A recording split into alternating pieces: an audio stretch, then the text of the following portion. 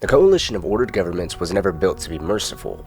It was forged in desperation, held together by control, and fueled by war. For decades it worked, because the COG didn't ask any questions, it just gave orders and demanded loyalty. It punished anyone who stepped out of line. But what happens when the soldiers who carried it stopped believing?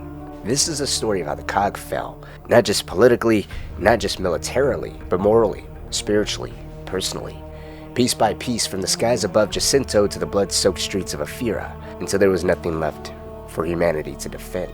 It's the story of Marcus, a war hero branded as a traitor, a son abandoned by his father, a brother shattered by guilt. He lost Carlos, his best friend, to a mission the COG said was worth it. He stood by Dom through every battlefield, but couldn't stop what the new war took from him, his wife and children. And when he finally disobeyed orders to save a single life, they locked Marcus in a cage and called it justice. This isn't just a timeline, it's not just a compilation, it's the truth, put together as a single arc, showcasing exactly what each one of these events cost humanity. E-Day erased normalcy. The Hammer of Dawn incinerated morality. Ephyra proved the COG would sacrifice its own people. Carlos's death showed that soldiers were disposable, whose death just a small foreshadowing of what the world would come to know as a whole together in just 2 short years. While Azura revealed that survival came at the cost of truth, family, and legacy. It's an arc that can be seen as a faction failing, but it's also the moment survival replaced humanity and the slow death of who they were fighting to protect. As usual with these compilations, there are chapters to jump around if you so wish. I also refined and added some small quality of life changes to each video to make sure that they're all easier to enjoy and make better sense as one coherent arc. So just sit back, relax, and let's revisit in detail what E-Day was like for those who were alive to witness it. Locusts want to come up? They come up. I used to have nightmares about those things when I was a kid. Shit. I still do. The end of the Pendulum Wars wasn't peace. Not really. Just a momentary silence, a lull in the storm. What the world called a ceasefire was little more than a curtain pulled over decades of ruin. For 80 unbroken years, the planet of Sarah had been locked in a war that touched every corner of its soil. Not just between 2 factions, but across every single border, inside every single home. Entire generations were born into conflict, and they were raised by it, shaped by it. Every family on both sides of the divide had paid a price. Some lost sons, others lost fathers. Many had names carved into stone, memorialized in places few could come to bear to visit. To say there was a personal stake in the Pendulum Wars for damn near everybody wasn't just an understatement, it was a reality. It was normal. Both societies were shaped by that war. The UIR and the COG turned their schools into factories. They rebuilt classrooms not to teach history but to mold it. They taught duty, loyalty, sacrifice. They taught children that the enemy was just across the border, or sometimes right across the street. Marcus Fenix was one of those children. He came up through Olafson Intermediate School, a COG-run school like thousands of others all over the coalition of ordered governments, each one carefully engineered to raise the next generation of gears. They didn't teach rebellion. What they taught was obedience. They didn't teach individuality, they taught unity. That was every citizen. That every citizen was just one part of something larger, one cog in the whole machine. And at the heart of it, they taught one simple truth. Gears fight for freedom. Gears die for democracy. The UIR is the enemy. For generations, an entire planet had been taught to hate each other, taught to see the world in lines drawn by borders, defined by flags. That hatred wasn't abstract, it was deeply personal. People didn't just believe the enemy was dangerous, they knew it. As the war raged on, both sides lost brothers, sisters, friends, to bombs, to bullets, to decades of war that never let up. You didn't need propaganda when grief did the teaching. And then the war just ended. After 80 relentless years, an armistice was declared. One speech, sporadic parades to welcome home, those finally returning. And for others, just silence. A stunned, unfamiliar quiet. The world tried to pivot, tried to remember what peace felt like, but it was impossible. When generations of sons, fathers, grandfathers served in the military, spoke of camaraderie, spoke of the enemy that tried to take their life, and how a brother stepped in and made the ultimate sacrifice with his life, and that it was the ultimate honor for you as a kid to carry on your family's legacy in the continuation of that fight, the shift is incomprehensible. The demobilization that swept the planet, seeing armies dissolved, economies shift, soldiers were told to go home, entire governments collapsed or were absorbed, the UIR ceased to exist. The COG, once one side of a war, became the side, the only global superpower left, and its culture was a strong militaristic one. So to embrace peace, even as a victor, still felt abnormal. But the real struggle didn't just come from the personal day-to-day adjustments, it came with a fragile effort to rebuild. To transition from decades of trauma into something resembling normal life. To integrate enemies, stabilize nations, and stitch a broken world back together. For 2 short weeks, humanity let out a breath it had been holding for a century. People dared to believe again. Enough time had passed that they started to somewhat relax, to hope, to believe in their children, in the next generation, that these kids won't have to fight, that won't have to endure the same pain, trauma, and anger towards an enemy just across the border. They hoped again. And that's what made what happened next so horrifying. Because this wasn't just a military ambush. It wasn't just the fall of a single city. It was the shattering of an entire planet, recovering, of healing, of accepting peace. E-Day had been recounted many times before, but never like this. Because to understand its impact, you have to understand what the world was finally starting to feel. Not victory, not conquest, not celebration, but just relief. A collective exhale after nearly ending itself through warheads, firestorms, and desperation. And then, from beneath the earth, the screaming began again.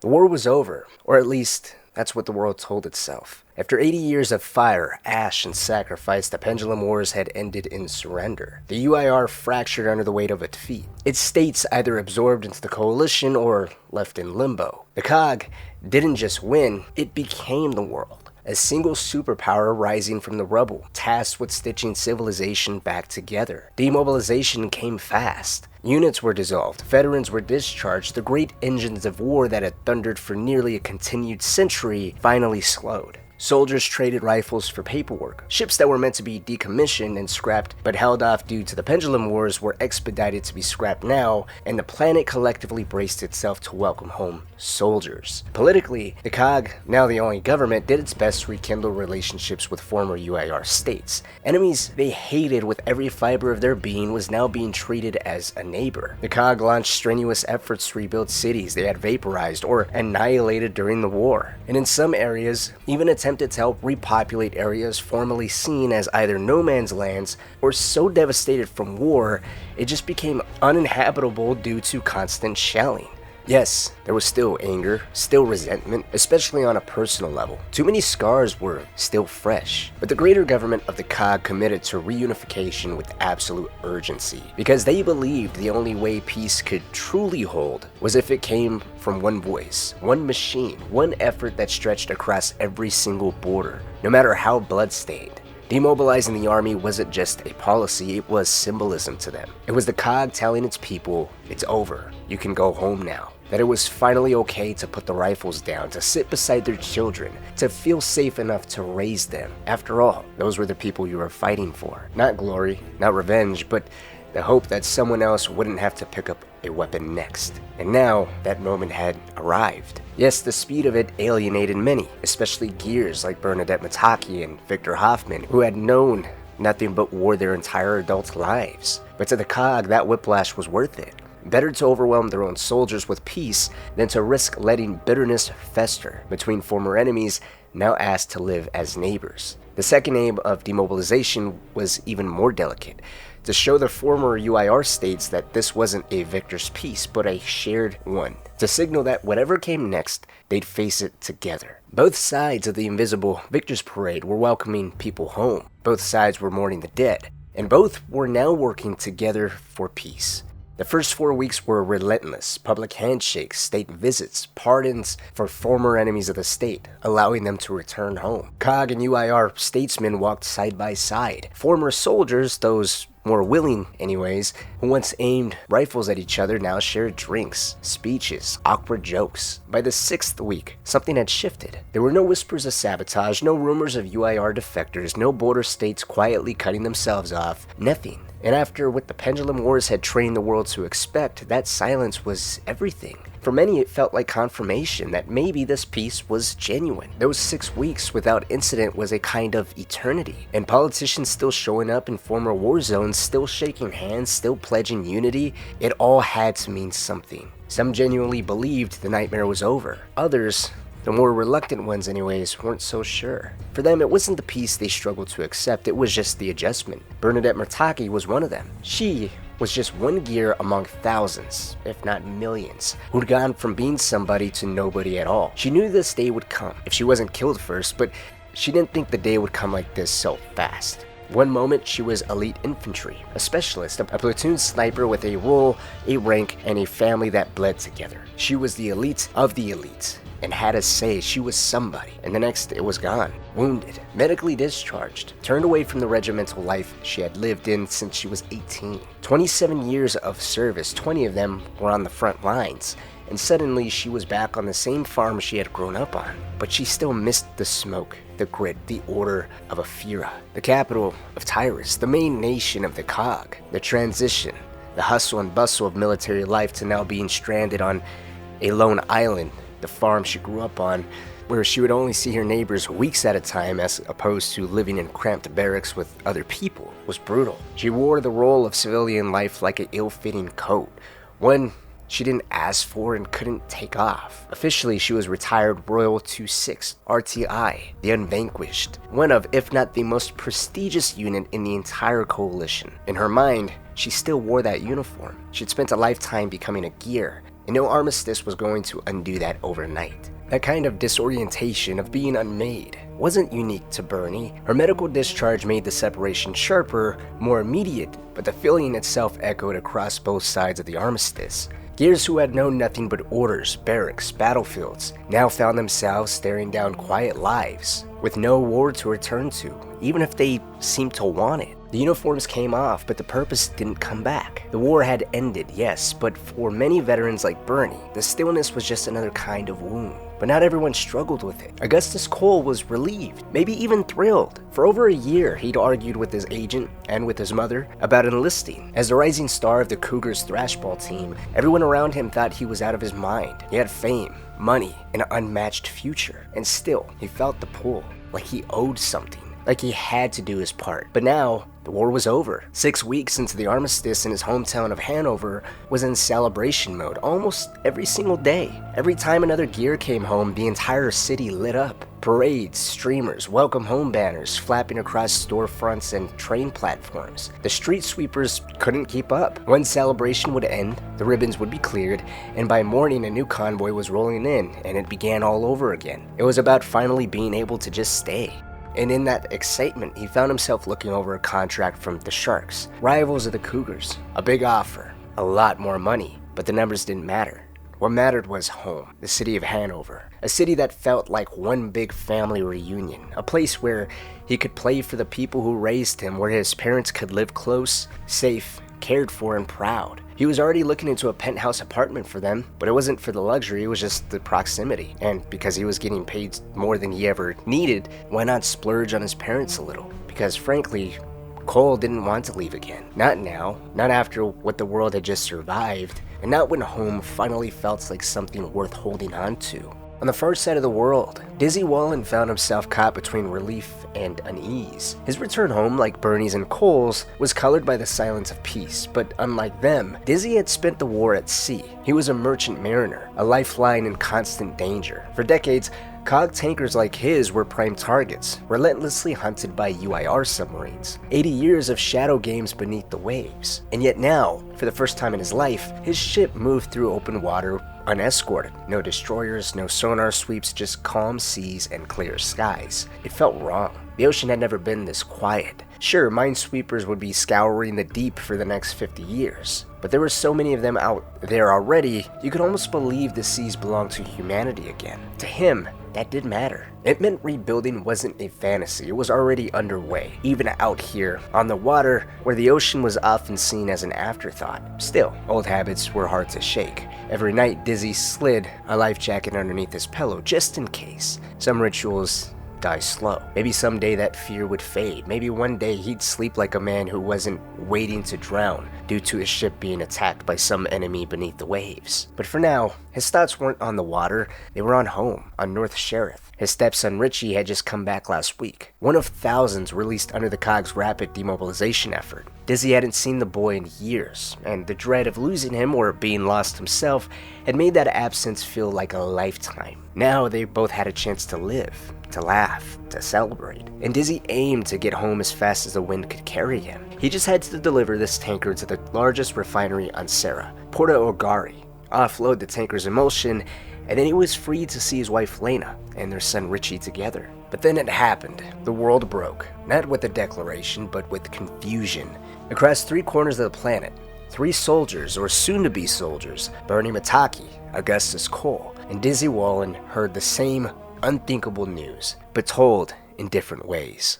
Before we dive into the reports across Sarah, quick heads up, the Patreon's live. If you've been into these Gears videos or just the way I tell stories, that's how you get into all of this early. Over there, there's ad-free versions, script drops, weekly podcasts, and cut content I've never released anywhere. There's even a 40-minute Marcus deep dive that's completely separate from the upcoming Slab video. It covers childhood, early deployments, and the losses that shaped him. It's not required, but if you just want to see what no one else has yet, that's where it's all right now. And big thanks to Konkin for being one of the first to support it. But now back to the war.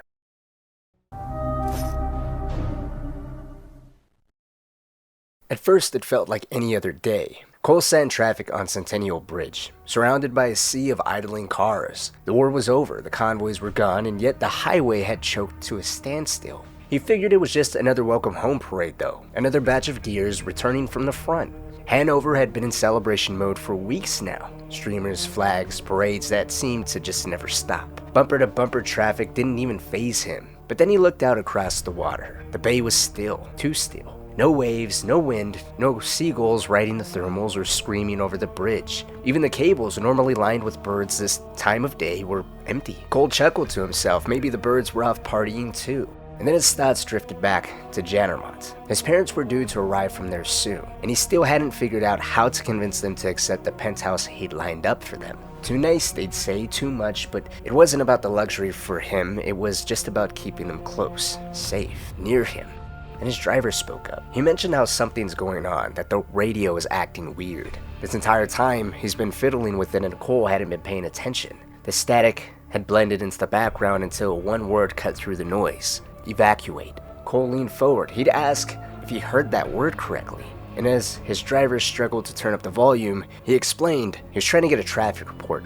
Every station is just static though. Nothing's coming through except for one. And it was a faint signal. From what it sounded like, it claimed Jannermont's under attack, that they are evacuating the city. The name hit like a punch to the gut. Jannermont. That was where his parents lived. Cole instinctively would do what everybody else across the entire COG would actually come to do. Ask if it was the Indies. Did the UIR hit back? Did they go back on the armistice? Did they wait patiently for 6 weeks just to retaliate against the COG when everybody's guard was down? His driver didn't answer right away. Instead, he kept fiddling with the tuner, trying to lock onto the signal. And finally, he spoke up. He said, no, the radio's not saying it's the UIR. They have no idea what's going on, but whatever's happening, the reports currently coming in are claiming they're coming from underground. Hid in disbelief, Cole turned his head and looked around at the other drivers. Nobody was honking. Nobody was shouting. Everybody sat frozen, faces bathed in the soft glow of radio dashboards, all staring, listening, waiting. The voice on the radio, faint again, came back. It sounded as if the reporter on the other end was breathless, and he sounded as if he was in the middle of some street somewhere, attempting to grab people as they ran by him. He threw out questions of what they saw, what they heard, doing his best to grab anybody until finally a woman's voice answered. She was rattled and breathless herself. Between her panting, the faint signal, the yelling in the background, and from what sounded like artillery fire behind them, it was that much more harder to hear her. But Cole could make out somewhat of what she said. She said they came out from underneath. They just tore through the street like it wasn't there. The reporter asked if they were armed, and what they looked like. The woman, sounding as if she never actually stopped moving and at this point is pushing the reporter forward, responded by saying, "Yeah, armed, they're huge, scaled, gray. I don't know what they are, just that they weren't human. Now please, I just need to get home." And then the feed died. Cole slumped back in his seat. It sounded fake, like some radio drama or viral stunt, even a bad trailer to a movie. But he knew it wasn't. You can feel it in the air, in the silence, in the feed. And then a different voice came on, calmer, a little more stable signal, and it sounded as if he was from a studio. There was no music, no tone, just dread held back by protocol. He'd go on to explain that they've lost the link to the former feed that people were listening to. It was the only somewhat stable feed they were able to hold for an extended period of time. It seems communications all across the COG, at least, are having severe trouble. News crews have been sent out and they're cutting in and out intermittently, or they just haven't reported back at all. But he'll try to do his best to recap this morning's developments. From his current understanding, they're receiving unconfirmed reports of widespread attacks across Tyrus by some kind of animal or alien species that's emerged from underground. Casualties are currently unknown, but eyewitness accounts, those that managed to somewhat get through, suggest the loss of life is substantial. Similar attacks are being reported right across Sarah, and the chairman is due to make a statement sometime shortly, but in the meantime, citizens are advised to remain indoors and keep roads clear for emergency services. People are going to need them. And then the feed cut out once more. Overwhelmed, Cole leaned forward in his seat and told the driver he needed a phone. Now, Jandermont was under attack. His parents were there. He had to know if they were alive. The driver didn't hesitate. He veered into the center divider, weaving between stunned traffic and surging down the shoulder like it was wartime again. After a few frantic turns, they found a garage still open. Cole jumped out before the car fully stopped. While he bolted inside to find a line, the driver kept the engine running, just in case they needed to get out fast. Inside, Cole picked up the receiver. Nothing. No dial tone, just a cold, repeating message of how the service is unavailable. A sterile beep echoed in his ear, hollow and final. He stepped back outside, shaken, where the driver muttered underneath his breath, eyes wide, something about aliens, about the radio. If Cole believed what they were saying, but Cole wasn't listening. His mind was racing, his heart pounding. Jandermont wasn't just a name on a map. It was his parents, his blood, his world. He couldn't sit still. He told the driver to go, to find his own family, that staying here was a mistake. They both knew it. Before the man could even reply, Cole was gone, sprinting. His legs carried him down the block, his body moving on instinct alone. Somewhere nearby, he remembered, there was an electronics shop. Maybe they had a radio feed, a television, anything. As he ran, the silence unnerved him. The streets were abandoned, parked cars left in a hurry, doors ajar, engines still warm. No sirens, no crowds, just an eerie hush, like the city had exhaled and never breathed in again. And then he turned the corner. They hadn't been attacked here. Instead, the entire neighborhood had converged outside a small electronics store. Faces pressed to the glass, radios crackling, televisions flickering in the window. A crowd stood shoulder to shoulder, clinging to whatever scraps of information they could gather. Normally, Cole would have drawn attention. A star like him couldn't walk the streets unnoticed. But today was different. Not in this. Not when the world was coming apart again. He stood behind the crowd, towering over them, forgotten in the fear. And on the TV in front of them, hell played out in black and white. The footage was grainy, probably pulled from an old traffic cam. A time code showed it was from about an hour ago. It showed a highway, the major road into Jandermont. Cole knew it like the back of his hand. At first, everything looked normal. Cars cruising, trucks in the slow lane. And then, without warning, the ground ruptured. A jagged fissure tore through the asphalt like someone had ripped the spine out of the earth. Vehicles flew, bodies were launched from their cars, and for a second it looked like just an earthquake. Unreal, surreal, and then they came out from the hole. Figures, not human but walking like them. 2 arms, 2 legs, rifles in hand, and then they started firing. Someone sprinted across the camera's frame. They dropped. Another stumbled. The feed stuttered, blurred, and then it just went black. The image snapped back to his studio. The news anchor didn't speak right away. He looked like someone just trying not to panic. A crawl across the bottom of the screen simply listed cities. Ephyra, Ema, Kelowna, Jandermont, Surrogar, Portagari, Vasgar. Places on both sides of the pendulum line. Former UIR and COG. All confirmed hits or had just gone silent. No one in the crowd made a sound. These people had seen war. They'd seen firestorms, orbital strikes, mass graves, but this was different. This wasn't war, this was something else. And then someone finally spoke. A man's voice, quiet and cracked. All he said was, "They're everywhere. What the hell are they?" A woman followed, more angry than afraid. "Why now? The war just ended. Where's the COG? What are they doing? What's the government doing? Why did they wait 6 weeks after peace?" But no one answered. How could any of them? And in that moment, Augustus Cole, the Coltrane, thrashball star, hometown hero, wasn't a celebrity. He wasn't a soldier. He was just another scared human being staring into the unknown. But scared or not, he knew it had to be done. He needed to find his parents, and get them somewhere safe, into the penthouse if he had to drag them, lock the doors, stay low. Then he thought about his agent. Was he still holding that contract, still waiting in some office, watching the same nightmare unfold? Either way, none of it mattered now. The money, the fans, the game, it was over. Everything had changed, and somewhere underneath all of it, they were still coming. Back on the island of Galangi, the news arrived differently. Not in screams or chaos, but in silence. First, the television went dark, then the radio. Both going out at once was strange, but not unheard of. The South Islands were notorious for unreliable reception, especially in stormy seasons. At first, Bernie figured she or Neil could ferry across to Nora and sort it out. Maybe a transmitter was out. Maybe they'd just bring a tech back to the house. It wasn't urgent, not yet, and that kind of isolation had always been a part of life out here. And for the first time in weeks, Bernie was trying to just settle into being back home. She and Neil were just sitting down to have lunch. He was trying to coax her into opening up about the adjustment, about the silence, about what it was doing to her. And then the phone rang. It was Dale, their neighbor on the other end of the island, a few clicks away. It was the closest person they had to company. Neil answered while Bernie stayed at the table, only catching fragments of the conversation, but whatever was being said drained the color from Neil's face. When he finally returned, he looked like a ghost. He'd mutter that it started again. The war. They hit Ephyra, and no one can get through to Nora, the closest major city to them. Bernie froze. She would ask if it was the Indies. Was it really the UIR acting up again? The question felt automatic, the only possibility that made any kind of sense to her anyways. Her mind, from there, began to race. Ephyra was far, but not impossibly far. If she got the next ferry, got to Nora's military airfield, she might still make it in no time. Her unit might still need her, but something still didn't add up. How the hell would Dale know this? She asked. If the TV's out and the radio's out for them, it's not like he's got a direct line to the chairman. Neil would explain that Dale had been monitoring an emergency band, something local from the Harbor Authority, a backup frequency he kept for storms or outages. What he caught wasn't official, but it was panicked. Fractured, but clear enough. Ephyra had been attacked, the threat came from underground, and whatever did it wasn't human.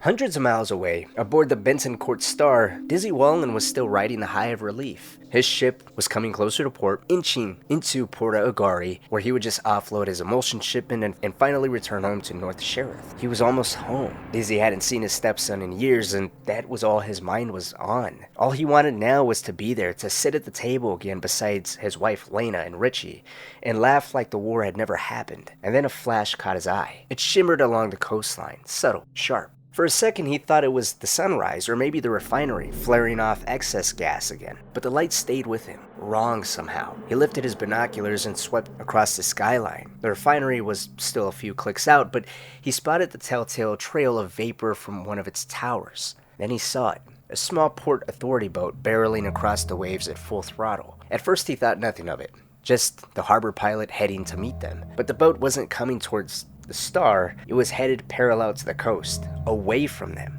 And then the ship's collision alarm screamed. Startled, he looked to the realm, expecting Rob, the first officer, to be smirking, maybe having hit the wrong control, or intentionally messing with Dizzy, but Rob wasn't laughing. He was waving Dizzy up, urgently. As Dizzy climbed, he listened for engine issues. Maybe it was a mechanical fault.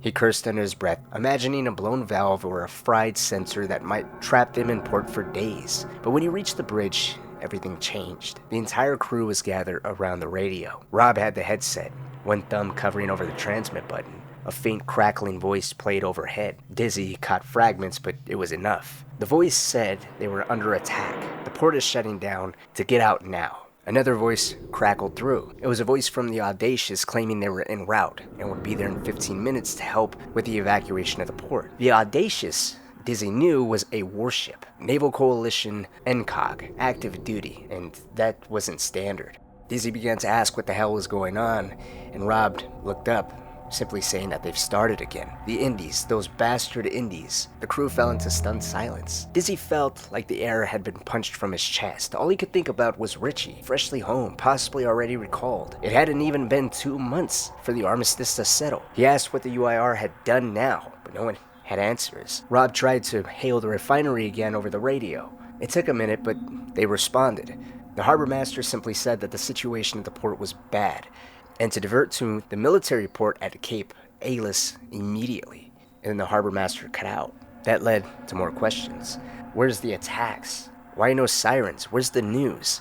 They began to look at the neighboring town, and they didn't hear any gunfire. They didn't see any extra explosions. They didn't see any smoke or any other telltale signs of an active attack ongoing. There was no helicopters, no enemy forces. I mean, it was just the refinery. And the refinery itself was over 1,000 clicks to the nearest UIR border. So even then, how the hell would they manage to get this far inland with any type of weaponry or explosives without anyone noticing? And then a flash of light came again. This time not a shimmer, a clear, defined explosion. It rocked the skyline. A fireball rolled through the refinery towers, sending plumes of smoke curling into the sky. A second later, the sound hit them like thunder. One of the engineers whispered quietly under the breath that they're hitting all of the refineries. Nobody moved, nobody spoke. And then a teeny voice from a handheld radio crackled through the silence. It was Dolan, the cook. He'd been fiddling with the personal unit trying to scan any working signal. The transmission from the handheld was faint just like everything else, and even a little damaged, but something in it changed him. He turned to the crew, pale and distant, and told them, it's not them, it's not the Indies. The quartermaster growled at him. Of course it is, it's the only enemies the COG would have. And then Dolan struggled with the words that they say they're not human. Naturally, a few of the crew laughed nervously. Someone joked about mutant seals. Others asked if maybe the Groznians were launching a last-ditch push. After all, they were still technically at war with them, as Groznia was the only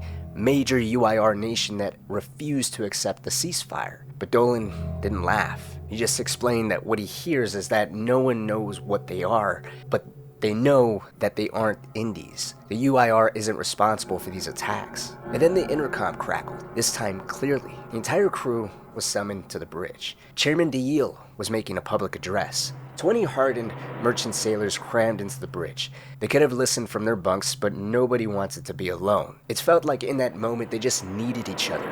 Not out of training, not out of protocol, but just out of pure terror. DeYille's voice came through clean, controlled, and from Dizzy's perspective, a little too calm considering the words he was delivering. He'd go on to address the citizens and explain that they don't know what these creatures are. All they know for sure is that they are not human. Nobody knows where they come from or what they want, but they are tunneling under our cities and emerging to slaughter our people. Our combined forces are mobilizing all across Sarah. He asks everyone to just remain calm, as they have done so through over 80 years of war. He concludes the speech by just saying for people to stay in their homes unless they are directly ordered to evacuate, and to monitor all broadcasts for emergency information. That is all he can currently say until the situation becomes clearer to them as a whole. And then the transmission ended. Silence swallowed the room. For a moment, no one breathed. The weight of those words, "not human," hung in the air like smoke. Dizzy's thoughts turned to Lena, to Richie, to North Sheriff. He needed to reach them.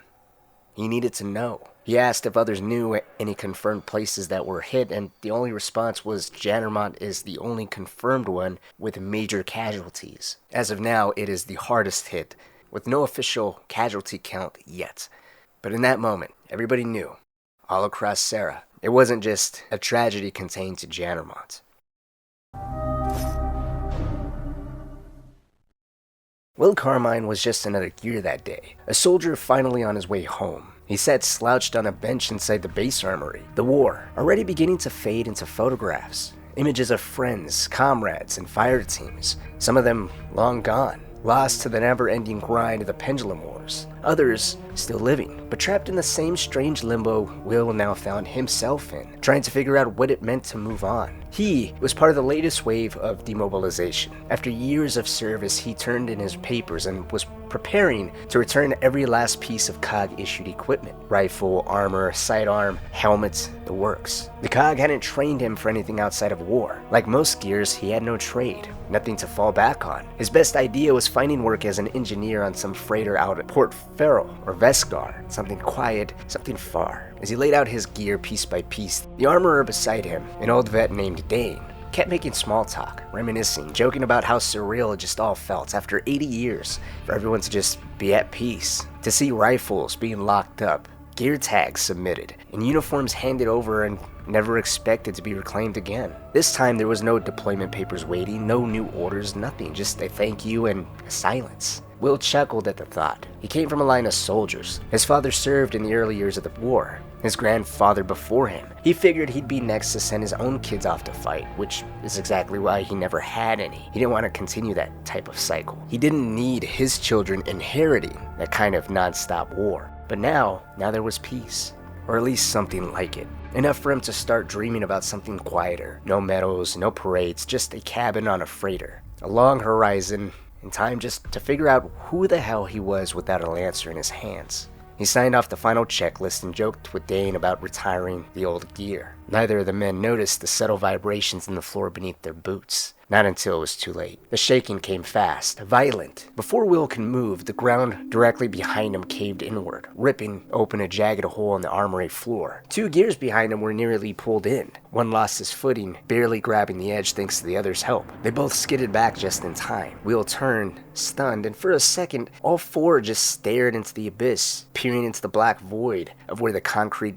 had just collapsed. They saw nothing at first, just sparks, a flickering of light, then a low rumble, then it came. A massive clawed appendage, curved like a sickle, shot from the abyss and impaled the gear standing directly beside Will. The man didn't even scream. He was lifted off the ground, twitching, before being hurled aside like scrap. Another gear tried to raise his weapon, but the limb came back, slicing clean through his torso, damn near exploding his entire body. With so much force, his blood sprayed the lockers, snapping back into what years of hardened warfare in the Pendulum Wars trained him to do. Will dove. He yelled out, called to Dane to throw him his weapon. Dane didn't hesitate.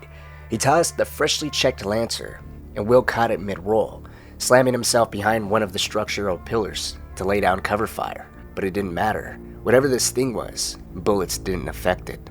And then the same mandible-like limb crashed into the pillar, shattered it, crushed Dane where he crouched behind it, split clean through by the creature's next strike. Will didn't even have time to reload.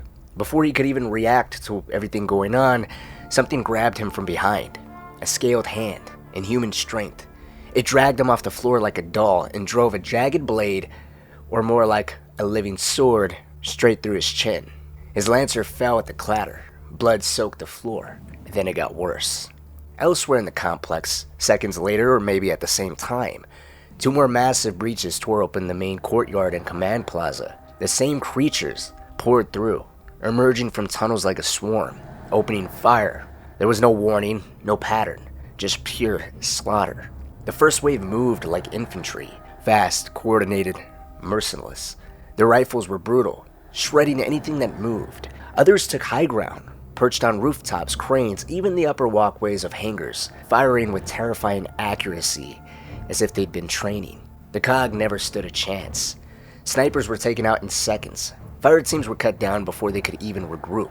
Communications went dark almost immediately across the entire compound. Orders collapsed into screaming. Soldiers scrambled, diving for cover, retreating into barracks, hangars, anywhere with walls. But it didn't matter. Any form of logic, the idea of backing yourself up against walls so that way you can assess the situation directly in front of you and where the enemy was coming from, wasn't viable here, because the enemy didn't come from one direction. They came from everywhere. Armories, med bays, command towers, places built to withstand sieges, all became death traps. The airfields became killing fields. There were no fallback points, no counteroffensives, just chaos, confusion, and ultimately massacre. Ravens are already in the air and never made it back. Some were hit mid-ascent, their hulls shredded by coordinated small arms fire from creatures fanned across rooftops and crater walls, which were positions they assumed within a matter of seconds. Other ravens simply vanished, plummeting into flames before anyone knew what the hell hit them. The final transmissions were garbled, rushed. The only message that actually made it through was a warning, one that offered no details, no explanation, no enemy name, just a single phrase: Jannermont is under attack. And then silence. What happened to Jannermont wasn't a skirmish, it wasn't even a battle, it was extermination, and the lockers were still open. A final haunting image of rows of weapons half returned, gear tags left unsigned, soldiers caught mid-demobilization, uniforms barely collecting dust from the Pendulum Wars, never expecting to fight another war again. Jannermont's fall wasn't just tragic either, it was catastrophic. The military complex was widely believed to be the largest one on all of Serra, and it collapsed within minutes. And with it, the city immediately fell. It was a densely populated civilian hub with no other defenses, no warning, no time. In fact, it was horribly naked, thanks to the massive demobilization effort. And once the military complex fell, what began as a strike on a base became a slaughter of an entire city. Retired soldiers on leave, families, children, mothers with strollers, veterans from the early days of the Pendulum Wars, enjoying the sun with their grandkids. None were spared. The enemy didn't distinguish, it didn't hesitate, it just consumed. Wave after wave poured through the fractures in the earth, gray, scaled, brutal. The kind of force no one had prepared for. The kind of force the Pendulum Wars never even unleashed against its own species. The kind of horror that didn't ask questions, didn't demand surrender, just simply erased. And by the time anyone realized it was more than an isolated attack, Jannermont was long gone. All across Serra, the ground betrayed humanity. Subway systems, abandoned sewers, forgotten fissures and natural cave lines. Some routes were naturally carved centuries ago through just evolution, others dug deliberately by hands unseen in the coming days. It didn't matter, the result was the same: an invasion from beneath. While Jannermont was vanishing in real time, other cities began to fall or stumble. Kelowna, Ephyra, Porta Agari, Ema. These weren't random strikes, these were coordinated surgical attacks. A simultaneous dismantling of population centers, supply hubs, and cultural capitals. The kind of cities that didn't just hold people, they held meaning, and the COG scrambled to respond. Now, keep in mind, scrambling wasn't in their nature. This was a government forged in the furnace of an 80-year war. Discipline, control, clarity defined it. The COG didn't, never panicked. Not even when a UIR missile barrage slipped past radar. Not when naval fleets vanished. Even in the darkest moments, the machine always moved. But on this day, that machine seized up. Communications dropped almost immediately. Radio towers lost. Military outposts dark. Civilian lines reduced to static. Calls for help echoed into silence. Even internal COG command struggled to get bearings. Entire cities were just gone. Some were overrun before anyone could even make contact. And yet, people did move. All across the former front lines, soldiers who had barely returned home were already turning around. Gears re-enlisted themselves without orders. Reservists fell in with old units. Some didn't even wait for uniforms, they just grabbed rifles and joined convoys, headed in any direction that sounded like they needed help. Despite nobody knowing what the hell they were walking into, just that it was happening everywhere. Was it a natural disaster? Were they under attack? Who was the enemy? What did they have? Roughly an hour after Jannermont went silent was when Chairman Thomas DeYule made his first public address. He called for calm, assured the people that order would be restored. He didn't name the enemy because he simply couldn't. But behind that televised composure was pure chaos. The COG, for the first time in generations, didn't have any answers. Units were deployed and then they just vanished. Some returned with tales of monsters, others didn't return at all. All that could be resalvaged of that unit was just intercepted transmissions that were garbled fragments, gunfire, screaming, incoherent shouting, entire platoons broken mid-sentence. And in the quiet afterward, fear just settled in. Because whatever this was, all signs pointed to it not being human, and that made it worse. The absence of a known enemy, the lack of a motive, the complete erasure of logic in warfare. For 80 years, the COG had prepared for every threat. Missile strike, chemical attacks, assassinations, catastrophe after catastrophe, but this was different. This was apocalyptic, and the COG wasn't built for apocalypse, especially not one like this, where its origins were steeped in myth. Within hours, the government summoned the most brilliant scientific minds on the planet, not for war strategy, but for identification. The scientists weren't asked to win a war, they were told to just explain it. How is this possible? Are they real? Where did they come from? How do we communicate with them? These were the questions that echoed through every command center, broadcast studio, and war room across Sarah. Not tactical assessments, not strategic analysis, just raw disbelief, clashing against the weight of reality. While Gears fought, regrouped, bled, and in many cases died, trying to reestablish something resembling a front line, teams of scientists moved in behind them, not to build a new weapon, not to design countermeasures, but to just retrieve bodies. The order was clear for them. Recover whatever you can. Get something, anything that might be able to help explain what the hell humanity is currently fighting. But that was easier said than done. The world was unraveling. Cities were falling within minutes, not even hours. Civilians were dying or disappearing, cut off, surrounded, or buried underneath rubble. Infrastructure collapsed. Safe zones turned into slaughterhouses. Even the most hardened military convoys were being ambushed or swallowed whole. The scientists became a priority not because they could stop the war, but because they might be the only ones who could define it. And that priority came with other costs. The retrieval of these alien or animal cadavers became such a high priority that Gears had to sacrifice saving civilians in order to just protect the scientists to retrieve the bodies. And even after days of desperate operations, of dodging artillery, chaos, and sheer panic, and making the tough choices of saving the scientists over a group of civilians, the scientists only recovered 6 cadavers. 6. That's all humanity had to work with.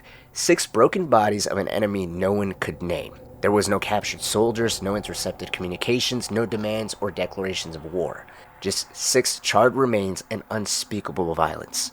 They dissected what they could, analyzed every fragment of tissue, every trace of blood, every grotesque variation in anatomy. The results? Inconclusive. The creatures shared some strands of DNA with humans, but so did nearly every living organism on Sarah. So that explained nothing, offered no real insight, no answers, only more questions. Because no matter how elite the COG had once been, no matter how efficient or ruthless their war machine had become, you can't fight what you don't understand. And in the earliest hours of Emergence Day, they understood nothing. In fact, they would come to realize that resorting to routine or what used to work in the past doesn't always work. Chairman Thomas DeYille's orders to stay home, particularly in the city of Ema, was a death sentence. Civilians have been trained for millennia in the COG to do as you're told, to obey, to respect, and to just listen. And during the time of apocalypse, everybody did so. And so the order to stay home, all that did was allow this new enemy to rip holes inside people's homes, slaughter entire neighborhoods, without others knowing that the enemy has already breached behind what was believed to be the front lines. When it was learned that a neighbor or a few neighborhoods over, this new enemy had emerged and was killing everybody in sight, that drove even more panic, more chaos. Refugees and evacuees exploded. Many people would rather take their chances dodging artillery fire and open gunfire than having their throats slit in their bed. That panic, that fear made everything 1,000 times worse for the government, for the military, and even for other people just looking for loved ones. It took humanity 3 days to even come up with names for the enemies, the Locust. And the name didn't even come from command. It wasn't stamped on an official order or broadcast from some polished COG podium. It came from the ground, from the mud, from the mouths of terrified soldiers and shell-shocked civilians. People who didn't know what they were fighting, only that they needed something to call it, some kind of identifier. Because when everything falls apart, names are how you survive. You name the fire, so you can run from it. You name the enemy so you can tell someone where to aim. High Command offered nothing, no clarity, no leadership, no answers. The machine that had once run on discipline, hierarchy, and control, the machine that trained children to obey before they could question, had failed. And the worst part, this wasn't the end. It was just the opening act. There was no after E-Day. This wasn't a natural disaster. There were no coordinated relief efforts. No slow counted casualty tolls tempered by headlines about the bravery of first responders.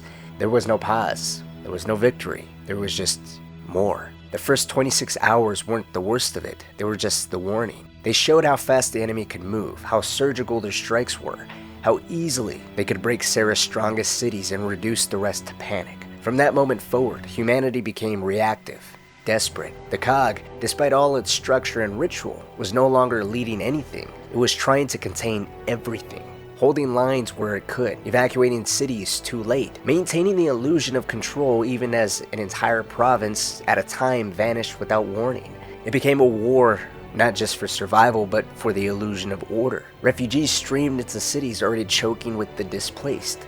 Families begged for information where their loved ones had been sent off to. What transports were they on? What cities still stood? But even the officers didn't know.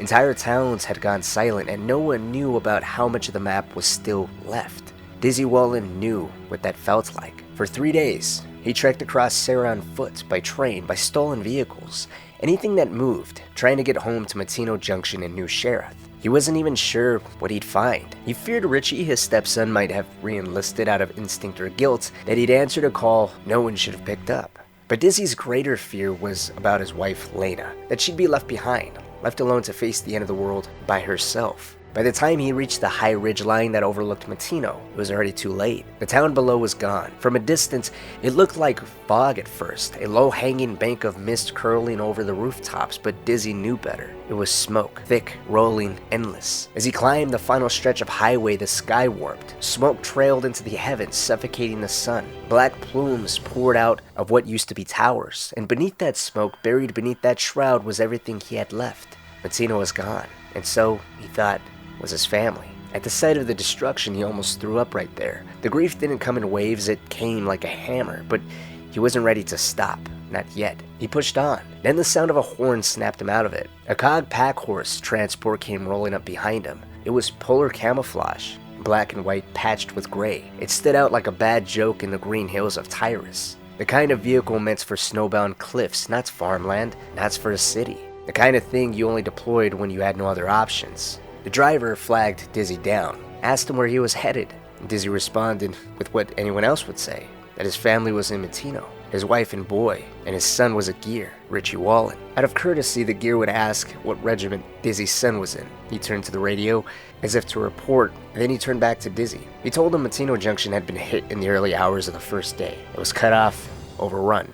Gears were still fighting down there, but barely. Anyone evacuated had been rerouted to Corin, if they made it out at all, but Dizzy didn't care. He said he was going in anyway. He had to find out for himself, but the Gear stopped him. He was young, polite, but extremely tired. He blocked the road. He told Dizzy he'd get him inside the pack horse, that he wasn't going to let him walk to his death. He made it known to him that that town down below was gone. Even if he found the house, what then? What if his wife wasn't there? What if the house wasn't there? What if he found nothing? The hospital was gone. The schools, the market square, the streets were nothing but ruin and echo. Everything had been reduced to fire, ash, and ruin. And even the Gears fighting valiantly down there sound as if they're dropping in droves. Dizzy relented. Not because he believed the Gear, but because he didn't have the strength left to fight. He hasn't eaten or drank anything in over 3 days. By his counts, he hasn't even taken a piss in 13 hours. He was just determined to find his family. The Gear helped him into the transport. Inside, there were half a dozen Gears already sitting, helmets in their laps. Most of them stared, straight, silent, exhausted, but too scared to sleep. Dizzy didn't need a mirror to know how bad he looked. He was dehydrated and starving, and again, he hadn't slept in days. But to him, he still wasn't dead, and that meant he had no excuse to give up looking for his family. One of the Gears handed him a soda and a protein bar. They told him to just relax. They'll get him the answers he's after, but things are just chaotic right now. People are still being accounted for. The COG Bureau of Casualties, a line that has been established well during the Pendulum Wars era, is flooded with phone calls as it is. Civilians could have no hope of identifying if their loved ones are found, and Gears are having problems communicating with their own comrades. He hoped, in some strange way, that Dizzy can understand that everybody was suffering in the same way. He wasn't isolated, he wasn't alone in his pain or in his terror. As the young Gear in the back did his best to calm Dizzy down, the one up front that helped him into the transport turned around. He took his helmet off and his face was pale. His voice was quiet. He simply told Dizzy that he was sorry. Richie Wallen, they logged his tags. He didn't make it. With that news, Dizzy sat in silence for the rest of the ride to the city of Andis, a city not too far off that was housing a massive refugee center. The gears Dizzy was riding with said that they would drop him off so that way he can log himself in as a refugee and they can go from there. In the meantime, they need to get back to base and regroup with whatever remained of their unit. In Andis, the refugee center was pure chaos. It was a repurposed sports complex overflowing with the wounded, the lost, and the forgotten. Hundreds of thousands of people packed into a space meant for tens of thousands at most. The smell of vomit, sweat, and fear clung to every surface. Children screamed. Elderly lay curled in corners. Nobody had answers. Everyone had questions. Questions that even the staff had no answers for. Dizzy waited for hours just to be logged. Eventually he passed out, curled up on a patch of tile floor. When he woke, it wasn't a nightmare. It was just a horrible reality setting in further. He woke up to a woman in a police auxiliary uniform. She looked like she hadn't slept in weeks herself. She turned over Dizzy's COG tags in her hand and crouched beside him. She spoke softly. She simply said, "Mr. Wallen, I'm so sorry, but we found your wife." A few days later, back in Hanover, Augustus Cole stood on the edge of Cougar Stadium. The stands were already feeling the air thick with music, floodlights, and the rising roar of fans. If you didn't know any better, you'd think the world hadn't changed at all. The horrors outside the city hadn't arrived yet. That part of Sarah was weirdly still intact. At this point, it's been 5 days since E-Day, and Hanover had been extraordinarily lucky. It hadn't witnessed any attacks, no sirens, no evacuation orders. It hadn't even experienced refugee caravans choking the streets, no screams carried by the wind. It was an untouched paradise by contrast. But even without fire or blood, it carried a different kind of weight, an eerie stillness, a collective holding of breath. The thrashball game that was about to unfold had been approved by the chairman himself. It was part of a broader COG effort to maintain appearances, order, normalcy, morale. The COG pulled every resource available to make sure that this was a televised performance, not just for a nation, but for as much of the world that was still able to experience it, trying to pretend the ground wasn't collapsing beneath it. And to some, it did work. To others, especially Cole, it didn't. By now, his parents had been confirmed among the dead in Jannermont. All that remained were the pieces, their home vaporized, their voices gone, their absence deafening. The penthouse Cole had bought them now felt like a horrible joke, a glass tomb filled with memories of people who would never come. He wasn't in Hanover to play, he wasn't even here for the crowd. He came to say goodbye. His decision to enlist was polarizing to say the least. His agent, his team, even the chairman's office, all of them pressed him to stay, not just for safety but for symbolism. Thrashball was hope. Cole was hope. His presence on the field let people believe the world was still turning. But that was exactly why Cole knew he had to leave, because pretending it hadn't happened was worse than facing it. And so just minutes before kickoff, he stepped out onto the field, not in uniform but in solemn black. The crowd rose on instinct, cheering, clapping, chanting his name before even a word was said. Then the PA dropped, the stadium hushed, and Cole took the mic. He didn't make a show of it, he didn't speak as a star, he spoke as a son. He thanked them, Hanover, the Cougars, every fan who made him who he was. This was home, he said. It always would be, but home was burning, and he couldn't stand here and pretend it wasn't. He wasn't playing tonight. He wouldn't again, because he had to help. He had to go. He promised he'd be back someday, and when he was, he hoped there would be something to come back to. He handed off the mic and walked back down the tunnel, choking back tears. In his absence, the crowd erupted Coltrane. They chanted, not as fans, but as something deeper. A rallying cry, a mantra for a world slipping into nightmare. In the days that followed, Hanover's enlistment numbers skyrocketed. Volunteers joining the COG army surged nearly 400%. Cole wasn't just a symbol anymore, he was a movement.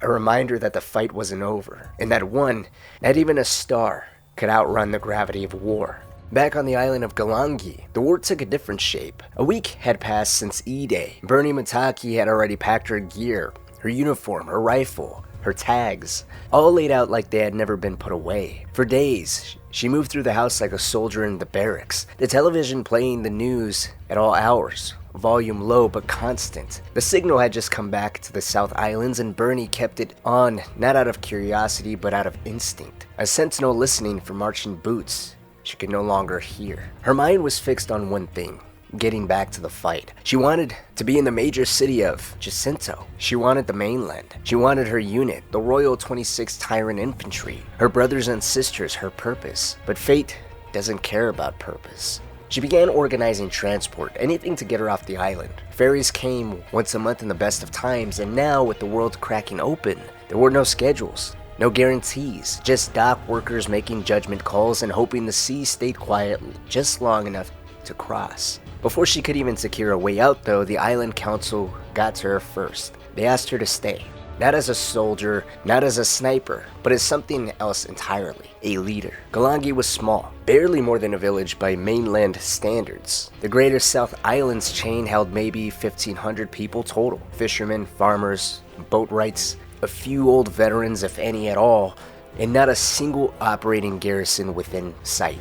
No command structure, no communications grid beyond shortwave and rumor. And with the mainland and all the main nations across the entire planet of Sarah seemingly fighting for its life, no one believed that the army would detach any men or any decent, let alone significant force to defend this tiny speck of land that these South Islands were. And so Bernie technically was still the only active gear within 100 clicks. And while many believed the ocean would protect them, that the Locusts couldn't or wouldn't cross water, others weren't so sure, and they wanted a plan just in case. So Bernie stayed, not because she was afraid to go, but because these people didn't stand a chance without her, and she knew it. She began organizing what she could, coordinated basic drills, created weapon stashes, requisitioned old boats to serve as mobile watch points between the islands. Most of the locals had a rifle or some type of shotgun passed down from either earlier wars or just the fact that they were farmers and had them on hand. So she turned those tools and these people into an armed militia. It wasn't much, no armor, no orders, no backup, but it was better than nothing.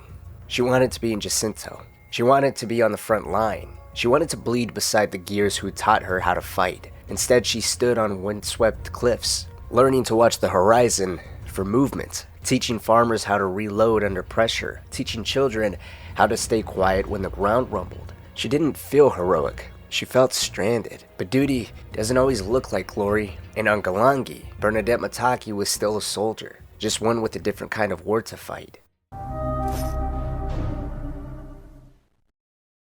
The true death toll of Emergence Day will never be known, but the most accepted estimate was that 1 in every 4 human perished on the first day alone. A quarter of the total human population across the entire planet erased before they even knew what they were dying to. Cities didn't fall, they were consumed. Entire family lines vanished without a trace. Regions gone without warning. Every major population center, especially in the east, was hit with such ferocity that casualty lists were outdated the moment they were compiled. And by the time names were read, the cities were long reduced to ash. And yet, as the weeks dragged on, the COG did what it always had, adapted, but not fast enough, not well enough, just enough to just continue. Gears were retrained in real time. Civilians were handed emergency drills, how to hide, how to listen for the ground, how to tell if the soil beneath you was shifting, how to tell if it was already too late. Propaganda shifted from pride to survival. Remember Kelowna? Posters began to read, referencing one of the worst civilian death tolls in modern history.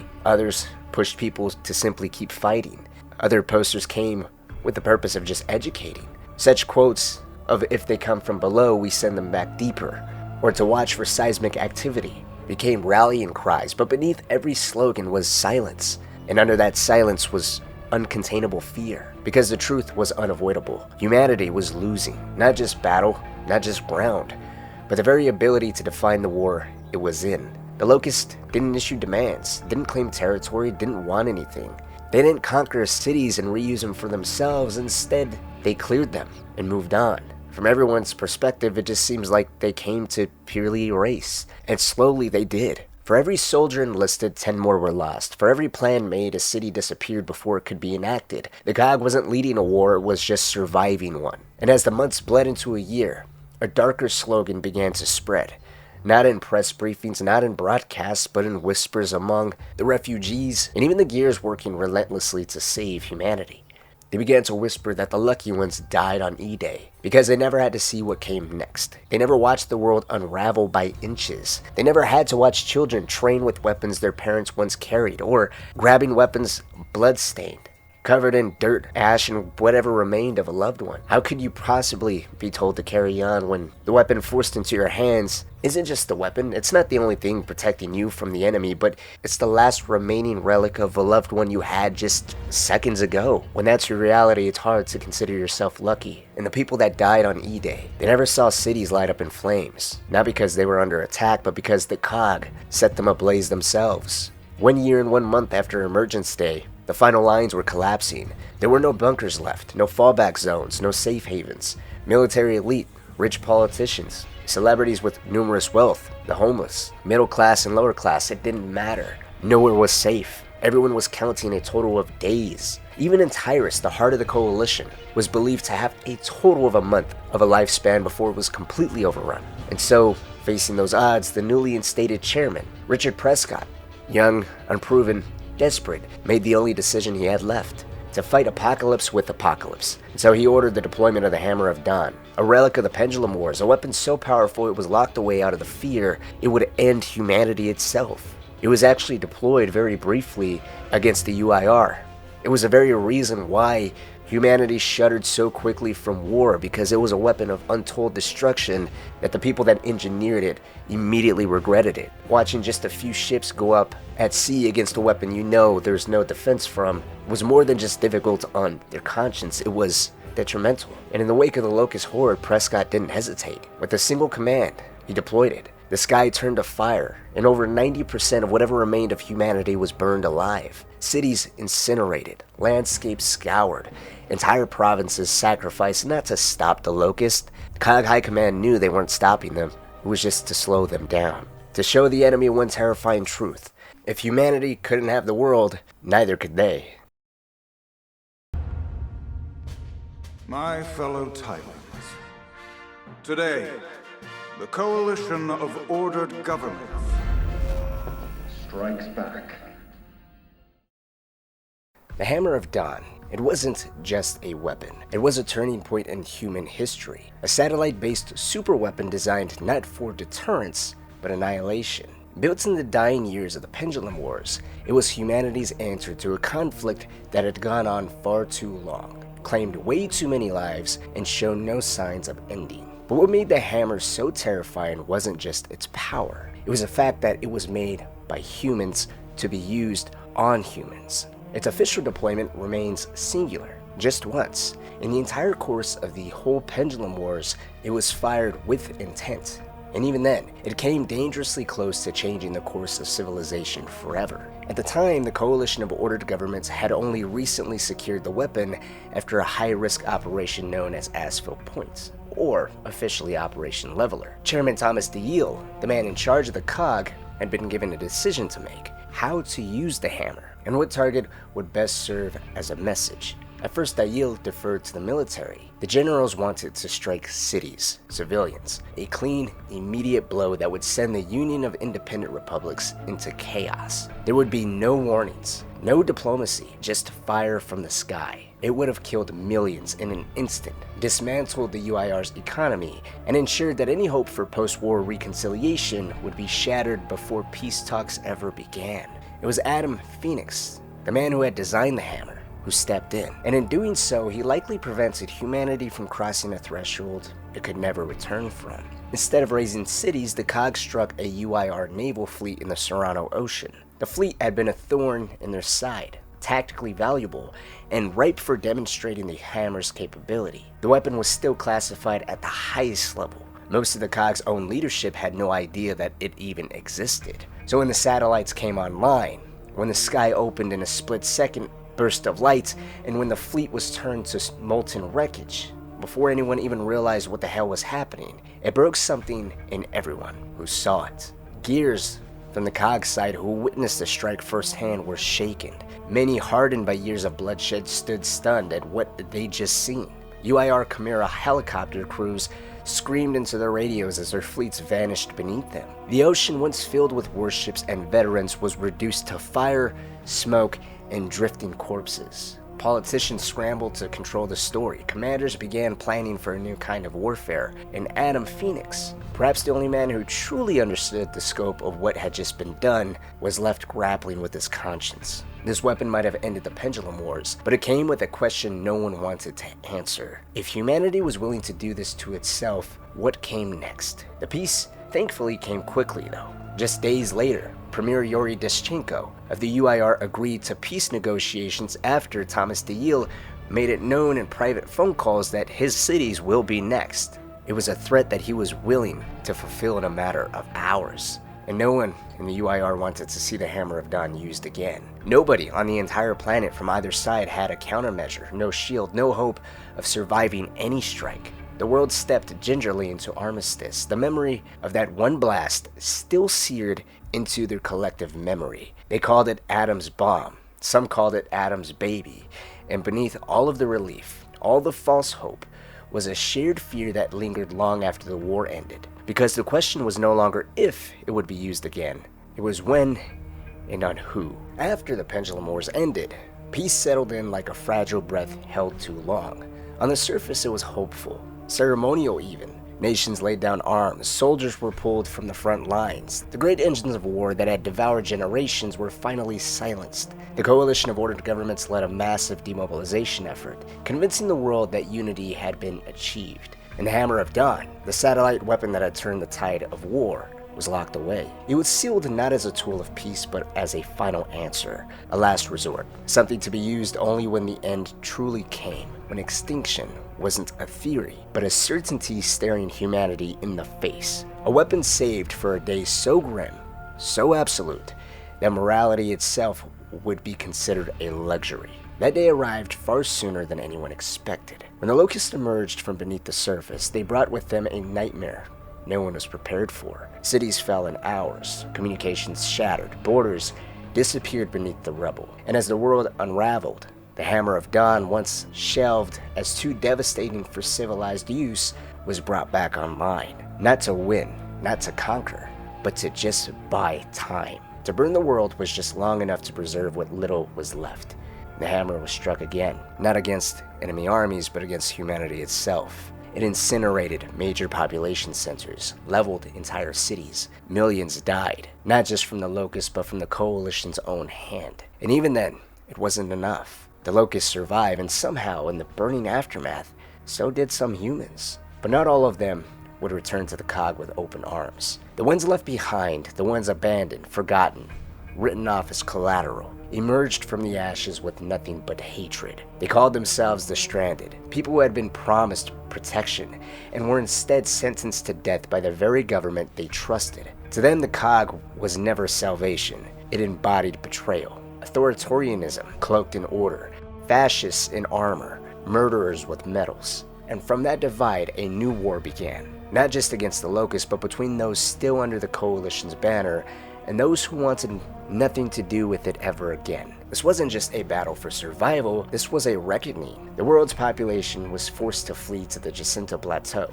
the last natural fortress above the locust's reach. It was an evacuation of unprecedented scale. Millions uprooted, jammed into crumbling infrastructure, herded toward a rock shelf humanity hoped would buy them more time. But time was all it was. No peace, no recovery, just delay. For the average survivor, the hammer marked the end, but for those still trying to lead, Adam Fenix, Marcus Fenix, Dom Santiago, Victor Hoffman, and Chairman Prescott, this was all just the beginning.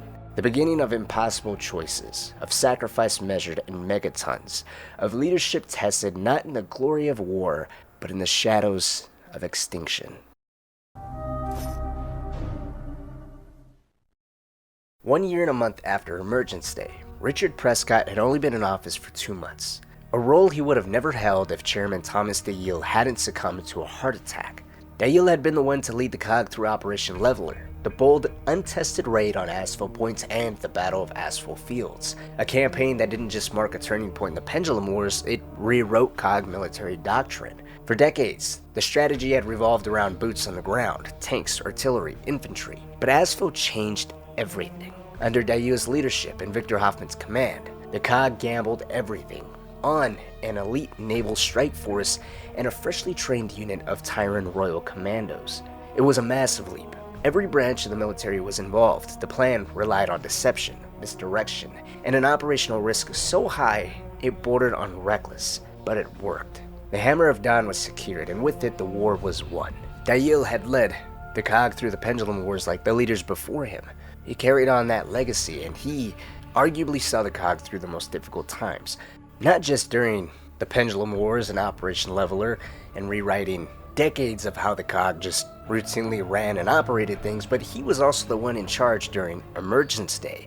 He's been at the helm of the heart of the COG since the Locusts first attacked, and he's been the one doing everything to try to keep humanity together, to save as many lives as possible while continuing to save face diplomatically. He was the experienced one, and despite his best efforts, the sheer human toll, the deaths, the crumbling infrastructure, the collapse of global communications, it was just all too much for Dayud to bear. And now Prescott had inherited what remained, a world falling apart, a coalition stretched thin, and a future hanging by a thread. From the day he took office, Prescott swore humanity would not die on his watch. The COG would not fall, not with him at the helm. But promises were easy. What followed were sleepless nights and endless meetings, trying to forge unity with statesmen too overwhelmed to care. Each of them buried in crisis, chained to their own borders, their own people, their own survival, too fractured to see the bigger picture. And Prescott was left trying to hold the world together before it finally collapsed in on itself. Just an hour ago,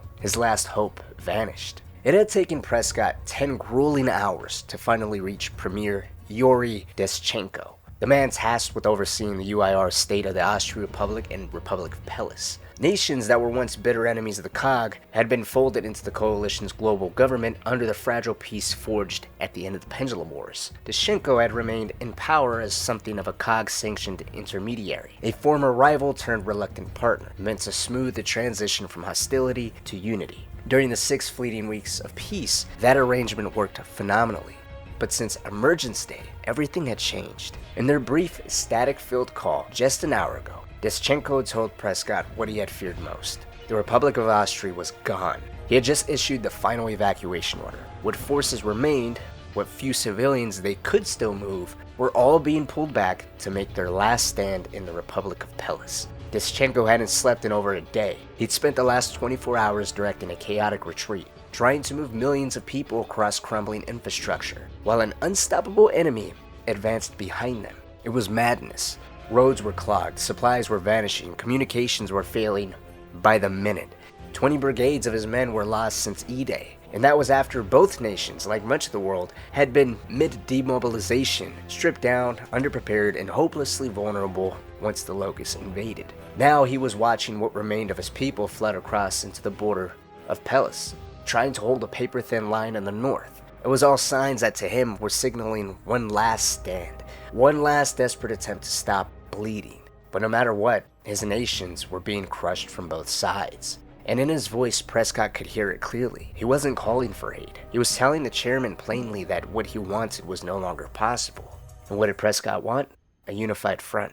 Long before he became chairman, back when he was just another faceless name buried in the COG's political system, Prescott had watched the first wave of the Locust War unfold from the sidelines. He saw how every nation reacted, and to him, it was all the same. Panic, retreat, self-preservation. Statesmen turned inward. They drew borders tighter, closed ranks around their own people, and ignored the larger war beyond just their fences. Prescott saw it as cowardice, and worse, complicity. Because by refusing to unite, these leaders were making it easier for the Locusts to pick them off one by one. Back then, Prescott couldn't do anything about it, but now as chairman, he could. And yet, power came with a bitter realization. Even with authority, he couldn't change minds hardened by fear. Every conversation played out the same. Just like with Yuri Deschenko, whenever Prescott brought up a unified strike against the largest Locust infestations, the response was always a quiet accusation. Those infestations, after all, were centered in Tyrus, the beating heart of the COG, Prescott's home. To the other leaders, it looked like favoritism, a thinly veiled attempt to funnel resources back to its own soil under the guise of unity. They didn't see a global threat, they saw politics. They saw self-interest, and so they pulled away even further. But to Prescott, it was never about Tyrus, it was just about human survival. The Locusts didn't care about politics, they didn't recognize borders, they weren't fighting over land or sovereignty or pride. This was extinction, human versus Locust, and unity wasn't strategy, it was necessity. The call with Deschenko ended bitterly. Prescott made one last appeal. Those chemical weapons stockpiled in Pelis, could they be handed over? Could they at least coordinate a plan? Something, anything. But Deschenko refused. He made it clear that those weapons, those chemical weapons, were not bargaining chips. They were the final safeguard designed to be used on Pelis itself, in its final hours, against human and Locust alike. Those chemical weapons spelled out Armageddon for the nation of Pellis. And that word, Armageddon, lingered with Prescott long after the call ended.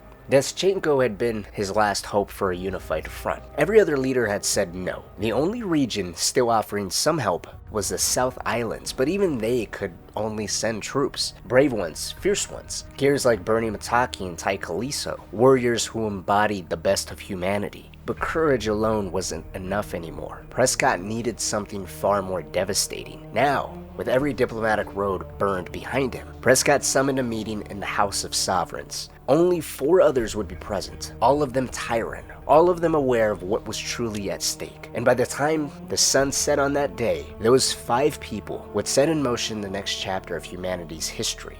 One written in fire. The next phase of the war was about to begin.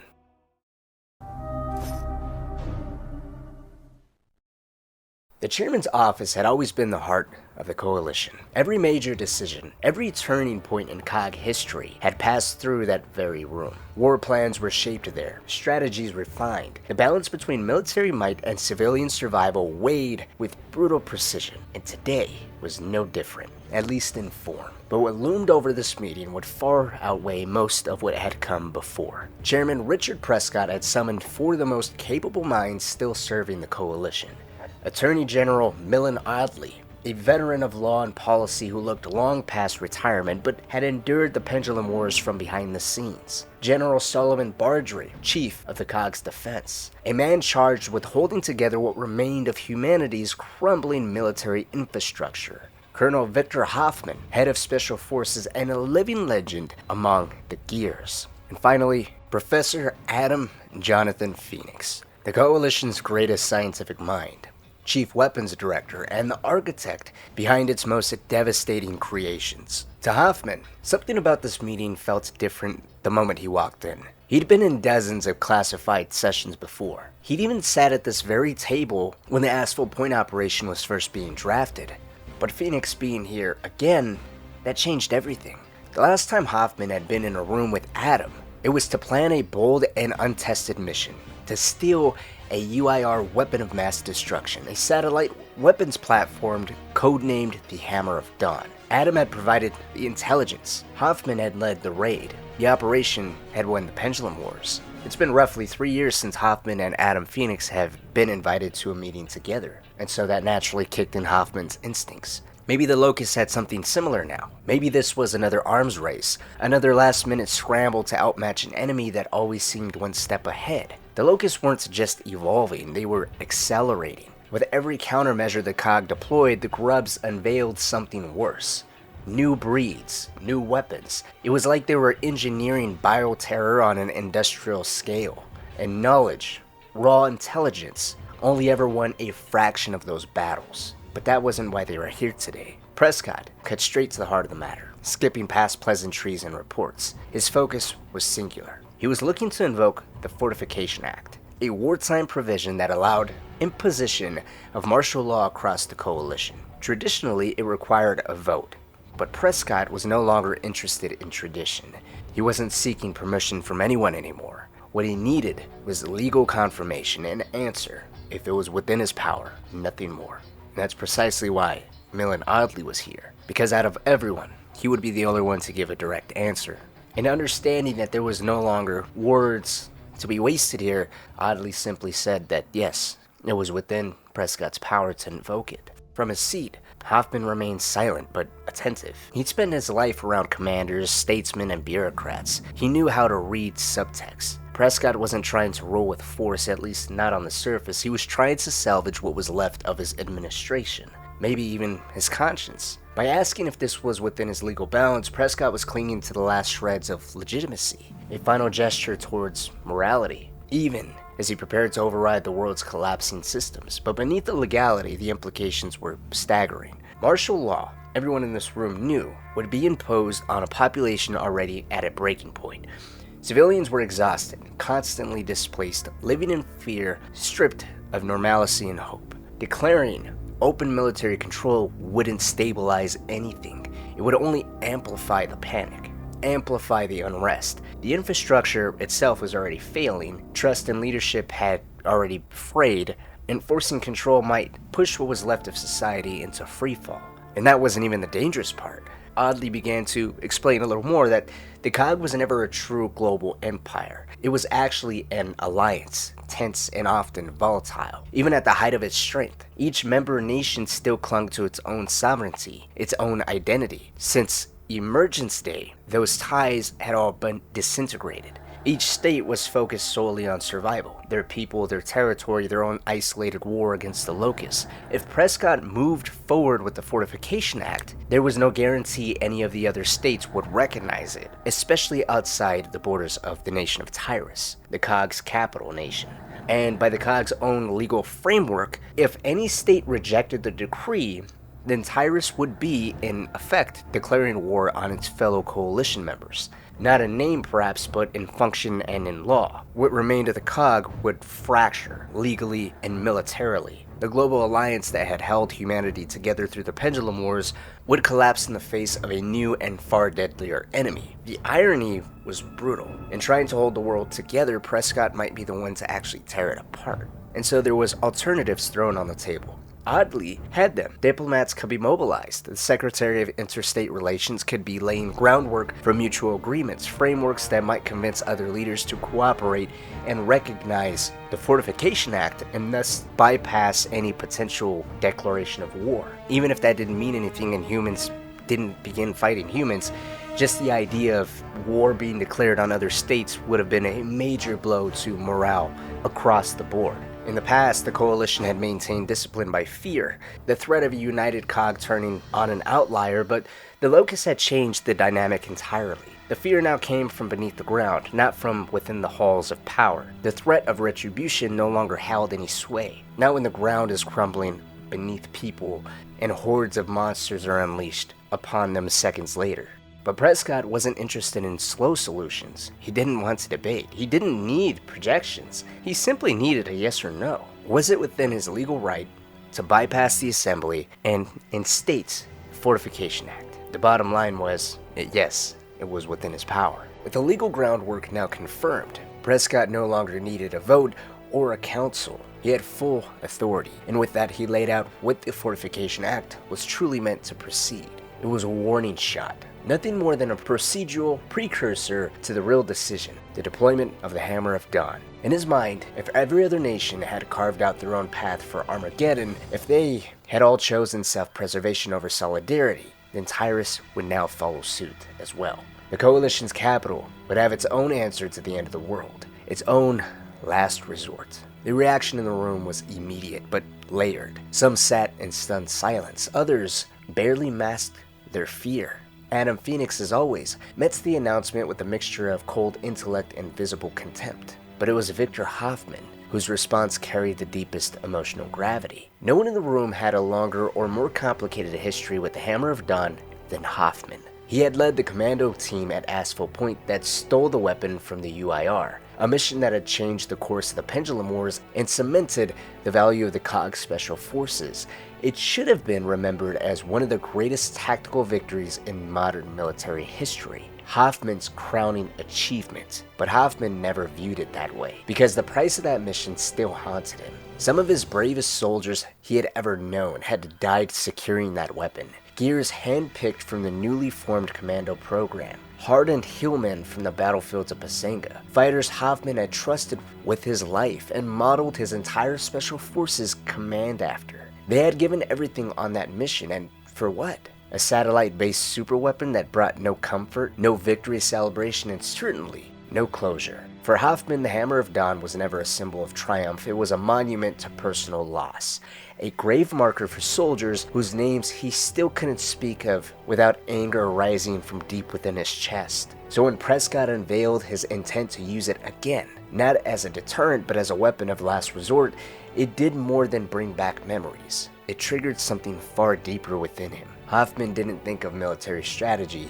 He didn't question logistics. He didn't even consider the tactical implications. What struck him like a blow to the chest was the sudden, overwhelming desire to just call his wife. And he didn't want to warn her, not to explain, not to vent, not to do anything else other than to just hear her voice. And that was a feeling he hadn't experienced in years, decades even, After more than 20 years of active combat and command, nothing on the battlefield had ever made him feel this helpless. But the Hammer of Dawn, this decision was different. It marked a turning point, not just in the war, but in what the war was. Because during the Pendulum Wars, there was always something to fight for. There was always an after, a time and a place untouched by conflict. Somewhere, a soldier could dream about returning to something. But the Hammer of Dawn destroyed that illusion. It didn't care about borders or politics, it burned indiscriminately, wiping cities off the map with clinical precision. It represented a level of destruction that erased any notion of a future, of rebuilding, of peace. It made the war feel final. Not a war for territory or ideology, but one for existence itself. The hammer didn't just end battles, it ended the idea of hope.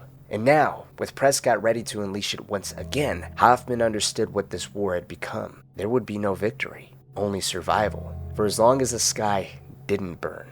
While Hoffman sat quietly, still grappling with the emotional weight of what had just been proposed, it was Professor Adam Fenix who finally broke the silence. Of all those present, he was the most visibly unimpressed. There was no fear in his expression, only a dry, pointed kind of disbelief. In his mind, Prescott's announcement didn't reflect bold leadership, but ignorance. To Fenix, it was obvious the chairman didn't fully understand the Hammer of Dawn. The weapon had only been deployed once in any official capacity, fired upon UIR naval forces during the final years of the Pendulum Wars. That strike, while deadly, had been carefully limited. It was a message, a deterrent. Even then, it had cost lives at sea. But it did spare cities. The world had recoiled from the horror of what it could have been, and the COG had never dared use that weapon again. Not because it lacked power, but because it lacked precision. The hammer was never meant for the battlefield. It was a strategic asset, not a tactical one. And that distinction mattered now more than ever, because the war they were fighting wasn't on the open sea or on the fringes of uninhabited zones. It was within cities,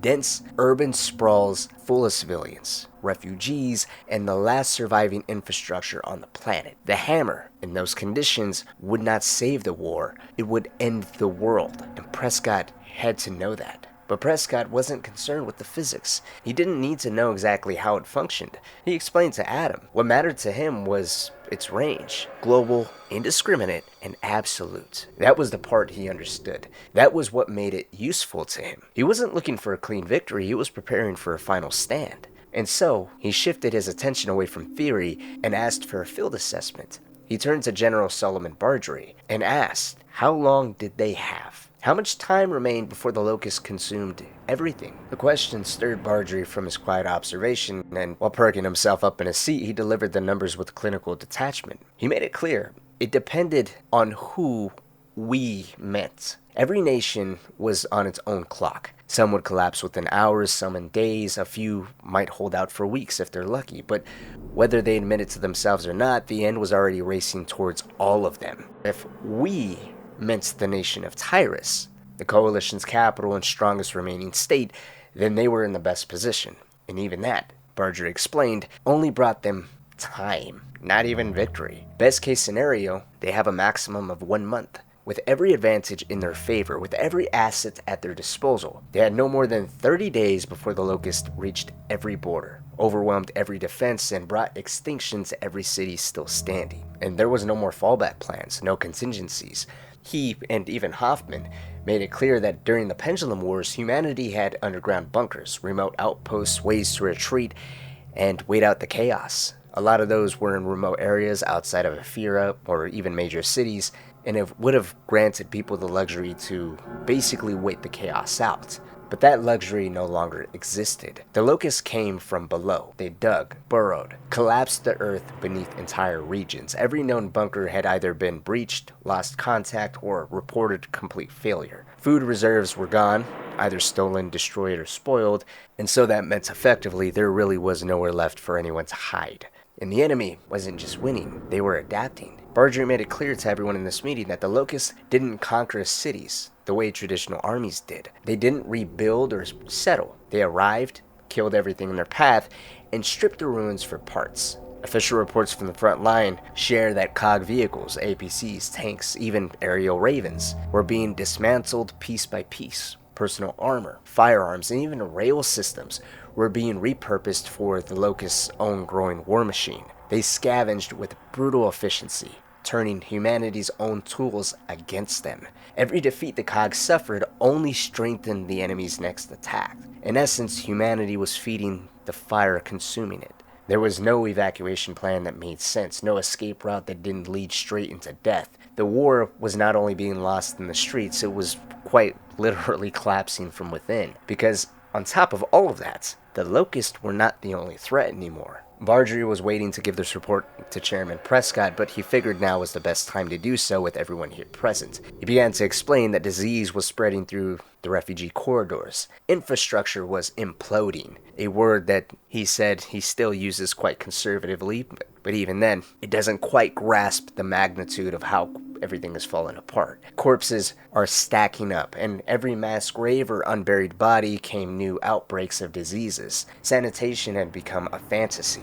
The systems of the old world, supply chains, medical aid, communications, all of that is virtually non-existent. It exists in theory, and only a few select gears in the front lines understand that. They have been tasked by him personally to try to not let that get out, so that way the illusion of order is still somewhat maintained. But the reality was, people weren't just dying in battle. They were dying in silence, in camps, in the mud, in lines for food that frankly were never going to come. It was overwhelming the military. Soldiers were exhausted. And then, if we tackle the military, it was overwhelming. Soldiers were exhausted, overextended, breaking down alongside the society they were sworn to protect. And let's not even get on the psychological toll that was worsening by the day. Bardry laid it out in blunt terms, bit by bit. The war, it was lost. And that wasn't a projection, it was a reality already playing out in real time. The Locusts were everywhere. No major city had been untouched. Every line of defense had failed or was about to. And Prescott interrupted him, claiming that was exactly why he was ready to deploy the Hammer of Dawn. To him, it wasn't a weapon of victory, it was a tool of denial, a final act of resistance, a way to rob the Locusts of the very spoils they had come to claim. If humanity can no longer hold the ground, they will burn it. If they couldn't protect their technology, they will destroy it. If cities were going to fall, they would make sure those cities became tombs for the enemy as well. It was scorched earth. Final fire before the dark. It was almost as if every time Prescott said that, silence took over the room again. Because it did. This time silence lingered like a slow building pressure, thick enough to smother the air. And then Bardry spoke once more. Only this time, not with protocol, but frustration. If this was what Prescott called acid denial, then it needed to be called by its true name, because from what it sounds like, Prescott wasn't proposing tactical containment. This was planetary denial, just Prescott using politics to skirt around the bluntness of it. The strategy, if you break it down, was brutally simple. If humanity can't have Sarah, then no one can. And if that was the path forward, then Bardry asked what came after, because the truth of the matter is, and he made sure to point out that everyone in this room knew this. Once they lit the world on fire, once the Hammer of Dawn reduced cities to ash, who did they think would be left to fight? It was naive to believe the Locusts would be wiped out. No one in the room, not even Prescott, truly believed that. All of their experiences, their field report, their hard-earned understanding of this enemy, pointed to one inescapable conclusion. This wouldn't end the war. It could buy them time, maybe. But the question lingered like a toxin. Was it worth sacrificing their own people to gain a few weeks of breathing room? The truth of the matter was, yes. Prescott accepted that cost, not with remorse but with cold certainty. The deployment of the hammer was a calculated reset. It wasn't a solution, it was a stall. The goal was to delay the inevitable, to create a final fallback point where something could be somewhat saved. Doing nothing meant extinction within 30 days, so the chairman chose annihilation on his own terms, rather than outright surrender. Prescott rose from his seat, crossed the room to a wall-mounted map. As his fingers traced the surface, he pointed out the only city still untouched by the Locust, Ephyra, capital of Tyrus. The other city was Jacinto. Not because they had better defenses or more soldiers, but because of what lay beneath those two cities. Both cities sat atop the largest continuous granite shelf on the planet, a dense and ancient barrier that Locusts had yet to tunnel through. It was a natural fortress beneath the soil. While the rest of the world collapsed from below, these two cities had endured. not by design, but by geology. Prescott marked them as humanity's last hope. And so, the plan was clear. He wanted to evacuate what remained of the global population to these two cities, rally what forces they had left, and fire the Hammer of Dawn everywhere else. The orbital weapons would be prepared for full-scale deployment. But of course, there is a problem. The Hammer didn't have enough satellites for a simultaneous strike across the entire globe, and so it had to be done in cycles, target by target. Coordinates fed into the system, lasers fired, satellites repositioned, and then the next round. It was systematic, not immediate. And so Prescott instructed Bardry to prepare a priority list. He wanted targets to be hit first, and then work their way down that list. Before Prescott can continue with his plan, Bardry, processing that implications, would speak up. He'd ask what would determine these priorities. How would they know which places to hit first and which places to hit last? Prescott looked Bardry dead in the eyes and simply said population density. Large cities, wherever the locusts were most active, wherever the most human lives and resources still existed, those would be first to burn. Cities still resisting, cities that hadn't even yet fallen. That meant all of them defaulted to annihilation first. Hearing that, Hoffman, sitting silently until now, began to spiral. The deeper this meeting went, the more it broke him. Emotionally, mentally, this was no longer a war, it was something else entirely. A controlled collapse, a sanctioned massacre, and the weapon being used for it, he helped secure it. The Hammer of Dawn existed because of him, and now it was going to be used not to save humanity, but to kill it. The guilt weighed like lead on his chest, and he wasn't alone. Adam Fenix had reached his limit, cold, brilliant, and famously detached. Adam had spent years locking himself away in labs and data centers, pursuing theories with relentless precision. And now, in this room, facing the reality that the weapon many called his baby was about to be turned on his own people, he cracked. The plan was madness. No warning, no logistics, no consideration for the millions who would be obliterated by their own government. Even if the announcement was made, there wasn't enough ships, trains, or safe corridors left to move the world's survivors to the Jacinto Plateau. This wasn't evacuation, this was a death sentence for the entire planet. As Fenix began to think more and more about what this truly meant, he started slamming his fist down on the desk, making it known. Millions of people will die. They will die. But Prescott, calm and unshaken, outlined his intent.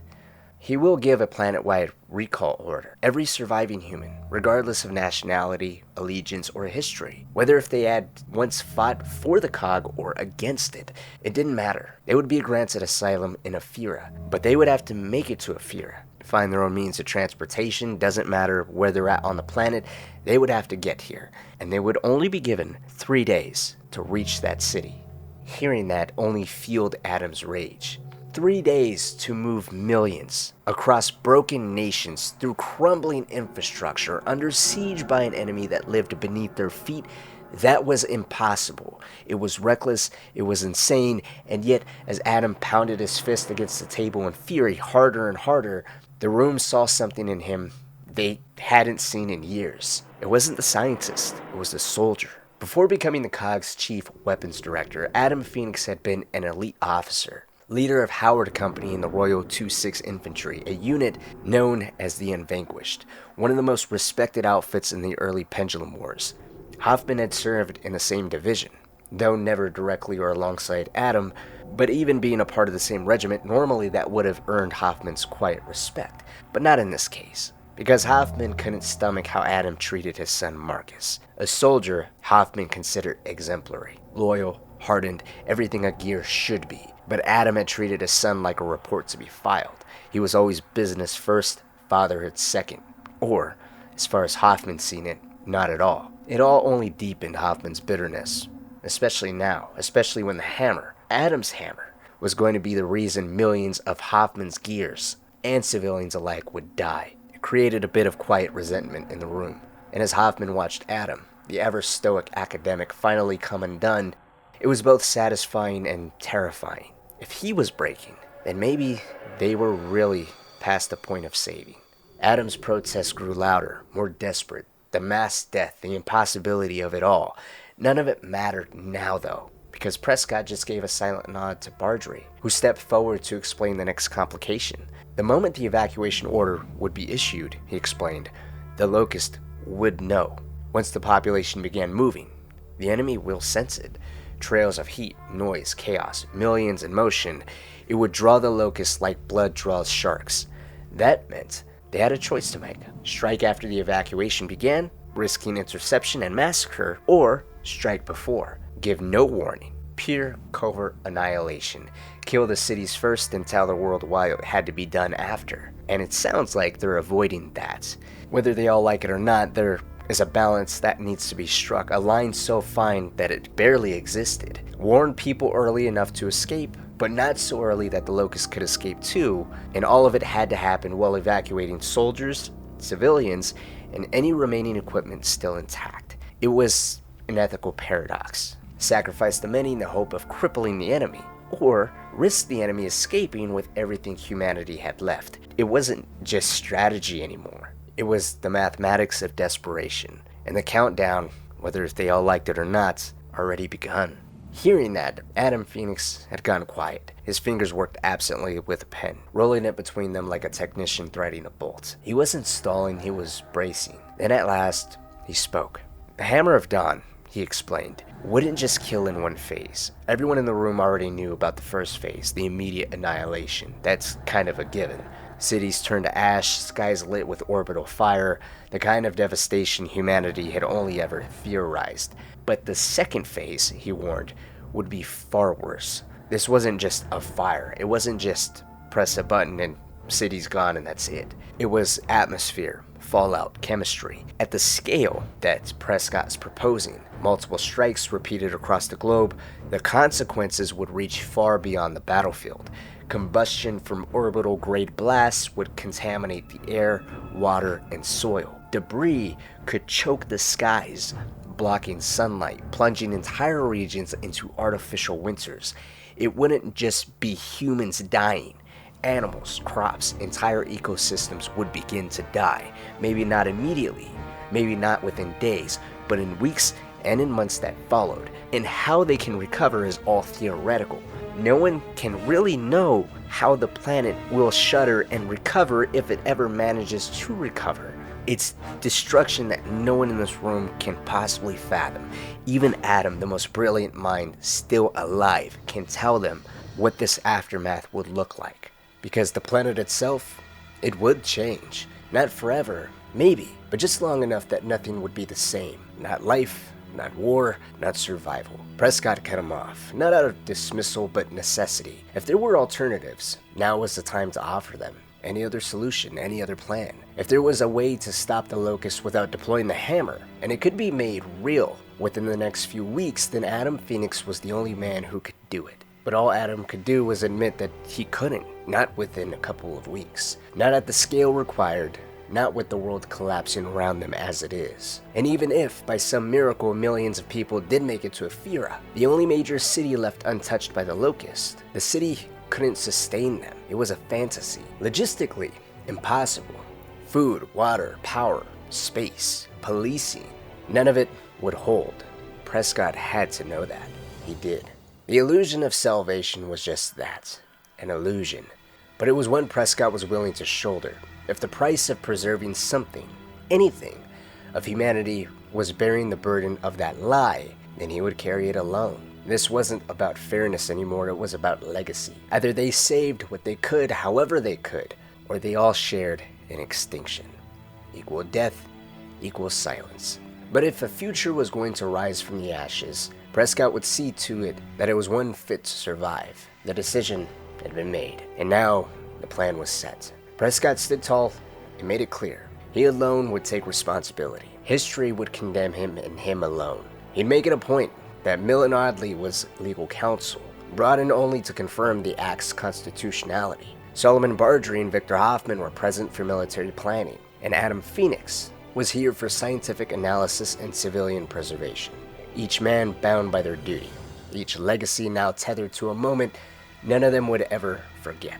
A moment none of them historically would ever have to answer for, save for Richard Prescott himself. With that finality, Prescott asked for the keys. The Hammer of Dawn required 3 activation codes, or 3 literal keys. One belonged to the chairman himself. The second was held by General Bardry, who kept it looped onto the same chain as his COG tags. The third belonged to Victor Hoffman, tucked beside the key to his front door, as though that weight was easier to carry than what it actually unlocked. Together without words, the 3 men turned their keys simultaneously. The Hammer of Dawn was now primed. From this moment forward, the clock was ticking. Bardry would begin tracking Locust movements in real time, identifying the largest infestations and civilian choke points. Fenix would be responsible for refining strike calculations, estimating blast ranges, collateral fallout, and the spread of environmental damage. Once the targets were finalized and the window for striking was optimal, that's when Prescott would issue the recall order, followed swiftly by the public announcement.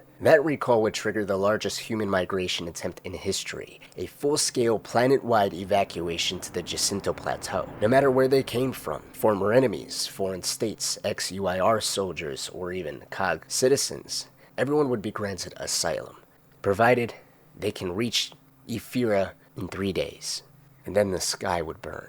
Before everyone was allowed to leave the room, though, there was one more critical rule. This meeting, the decision, the plan, the schedule, everything was to remain classified. The rest of the Coalition leadership outside of this room wouldn't even be briefed until hours before the announcement publicly. If word leaked early, if panic spread before the recall order went public, they couldn't take the risk of the Locusts adjusting their movements.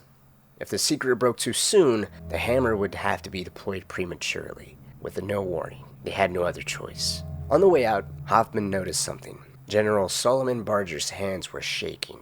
The general had remained calm, aligned, and quiet for the most part throughout the entire meeting, sitting at the table, calm as anyone could be. But now as he reached for the door to exit, his hands were shaking, as if he was bracing for impact. When he caught Hoffman's eye, he smiled and said only that he needed a drink. Hoffman nodded and chuckled, dry and hollow. He muttered something about how he missed just being a simple gear. A sergeant who didn't have to decide the fate of the world as he just did. Who didn't have to go home to his wife, Margaret, and tell her that he just signed off on the destruction of cities. That his key, had helped light the match. Hoffman wondered if he would ever be able to tell her at all.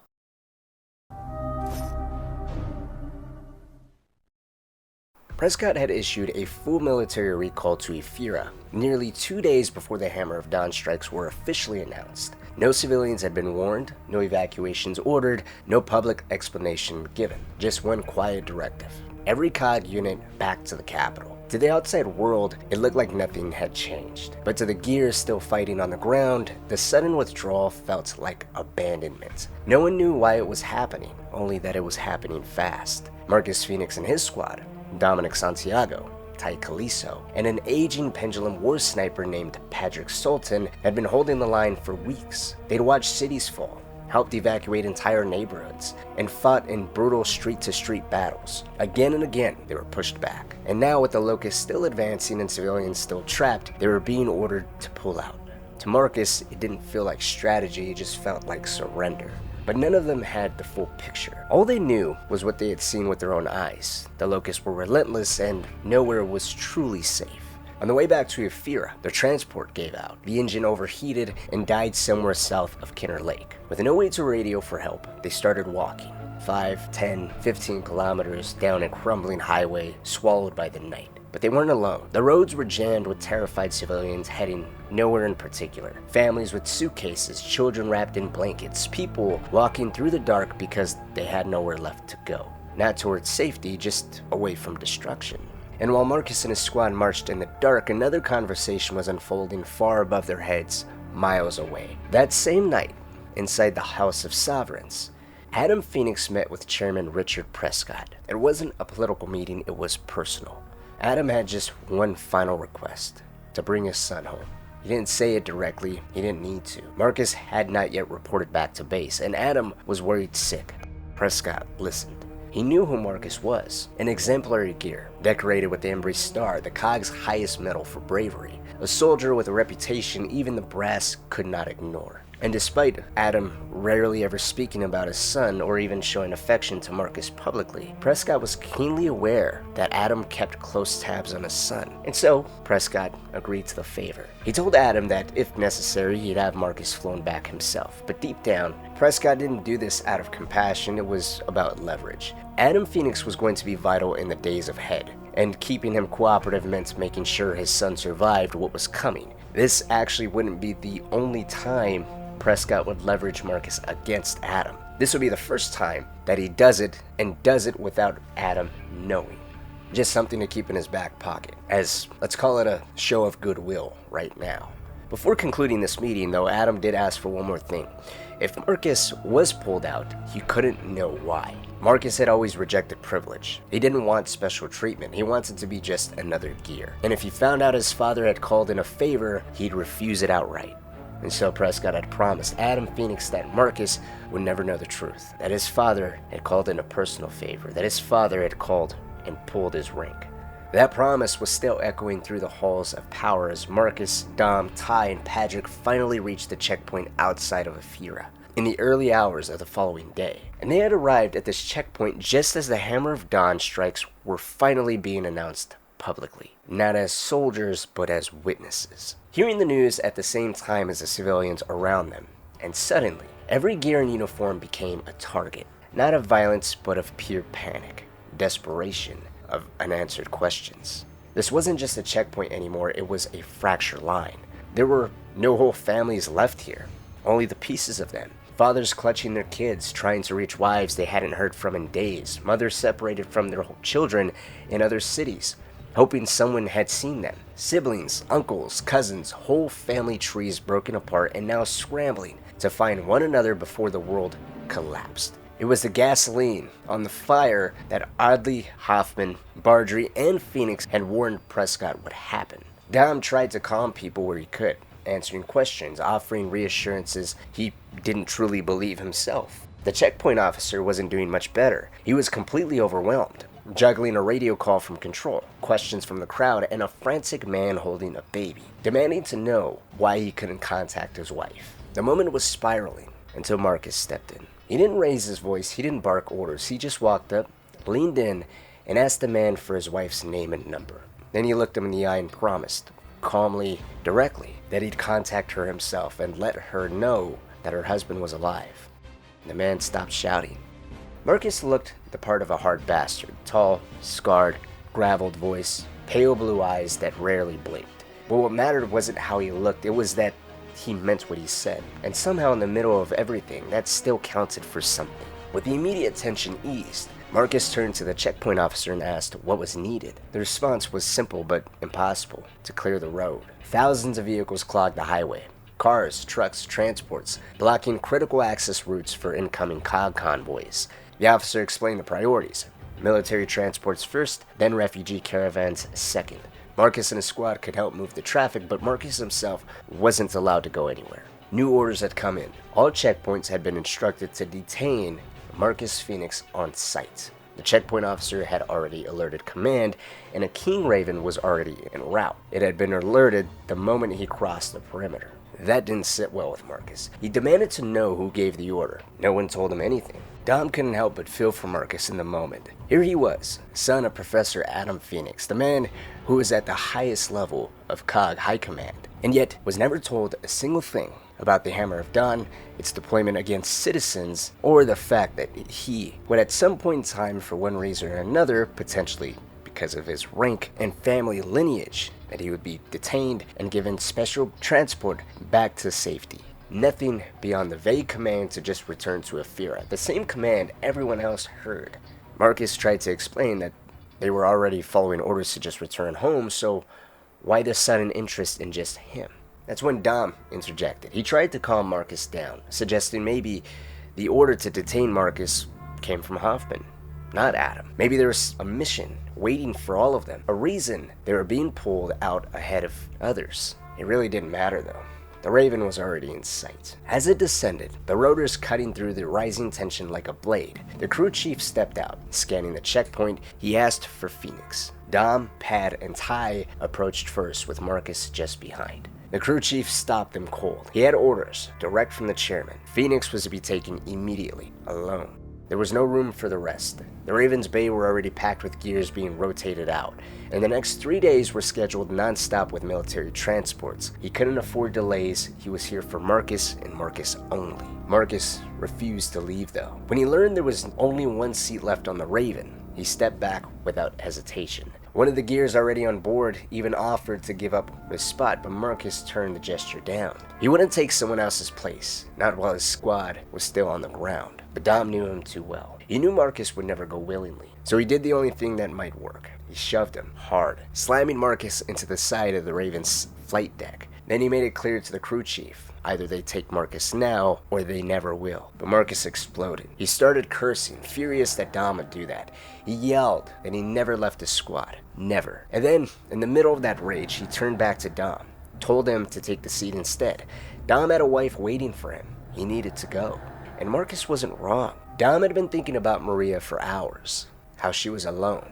How she hadn't been the same since E-Day. Losing both of their children shattered her. The news of the Hammer's deployment would only deepen the damage. But before he could say anything, Marcus was already walking away. He didn't stop for arguments, didn't listen to calls behind him.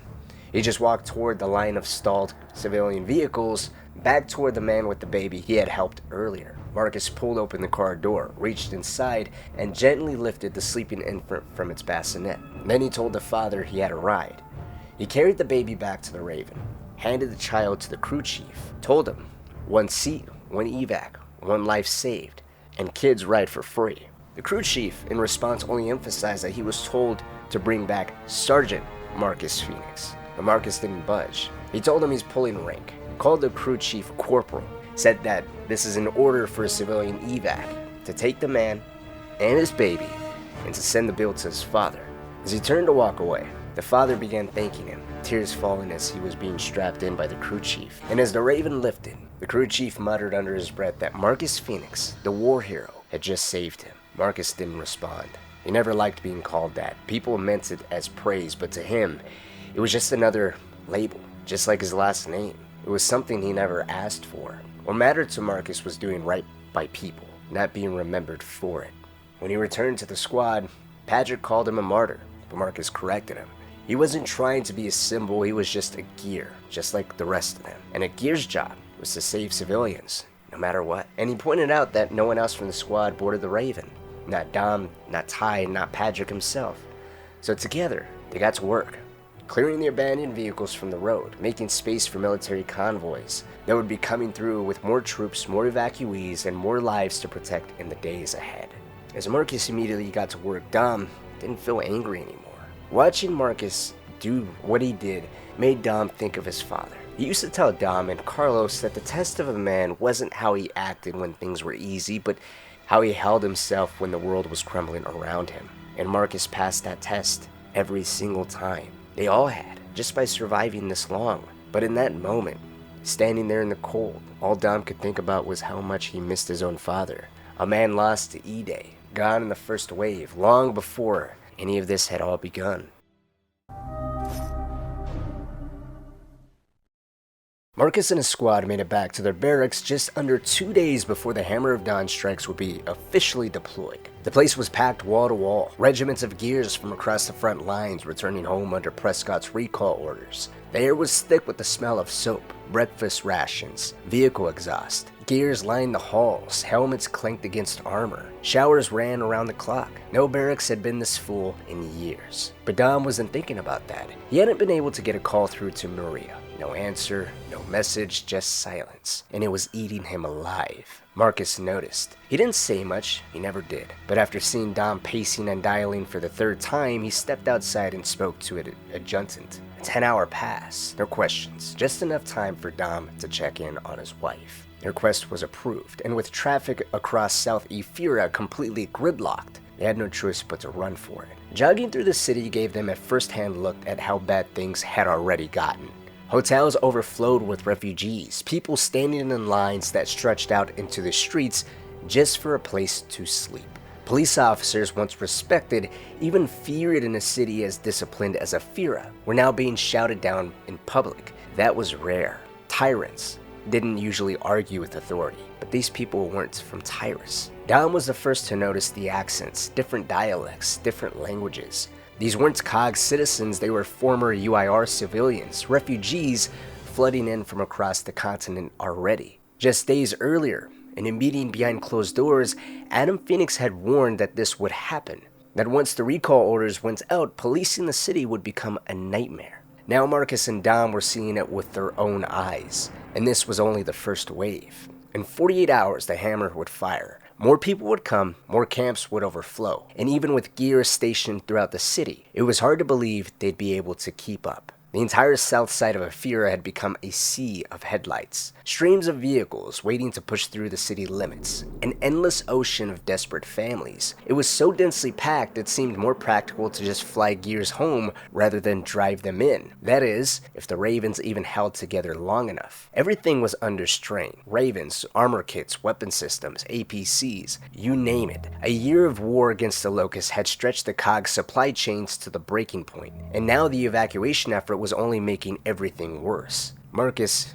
shook his head. As they pushed through the crowds, watching thousands of people inch forward in stalled vehicles, he said they'd never see a sight like that again. Not this many people, not this much motion, a city trying to breathe through panic. It took another 15 minutes of weaving through the chaos before they reached Dom's apartment. The sun was just rising, casting pale light over the city as Dom flung open the front door and shouted for Maria. No answer. He searched every room, panic rising. His voice cracked as he called her name again and again. Marcus stayed quiet but steady, keeping his eyes on his friend while Dom spiraled deeper into fear. Then Marcus made a call to his father. Adam answered. As it turns out, he had picked up Maria some time before. It never occurred to him or Maria or anyone else to just leave a note or anything to inform Dom or Marcus that Maria was safe back at the Fenix estate.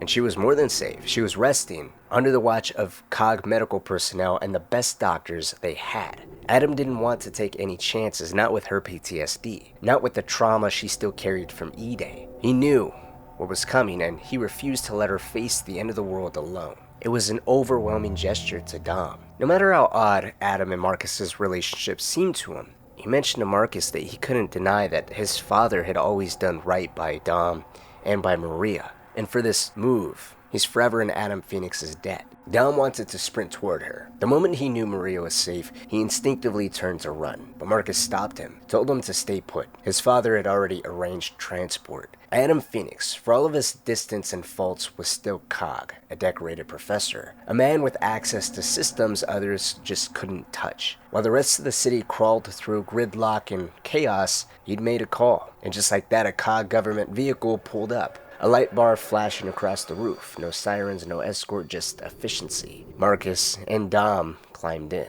Dom couldn't help but point out the irony. Marcus had turned down a Raven evacuation earlier, but here he was, getting into a chauffeured government car for Dom. Marcus didn't argue. He just muttered that he never claimed to be consistent, then told Dom not to mention it. When they reached the Fenix estate, Adam was already waiting at the front door. He looked anxious, restless in a way that didn't come from fear, but from guilt. As soon as they stepped out, he grabbed Dom's hand in a quick, aggressive shake, apologizing not for leaving a note. He'd been preoccupied, he said, an understatement given the state of the world, and his conscience. Dom was fully aware that the hammer only existed because of Adam. He made it possible to burn the world, and there was no denying that people would blame him. But then Adam turned to Marcus. Father and son didn't embrace. They rarely, if ever, did. But the concern in Adam's eyes said more than words ever could. All he asked was how Marcus was holding up. Marcus replied with a shrug and admitted that his bayonet had failed him in the field again. Maybe it was time to upgrade, something that could really cut through the locust hide, like a power saw. Adam nodded and said he'd look into it, but first, he told Dom to go see Maria.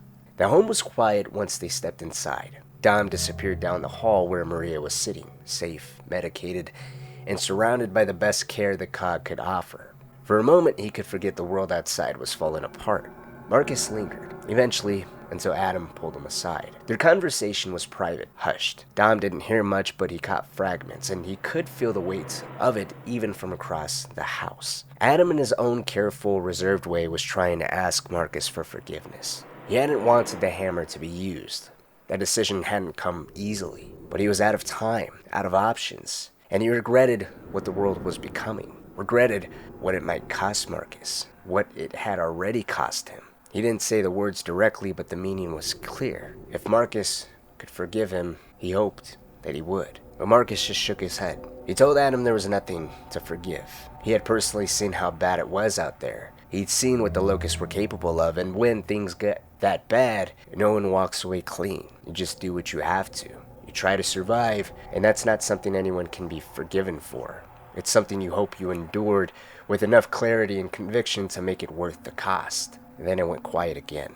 2 men, a war, and no clean answers between the both of them.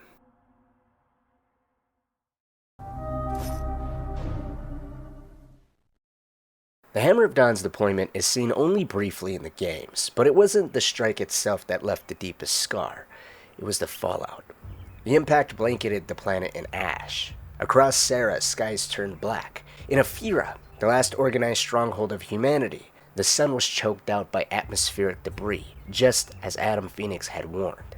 Within hours of the Hammer's activation, the sky became a permanent charcoal gray. For 3 full days, all civilians were ordered to stay indoors, because the air outside wasn't safe to breathe.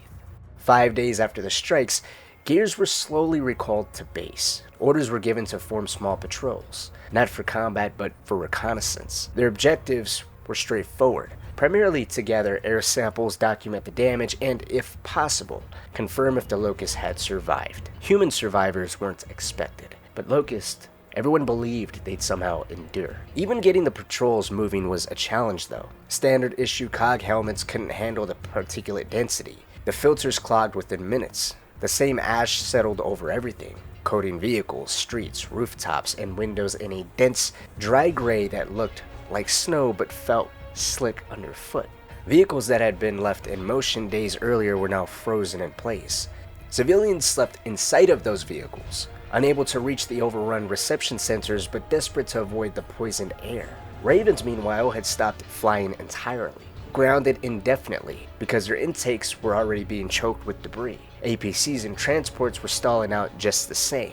The gears weren't just walking into danger, they were walking into a dead world, though. The landscape beyond Ephyra was unrecognizable. Patrol teams, Marcus, Dom, Ty, and Patrick among them, found roads cleared just enough to allow for vehicle movement, but the silence was overwhelming. Everyone that was a part of these patrols reported the eerie lack of sound. There was no birds, no engines, not even radio chatter. The satellite arrays that had once blanketed the globe were gone, vaporized. Even Ephyra's local communication systems couldn't reach this far into the wilderness. Beyond the city limits, it wasn't just death, it was pure absence, and it consumed these patrol teams. Everything felt like a giant funeral that never ended. And that was just the beginning. That was barely reaching beyond the city limits. As they went further, what they saw in these early days was just the outskirts of Ephyra, though, not even close to the worst hit zones. Char, for instance, one of the cities that took a direct hammer strike, wouldn't be seen until 15 years later. And even then, the crater still reminded everyone of what a direct hammer strike looked like. Buildings contorted, melted, the skies above was still black here. Civilians trying to flee were vaporized where they stood. Men, women, children, all erased by their own government's last resort. Char became a graveyard, carved into the planet, a glimpse of what happened everywhere else. But as I said, that was 15 years later. It's nothing compared to what early patrols saw firsthand. What they saw was still fires raging across the countryside, twisting through caverns, alleyways, and collapsed homes. In some places, flames spiraled like tornadoes, sealed inside buildings where oxygen was still being leaked, feeding that same fire. The visual contrast was surreal, colors muted into grays and reds, as if nature itself had been desaturated. Closer to the city limits of Ephyra, they saw thousands of vehicles abandoned, lines of them stretching for miles. Some people had nearly made it. Others hadn't come close. As the patrols moved further out, those cars disappeared. It was a quiet sign that many just gave up along the way. There was no mass exodus, just a mass surrender. The deeper they pushed, the heavier it all became. Not from enemy contact, but from the sheer weight of nothing. For Patrick Sultan, the emptiness broke him. About a kilometer outside the ruins of Garenholt one of the closest cities to Ephyra that was hit pretty hard, but again didn't suffer a direct hit. Their APC came to a halt. The terrain was too uneven. Mangled cars and scorched earth made it impossible to continue. Patrick noted they'd need a Centaur tank if they were going to go any further into the city. Ravens weren't flying, and this was no place to go on foot. But it wasn't just the roads that stopped them. Dom noticed something else. The air here wasn't like the rest of Ephyra. It wasn't just gray, it was pure black. The smoke thickened, clinging to the horizon. Cars lay abandoned, stripped of tires, their windows shattered outward from heat. The only light came from inside their APCs, and the faint blue glow of COG armor and equipment. It didn't feel like real life. Real life, as they said, had color. This was something else. Nightmare. Even Marcus struggled to stay composed. He filed a report to command recommending that either Centaurs be deployed or their mission postponed until the skies cleared, sending in Ravens. The terrain, he argued, was impossible on foot even for APCs with all-terrain tires. But it was what happened next that pushed them all over the edge. Pad stepped out to relieve himself. Just a few minutes later, he came back running, beyond just panic. Now initially, Dom thought maybe he spotted another firestorm or collapsing structure and they were approaching a fire tornado. But the fear in Pad's eyes wasn't tactical, it was existential. He kept muttering the same word over and over again. Shit. Shocked. Pale. He said he'd just been trying to take a piss and thought he was aiming at a piece of debris, maybe some warped plastic or wood. Then when he looked down and took a closer look at what he was urinating on, it wasn't debris, it was a body. They were standing on people, all around them. People were dead in their vehicles or stretched out on the ground, covered in thick layer of ash and silt. Pad pointed out that what they were looking at wasn't wreckage. They were seeing the outlines of human beings curled and frozen in ash. Not burned, just exploded, just erased, reduced to texture in a gray wasteland. The roads weren't lined with destruction, they were lined with the dead. Dom tried to calm him, but nothing helped. Pad kept repeating the same thing, that death, when done right, was easy. He'd been a sniper for years, killed many UIR soldiers than he could ever hope to count. Clean, efficient shots, through a scope. No mess, no pain, just silence. And only he was aware of what was going on. Not even the person he killed in an instant. There was no pain, no thought, nothing, just oblivion. And that's how he thought death was supposed to be. Instant, somewhat respectful. But this wasn't that, this was wrong. And it wasn't what Pad said that disturbed the others, it was how he said it. There was a finality in his voice, a tremor that hadn't been there before. It put the whole squad on alert to the point where Marcus quietly placed Pad under Ty's watch, just in case. Marcus had seen too many soldiers unravel, and some things, once seen, just can't be unseen.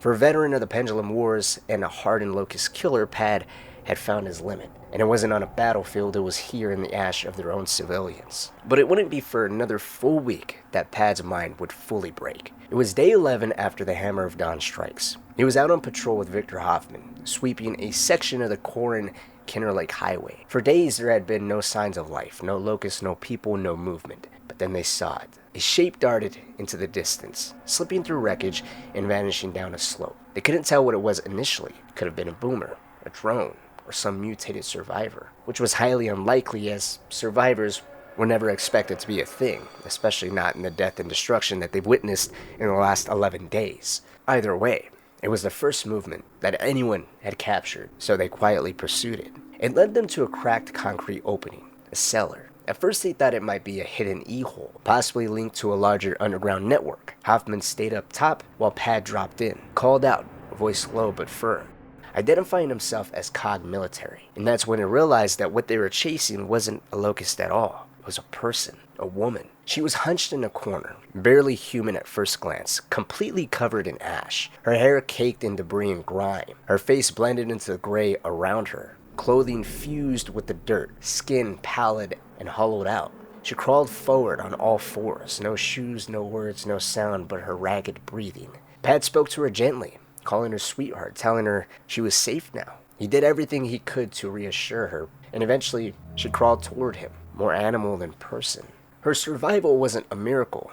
It was a reminder, a glimpse at what the rest of the world might still be enduring. The locust hadn't broken her, but the hammer had. She had a thick accent as well. When Pad and Hoffman didn't quite recognize, but it was clear enough she wasn't Tyran. Through broken Tyran and her native tongue, whatever it was, she explained how she survived the hammer strikes. She had hidden in the sewers, clawed through tunnels, stayed low while the surface burned. She had been trying to reach Ephyra, believing somehow that the COG would protect her, that they would offer her safety. But the moment she saw the emblems on their armor and realized what they were telling her, she snapped. She realized who they were, COG, the ones who dropped the hammer, the ones who turned the skies black. She erupted in rage, shouting in her own language, with fragments of Tyran mixed in. Pad didn't understand every single word, but he didn't need to. She was calling them murderers. She said she came here seeking asylum, that her family had believed the COG would save them, but instead, they were all vaporized, burned alive by the very government that promised protection. The Locust hadn't taken her family, the COG had. Pad stepped forward, tried to calm her down, offered her water. She looked like she needed it, exhausted, half-starved, barely able to stand, but she slapped it away and spit in his face. Her nails scratched at him, clawing deep across his cheek. She said she would never go with them. She would never trust soldiers who carried an execution and called it salvation. And then she turned and disappeared. Back into the cellar shadows, back into hiding. Pad didn't move. Blood ran down his face where her nails had cut him. But he didn't care. He simply sent the water bottle down at a cellar entrance and whispered that he was sorry. It was all he could offer. The guilt he carried wasn't unique to him. Many gears felt it, quietly, deeply. But there was only so much space for remorse in a world still burning. As time went on, the divide between survivors like her and the COG grew wider. Those who had once looked to the Coalition for protection now rejected its very existence. They refused evacuation, refused service, refused to be counted. They became known as the Stranded, cut off, left behind, a people with no allegiance and no trust left to give. To the COG, the Stranded eventually became a problem. Scavengers, degenerates, a moral burden. The military saw them not as victims as time went on, but as obstacles. They hoarded stolen gear, scrapped military vehicles for parts, refused to join the fight against the Locust. Worse, they resented the gears who still had warm meals and working armor. Resented the institution that had burned their cities and called it mercy. But even then, the question lingered. Can you really blame them? Can you hate the ones who refused to kneel to the machine that signed their death warrant?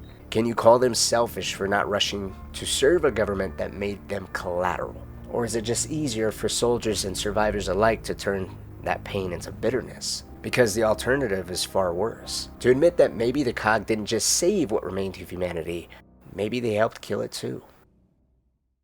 Man, you sounded just like your old man back there. Yeah, well, screw my old man. He thought he could prevent this war, and look what happened. Yeah, well, now his mapping data's gonna help end it. Somehow, I don't think he'd appreciate the irony. There are moments in history that don't collapse all at once. They splinter and fracture. Until one decision, one step sends everything crashing down. The fall of Ephyra was one of those moments. Once the proud capital of the Coalition, it had become something more than just a city. After nearly a decade of war, Ephyra stood as one of humanity's last fortified strongholds. A symbol of resilience, the backbone of every major command structure still standing on Serra, aside from Jacinto. Its endurance felt like proof that humanity could still survive this. But the truth is, its fall had never been fully told. Not in detail, not honestly. Because Ephyra didn't fall solely to the Locust.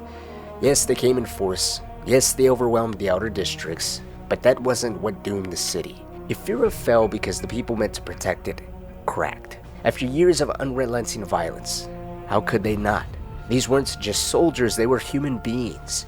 Gears had buried children, lost partners, watched entire cities burn. Some people had learned to shut it all out and to just keep going. They were still expected to hold the line, even when there was nothing left in them to give. Some broke, quietly. Others kept following orders that no longer made any sense, hoping that maybe someone at the top still knew what the hell they were doing. And one soldier, the one everyone looked to, had walked away. Not out of fear, not out of shame, but because the war had finally asked too much of him. His name was Marcus Fenix. This isn't the story of what happened to him after. Not the court-martial, not the sentence. That's for another time. This is a story of the battle itself. The last time Marcus fought not just as a gear, but as a myth, a legend, a deity, ones that humanity prayed, hoped, and looked to. that feasted and thrived off of warfare. To most, it looked like betrayal. A war hero abandoning his post to save his father. A selfish decision that cost the COG its capital and countless gears their lives. A crime that once would have meant death, even back during the time of the Pendulum Wars. But Marcus wasn't just a man anymore. Over the last decade, he had become a symbol, a legend, a name soldiers clung to like armor. And they all found out that day that when legends fall, they don't just break, they don't just shatter, but they implode. And that power, that love, that admiration has the weight and strength to bring everything down alongside that fallen symbol. Oh shit! This is 6-1! I'm hit! I'm hit! Controls, not... 10 or 10 years since Emergence Day, 4 years before Gears of War. By now, humanity had been locked in a war of attrition with the Locust Horde for roughly a decade. A conflict born in fire, dragged through ash, and driven by a kind of desperation that changed what survival even looked like. And still, the Locusts had not fallen. 9 years earlier, the coalition of ordered governments had unleashed its most powerful weapon, the Hammer of Dawn, deployed in a planetary-scale strike, where entire cities were erased, continents vaporized. Nearly 90% of the world's surface was reduced to ruin in an act not of triumph, but out of pure fear. It didn't end the war, it only bought time. The Locusts endured, they recovered, regrouped. What were once isolated burrow attacks evolved into calculated offensives, measured, coordinated, and disturbingly efficient. The COG began to realize they hadn't broken the Horde, they had simply revealed its intelligence. And the longer the war dragged on, the more obvious it became that the enemy was always adapting faster than they were. And by now, humanity had nothing left to give. No more super weapons, no more decisive plays, no miracle technologies waiting in the dark. They had fired their last bullet, and it missed. Prescott's promise, the reset, the clean slate, the quote-unquote controlled burn, had left the planet hollow, and the broadcast still echoed in the minds of those who survived. The tone of it, the stillness, as if the chairman believed he could speak the end of the world into existence with just enough authority. But there was no new world, just scorched rock and cities filled with corpses. There was nowhere left to run, nowhere else to burn. And for the people still fighting, for the gears still holding the line, it was beginning to show. The war machine by now was collapsing. Supply lines were fracturing again. Weapon stockpiles were being rationed. Vehicle maintenance was inconsistent. Armor was being patched with whatever could be scavenged. Manufacturing had slowed to a crawl, and the entire COG was bleeding from inside, and no one seemingly had any means to stop it. But even in ruin, strategy somehow managed to remain. The COG began learning, watching, mapping enemy behavior, and from that, a defensive framework was beginning to emerge. The flaw in this framework was that it wasn't designed to win, it was designed to just hold. Ephyra became that anchor to hold on to. It was one of the last cities still standing, not untouched but unbroken, because beneath it sat one of the largest granite slabs on the planet. The Locusts couldn't tunnel through it. While other cities were swallowed from below, Ephyra held. Because of that, it made it the cornerstone of blueprint for resistance. COG engineers worked around the clock, sealing off every subterranean access point, sewers, utility tunnels, old subway lines, anything that could be conceived as an instant access point inside of the city. But they weren't just laying concrete to fill in these tunnels, they were layering in vengeance. With this concrete mix, the engineers were throwing in jagged steel, broken glass, sharpened rock, objects intentionally sharpened and thrown into a mixture that wasn't just intended to block an enemy, it was designed to maim, seriously injure, or even kill anything that was trying to get through it.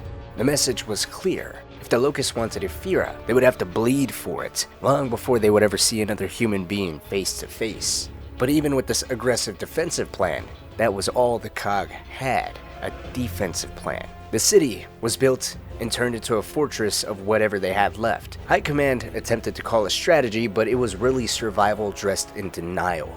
And the silence between conversations and in between battles only made it all worse. It was clear the city was sealing itself shut. Sappers moved through the outer districts, demolishing every last bridge, every access road. Anything that might let the Locusts in, even on the surface, or that could potentially stretch the COG too thin was considered fat that needed to be trimmed immediately. Ephyra was becoming a fortress that was surrounded by ash that the COG created years ago. It was all a constant reminder of the desperation humanity continuously resorted to. But whether if you continued to believe in the COG or became shrouded in skepticism, all one needed was to take a trip into the southern area of Ephyra to be reminded of what the stakes were. Because on that southern rim of the city, anyone passing by can get a healthy glimpse of what was coming. The Locust. By now, they no longer were just a nightmare underground. Thanks to the Hammer of Dawn strikes, the Locusts were forced to the surface as well, and were being forced to move more like a conventional army. And as they marched onward towards Ephyra, they represented a long black wave on the horizon. It was still miles away, but closing. On the day of the major Locust push, Colonel Victor Hoffman led a team underground. It wasn't just soldiers this time. Marcus was of course there along with a handful of trusted gears, but alongside them were workers from the Tyran National Utilities, men who had been keeping what was left of Ephyra's infrastructure from collapsing, engineers, pipe fitters, field techs, the last line of defense no one ever talked about. Their mission was straightforward: inspect what remained of the city's sewer system. If it held, it could be used, but if it collapsed, the Locusts would flood in through the foundations. The lines between warfighter and civilian had long since blurred. These utility workers weren't armed, but they were every bit as vital to survival as the gears with lancers at their side. They knew the city better than anyone. They understood its bones, and the bond between them and the military had grown tight, especially under Hoffman. It wasn't just about keeping the water flowing, it was about buying time, about understanding where the cracks would form first. And down there, beneath the city, there were lots of cracks. The tunnel walls were soaked with decades of corrosion. The air was thick, almost oily. Gas readings were already high. Methane, hydrogen sulfide, and worse. The utility teams laid it out plainly. Any use of explosives or flamethrowers in these tunnels could trigger a chain reaction big enough to blow manhole covers sky high. In some sectors, it could collapse entire city blocks. One wrong spark could drop the whole sewer system into itself. And for Hoffman, that wasn't just a tactical risk, it was a constraint. Another restraint in a war full of them. Because of the danger, it meant he needed to find a way to force the Locusts to the surface. Not just because it gave the COG the advantage of artillery and fortified kill zones, but because down here, one mistake could doom the entire city. Still, there was an opportunity. With help from COG geologists, gas main maps, and these utility teams, Hoffman was able to start charting an actual strategy. Choke points, pressure zones, shallow access tunnels the Locusts might use, places where the enemy would have no choice but to expose themselves. If the Locusts came through the streets, they'd be walking into kill boxes, artillery nests, sniper overwatch, armor barricades. If they tried to crawl up through the tunnels, then they'd meet gas mains, which could mean fire and collapse. It was dangerous for both sides, but far worse for the enemy, and Hoffman knew it. With a better understanding of surveying these sewer systems firsthand, Hoffman didn't waste any time. The city was clearly changing, and now his mission, his goal was about controlling the kill zone. Once arriving to the surface, cleaning himself off, he immediately made his way over to the old Bank of Tyrus. The building had already been converted into the city's CIC, or basically a command center, and Hoffman made his way there stone-faced as ever. But before he went, he pulled Marcus aside. He gave him and Sergeant Rossi a task: sweep LaCroix Boulevard, clear the civilians, move every last refugee resident out of the area.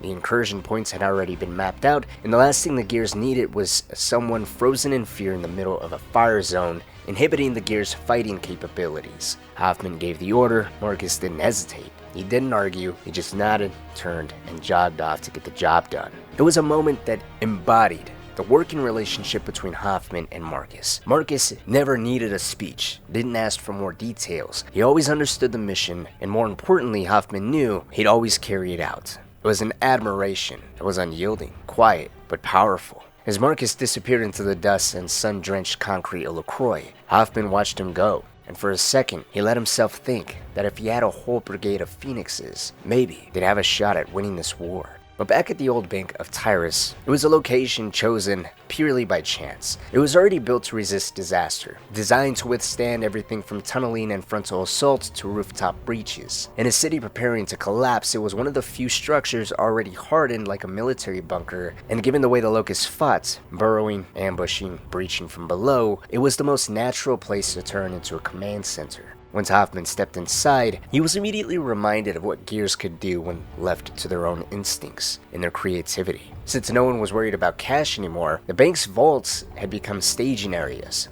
Without even being instructed, Gears were filling sandbags with shredded banknotes, fortifying rooms with piles of COG currency that once meant everything, and now meant nothing. Gold bars once locked behind steel and glass were stacked into corners, layered in shelves, even used as weapons. Anything heavy enough to bludgeon an invader was considered fair game, because outside the world had long broken apart, but inside this building, the war was evidently being held together by grit, tape, and whatever could be salvaged. At the heart of all of this was the command room, sparse, quiet, no clutter, no crowds, only those whose presence was considered irreplaceable. If you were in this room and you died, humanity would be worse off for it. That was precisely why Anya Stroud was here. No one in the COG had her calm under pressure. No one can run battlefield comms with the precision, intuition, and clarity that she brought. She wasn't just good, she was essential. As Hoffman stepped in, Anya was already briefing a small group at the map board. It wasn't just ink and markers, it was alive, built from real-time reports sent in by Raven pilots, frontline squads, and utility crews still stationed in the tunnels. Anya stood at the center of all of it, coordinating, updating, adjusting. She was the heart of communication in a city holding its breath, and she didn't waste any time. Reaver assaults had intensified in the last hour. They weren't hitting infantry, they were targeting Hammer of Dawn relays and artillery placements, trying to blind the COG's biggest weapons before the main force arrived. In response, more Ravens had been scrambled to meet the threat, but it was clear what the Locusts were doing. They were softening the line. As of now, no emergency beacons had come through, no breach reports as of yet, but the map made the truth obvious. The COG's entire defensive strategy hinged on a single structure, the Chancery Bridge. It was the only fast way south. If it fell, gear units would be forced to detour more than 100 clicks north, or roughly 62 miles, just to reposition. A detour that they could not afford. If the bridge weren't so crucial, Hoffman would have already ordered it to be blown sky high. Losing it would mean giving the Locusts a direct shot at West Ephyra. Keeping it meant risking everything if they got across. Hoffman stared at the map in silence. Then he dragged his finger from the bridge across to a wide artery, Corral Road. It ran straight into the old financial district, leading directly to Corral Square. It made too much sense. That's where it would happen. It was where the utility tunnels all converged underground, where the Locusts could hit hardest, fastest, where the street grid led directly to key infrastructure targets. If the Locusts took Corral Square, they wouldn't just overrun a street, they would control the city's spine. But if the COG held it, it would become a kill zone, a bottleneck. It would be the perfect place to bleed the enemy dry. Anya confirmed what he already knew. The gear officer holding the Chancery Bridge had it locked down, reinforced, ready. And so Hoffman made his call. He left the bank and walked through the skeletal grid of Ephyra's interior defenses until he reached the post overlooking Corral Square. It wasn't much, a sandbag wall, a few concrete slabs, barely more than a fairground stall with a command board. But for now, it was all they had. And if the Locusts came through here, it would be the last thing standing between them and the death of the city. While Hoffman stayed at the post, studying Corral Square like it was a battleground etched into memory, 4 familiar figures moved through the streets below. Marcus, Dom, Ty, and Jace. They traveled light, just a single pack horse between them, clearing out buildings and alleyways, checking for stragglers, making sure no civilians were caught in the crossfire when the shooting started. It was routine by now, brutal in its familiarity. But on their way back, they hit a wall of traffic. Dozens of COG vehicles jammed across a rerouted grid. The entire southern corridor was choked with armor and bodies, Centaur tanks, convoys of pack horses, and trucks overloaded with gears, all being redirected to fortified choke points where the Locusts were expected to break through. Dom leaned out, trying to get a sense of what was ahead. That's when he saw it. A caravan of transport trucks, smaller, quieter, slipping between the columns of armor. These trucks weren't carrying gears. and they weren't headed to the front. These trucks were actually loaded with civilians, women, children, old men gripping the rails. Each one of them was allowed a single bag. Whatever life they had was now packed in canvas and silence. The reason for their evacuation was because the district had been deemed too dangerous, so they were being sent northeast toward Jacinto, a city said to be even safer than Ephyra, whatever that meant anymore. But it wasn't the evacuation that caught Dom's attention, it was the civilians themselves. There was something in their eyes, the same look he'd seen 1,000 times before. It took him a second to realize why it felt so familiar, and that was because they didn't look like regular evacuees. They actually looked more like the stranded. If not for the relative cleanliness of their clothes, you wouldn't be able to tell the difference between the two. 9 years of war had seemed to erase the line between what was considered saved and abandoned. Dom knew what it meant, that even the people who were being rescued really weren't. It was here, lost in thought, that Dom barely noticed Jace until he spoke up, and he mentioned how unless Dom planned on retiring here in traffic, it was probably best they got a move on. Dom gave a tired half smile, and he admitted that there was no way they were going to get through any of the traffic in this truck, so it was best that they all jog it from here. No one argued. They just grabbed their gear and took off on foot, heading toward the intersection of Almar and Corral, Hoffman's post. It wasn't exactly the right direction per se, but the only direction. For the four of them, it felt as if Hoffman wouldn't start the battle without them. They were considered his lucky charms by now, his most experienced and loyal gears. In fact, Hoffman had been Dom's CO for over 15 years at this point. For Marcus and Ty, it was almost just as long. Whatever was left of the COG's formal command structure, it didn't matter to the men of the Royal 2-6. Regimental pride had outlived the bureaucracy, and the bond went both ways. Hoffman would bleed for them, and they would do the same for him. When the four of them finally reached the post, Hoffman was already there, watching the buildup like a chessboard, half-shaved and half-focused, dragging a razor across his face with one hand, while the other rested on a field map spread over a concrete slab. Corral Square was still barely fortified. It had sandbags, concrete blocks, and hastily placed barricades, but that was it. But fear not, because what it lacked in structure, it made up for in firepower. Down the entire line, gears were setting up shop. Not just lancers, this was heavier. They had stompers, 50 caliber belt-fed grenade launchers mounted to pack horses. Others were taken from king ravens and armadillos, all repositioned and repurposed to be able to either be mounted to whatever pack horses were in the area or fired freehand. Alongside those were long spear missile pods, which were laser guided and capable of wiping out both air and ground targets if need be. This wasn't a wall, it was a giant trap waiting to be triggered. Marcus, out of the four, stepped forward first, asking Hoffman directly what the situation was like. Hoffman didn't skip a beat. He didn't just answer, he decided to walk Marcus through it, step by step, methodically, as they moved down the line. Hoffman pointed out access routes, fallback positions, primary targets. He talked tactics, deployment strength, expected breach points, all in excruciating detail, but Dom can see why Hoffman was doing this. There was another motive underneath it all. This wasn't just a briefing. Hoffman was putting Marcus on display for all of the gears to see. As he walked the line, gears slowly began to notice. One by one, whispers turned into comments, comments turned into energy, and the energy turned into shouting. As Marcus walked down the line, gears started to shout, "Hell yeah, the cavalry's here." Others said, "Kiss your asses goodbye, grubs." Those that were lost to the monotonous of setting up the defensive perimeter were now energized, excited, absolutely consumed by the mere presence of Marcus, as Hoffman hoped. His plan to lift their spirits by the very sight of Marcus Fenix, hero of the Pendulum Wars and veteran of the Locust Wars, was working as expected. Marcus, on the other hand, didn't say anything. He just kept moving, kept listening. But Dom knew the signs. Marcus had a subtle tell when he was uncomfortable. He'd fiddle with the muzzle of his lancer like it was a guitar neck, trying to remember a chord he couldn't quite place. He didn't want the praise, not because he didn't care, but because he did. He didn't want to be seen as a savior. He didn't want his presence to mean that everything would just be okay. He wanted to save people, not because it felt heroic, but because he believed he had to do it. Not I could, not I should, just I must. I must was the perfect phrase to sum up Marcus Fenix. Even before his mother disappeared, even before the medals, before prison, it was the phrase that Dom always said summed up his friend, coldly but very accurately.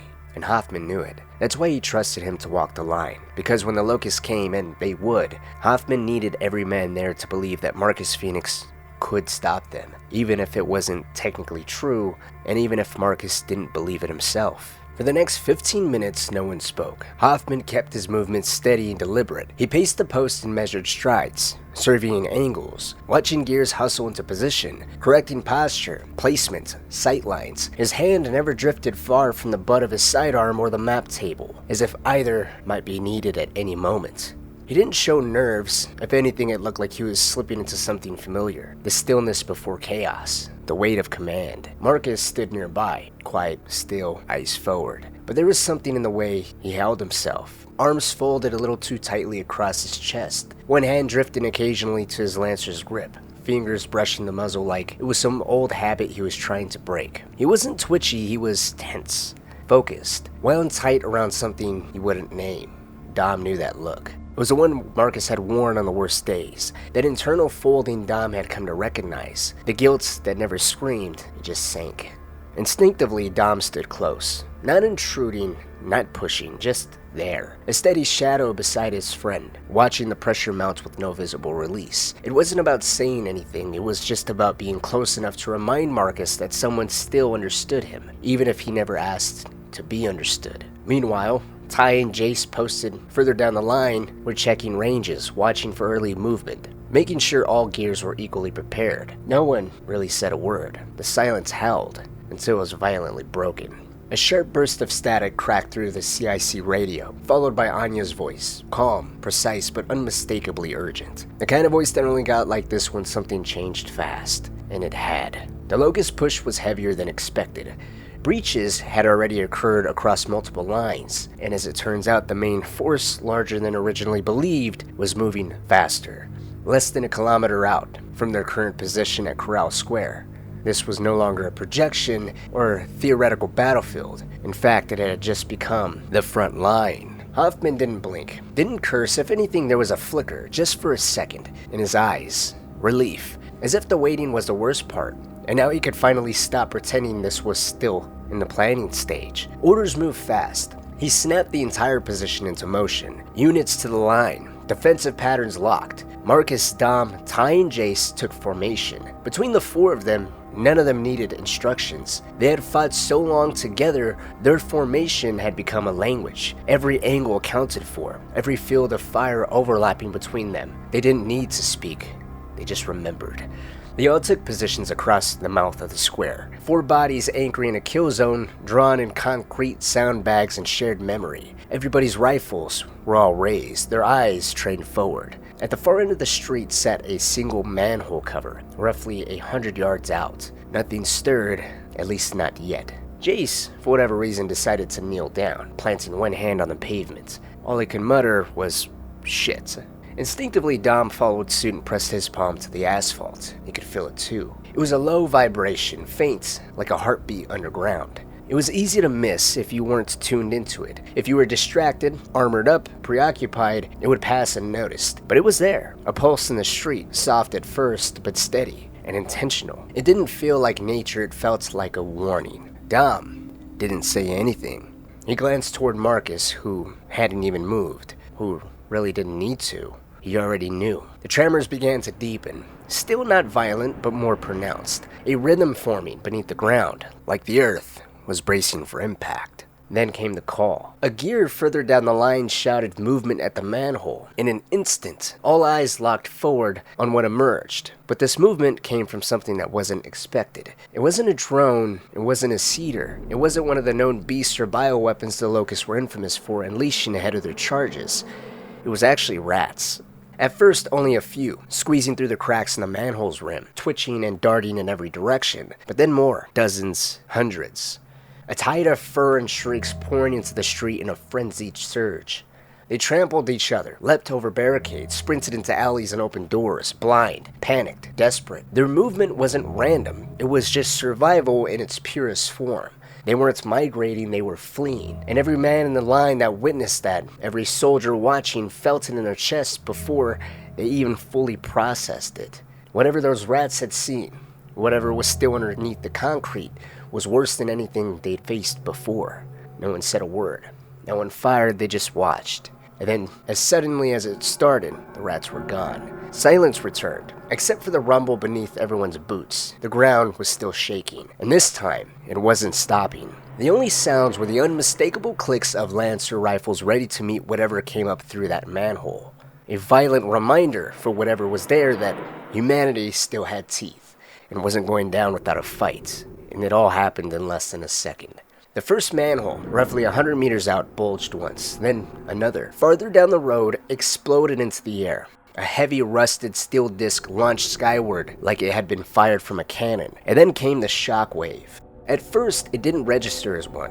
It looked like a ripple tearing down the middle of the street, ripping concrete open in a straight, violent line. Paving stone buckled and split. Slabs of asphalt flipped into the air like teeth popping from a jaw. It came fast, like the road itself was being unzipped. Some of the gears didn't even have time to react. Dom felt the street lift beneath his boots. A violent pulse of earth, stone, and water blasting upward in a geyser of shattered brick. Dirt and debris rained down in chunks. For a moment, he wasn't even sure if he'd been thrown or if the world had tilted beneath him. As he struggled to get back onto his feet, screams rang out, shouts for positions. Someone, maybe Ty, was calling out a name.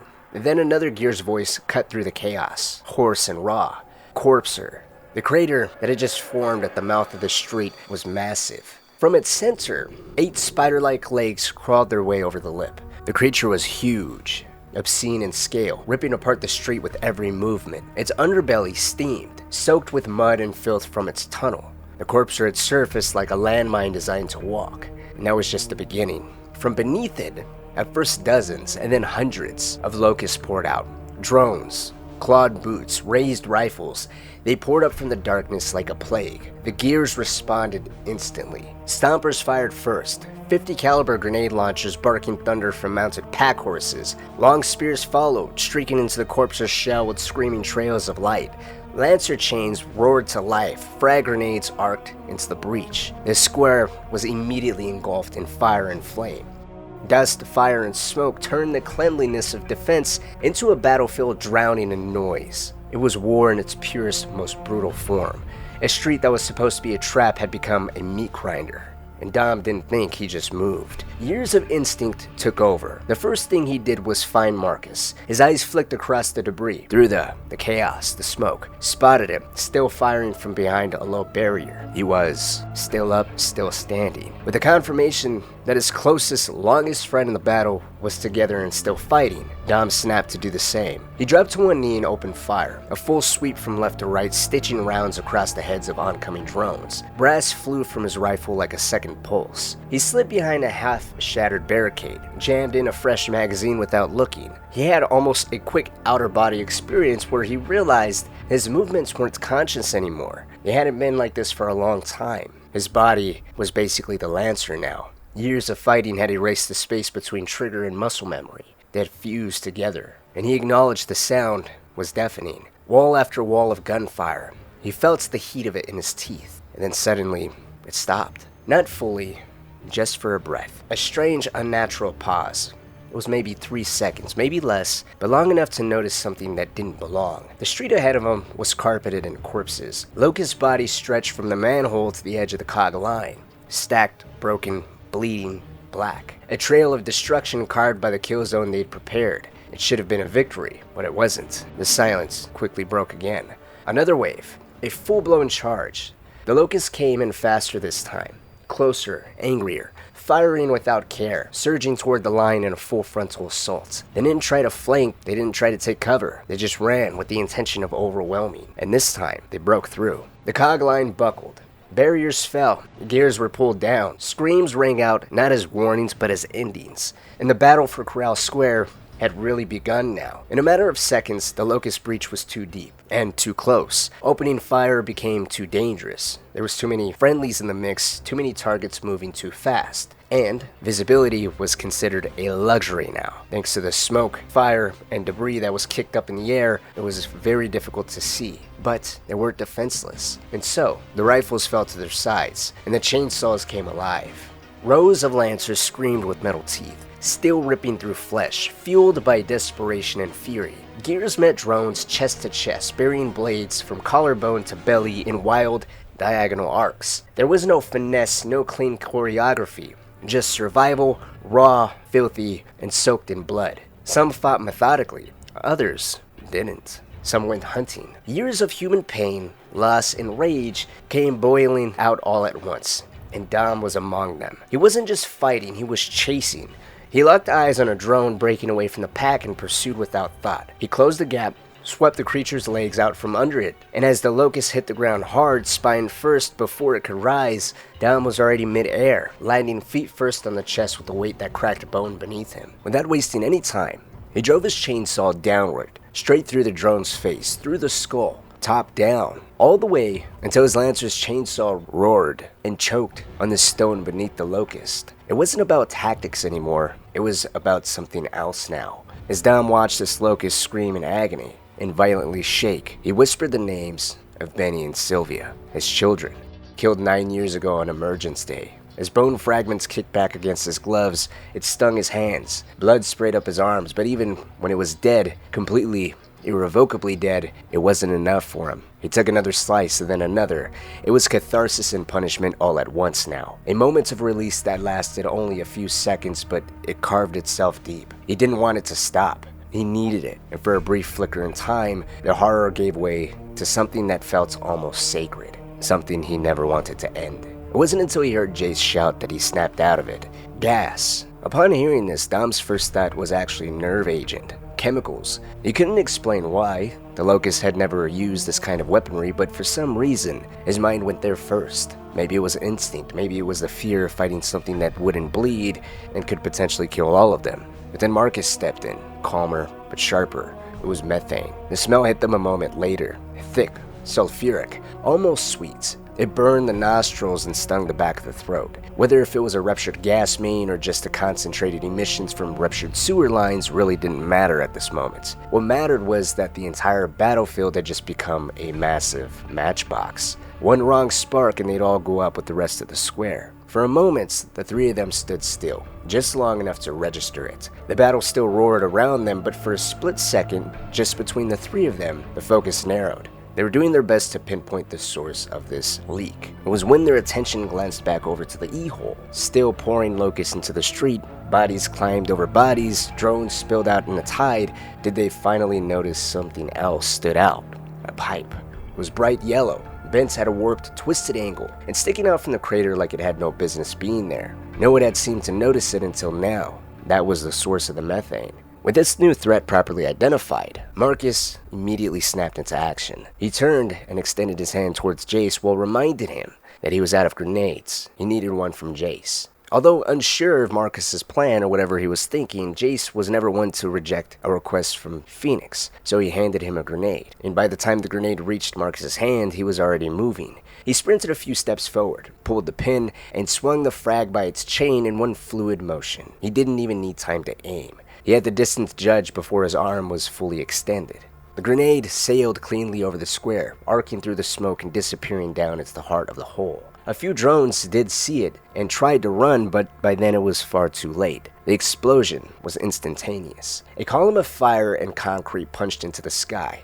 Slabs of stone launched upward and then rained back down in chunks. The blast was so powerful, Marcus was knocked on his back. Dom threw himself behind cover in a desperate attempt to shield himself from rogue flames. And after a few seconds of personal safety, when Dom looked up, the E-hole was completely engulfed in flame. The pipe had ignited. The flames were methane-fed now, roaring like a jet engine, twisting upward in a blinding golden pillar. It didn't just collapse the tunnel, it seemed to have sealed it. No more locusts were coming from that hole alone, and that turned the tide instantly. The remaining drones were immediately cut off, scattered across the square with no reinforcements and nowhere to run. And from every street, every alley, every shattered structure, gears converged, and reinforcements had arrived by now. What ensued wasn't a battle, it was a pure reckoning.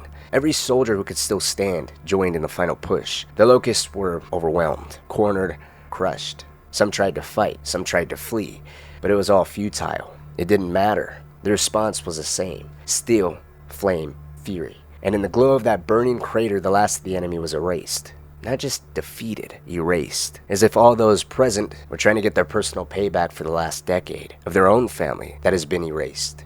With everything cleared up, for a moment it was quiet. Corral Road, at least for now, was secure. The bodies were still cooling, smoke still hung in the air, but the immediate threat had been contained. The war, of course, was far from over. You could still hear it, just not see it. Artillery continued to thump in the distance, while the familiar rattle of lancers cracked from somewhere deep in the urban sprawl. But here, in the financial district where Corral Square was, it seemed to be more of its own isolated pocket, surrounded by a vertical maze of steel and glass towers packed so tightly that getting a clear view required a rooftop or a raven. Down at street level, everything just felt walled in, compressed, and claustrophobic. Feelings that only intensified when they realized nobody here could establish communications with teams outside the square. Jace in particular worked to reestablish comms, crouched low beside a toppled barrier with his radio kit in pieces, cursing as static fed him half sentences and broken signals. While he struggled with that, Marcus and Dom moved quickly toward the command post, back towards the makeshift stronghold where they found Hoffman already pacing, fists clenched and jaws set. Hoffman wasn't just frustrated, he was furious, pissed off. Not with his men, not with the battle, but with himself. The assault on Corral Square, it seemed, wasn't the main push after all, as he wholeheartedly believed. Instead, it appeared to be a clever attack by the Locust, designed to bait and distract. And now their communications were being jammed, strategically and systematically. The enemy wasn't just moving with purpose, they were thinking, and it seemed to be at a rate that was quickly outpacing the Coalition's best minds. What little intel had managed to make it through the interference confirmed it. Pockets of Locusts, some over 1,000 strong, had bypassed the defensive lines entirely. They'd made it into the city through the old metro system, a route everyone believed was sealed. The tunnels had been shut down for years and their entrance mapped and reinforced, with even some of the deepest tunnels not believed to reach the heart of the city. Clearly, that wasn't true. There had to be another fissure or some tunnel that wasn't mapped out or known about, and now the enemy was pouring through it. As if that wasn't bad enough on its own, there was something else in the sky. Reavers, flying low, ducking beneath the skyscraper skyline, maneuvering through alleys like vultures that knew exactly where to land. One of them banked hard over a row of buildings and vanished behind a tower block, not toward a firefight, but toward something else, something that even Dom couldn't quite place. And his inability to identify the Reaver's trajectory or even its end goal sent a shiver down his spine. Something wasn't right, and as if to confirm everyone's suspicion, through the static a voice finally broke through the comms. Clear, just for a second. It was Anya. Her voice was on the open channel, broadcasted for any unit still receiving. It was a last-ditch call for help, desperate but composed. The kind of calm only someone who had already accepted the worst could deliver. The message was short and increasingly fragmented, but unmistakable. She announced the Locusts were at the Tyrus Bank headquarters. CIC had been breached. They'd come up through the metro system, some unknown tunnel or breach that had put them right underneath the heart of the city's command center. And this wasn't just a raid. They were trying to cut the head off the entire operation, and they were doing it fast. Anya's voice began to shake and waver as explosions boomed behind her, muffled at first and then sharper, closer, maybe inside the building, maybe right outside of it. Then another burst of static and then the silence. The line went dead. Her final words were, "They cut us off, they're in the building, we're going to have to." And then nothing, just dead air. Dom looked to Marcus, not for answers, but just to read the reaction. And it was all there, etched into Marcus's face before he could bury it. The disbelief, the rage, the realization that this wasn't just a strategic failure. This had instantly become personal for Marcus, because Marcus knew who was still inside, knew what losing the bank meant, not just for the Coalition, but for him. And somewhere in that silence, something shifted. The weight of the war, the guilt, the pressure, the expectations, all of it collapsed inward, finding the one man who had spent his entire life carrying it. It was a flicker of a much larger burden that was going to break him soon. What are you doing here? It's your father. He needs you. He needs you. Anya, wait! What the hell's going on? With communications down, the situation at Corral Square turned from chaotic to critical. For Hoffman, it was much worse. As the architect of the entire defense of Ephyra, he wasn't just another commander, he was the last thread holding the COG's survival strategy together. And without a working line to CIC, that thread was starting to fray. Every second they spent cut off meant another second the Locust gained ground, another sector overrun, another plan rendered useless. He needed to re-establish communications, and Marcus was the first to make it be known. He stepped forward, direct and focused. He reminded Hoffman that they needed to take the old Tyrus Bank back immediately. Everyone knew what that meant. The Coalition's primary command and information center was of course housed in the bank's fortified vaults, but more importantly, Anya was there. It wasn't a secret, not really. Marcus and Anya had been something for a while now, a relationship built in fragments, between missions, between deployments, between the silences only war could create. They never made it public, they didn't need to. Anyone who saw how Marcus looked at her or how Anya's voice changed when he was in trouble already knew it. But this wasn't just about love, not anymore. Anya wasn't just another gear, she was the nerve center of the COG's communication network, the best signal operator they had. Hoffman knew better than anyone without her the entire war effort might go dark, but more importantly, was locked away in classified vaults inside of CIC were the Coalition's strategic command books. These were files that held secure comm codes, troop deployments, fallback plans, defensive positions, and supply caches. If the Locusts got their hands on them, there wouldn't be a second front. There wouldn't be a counteroffensive, there wouldn't be a fallback plan. It would be over. Total collapse, human extinction. All cards would be revealed.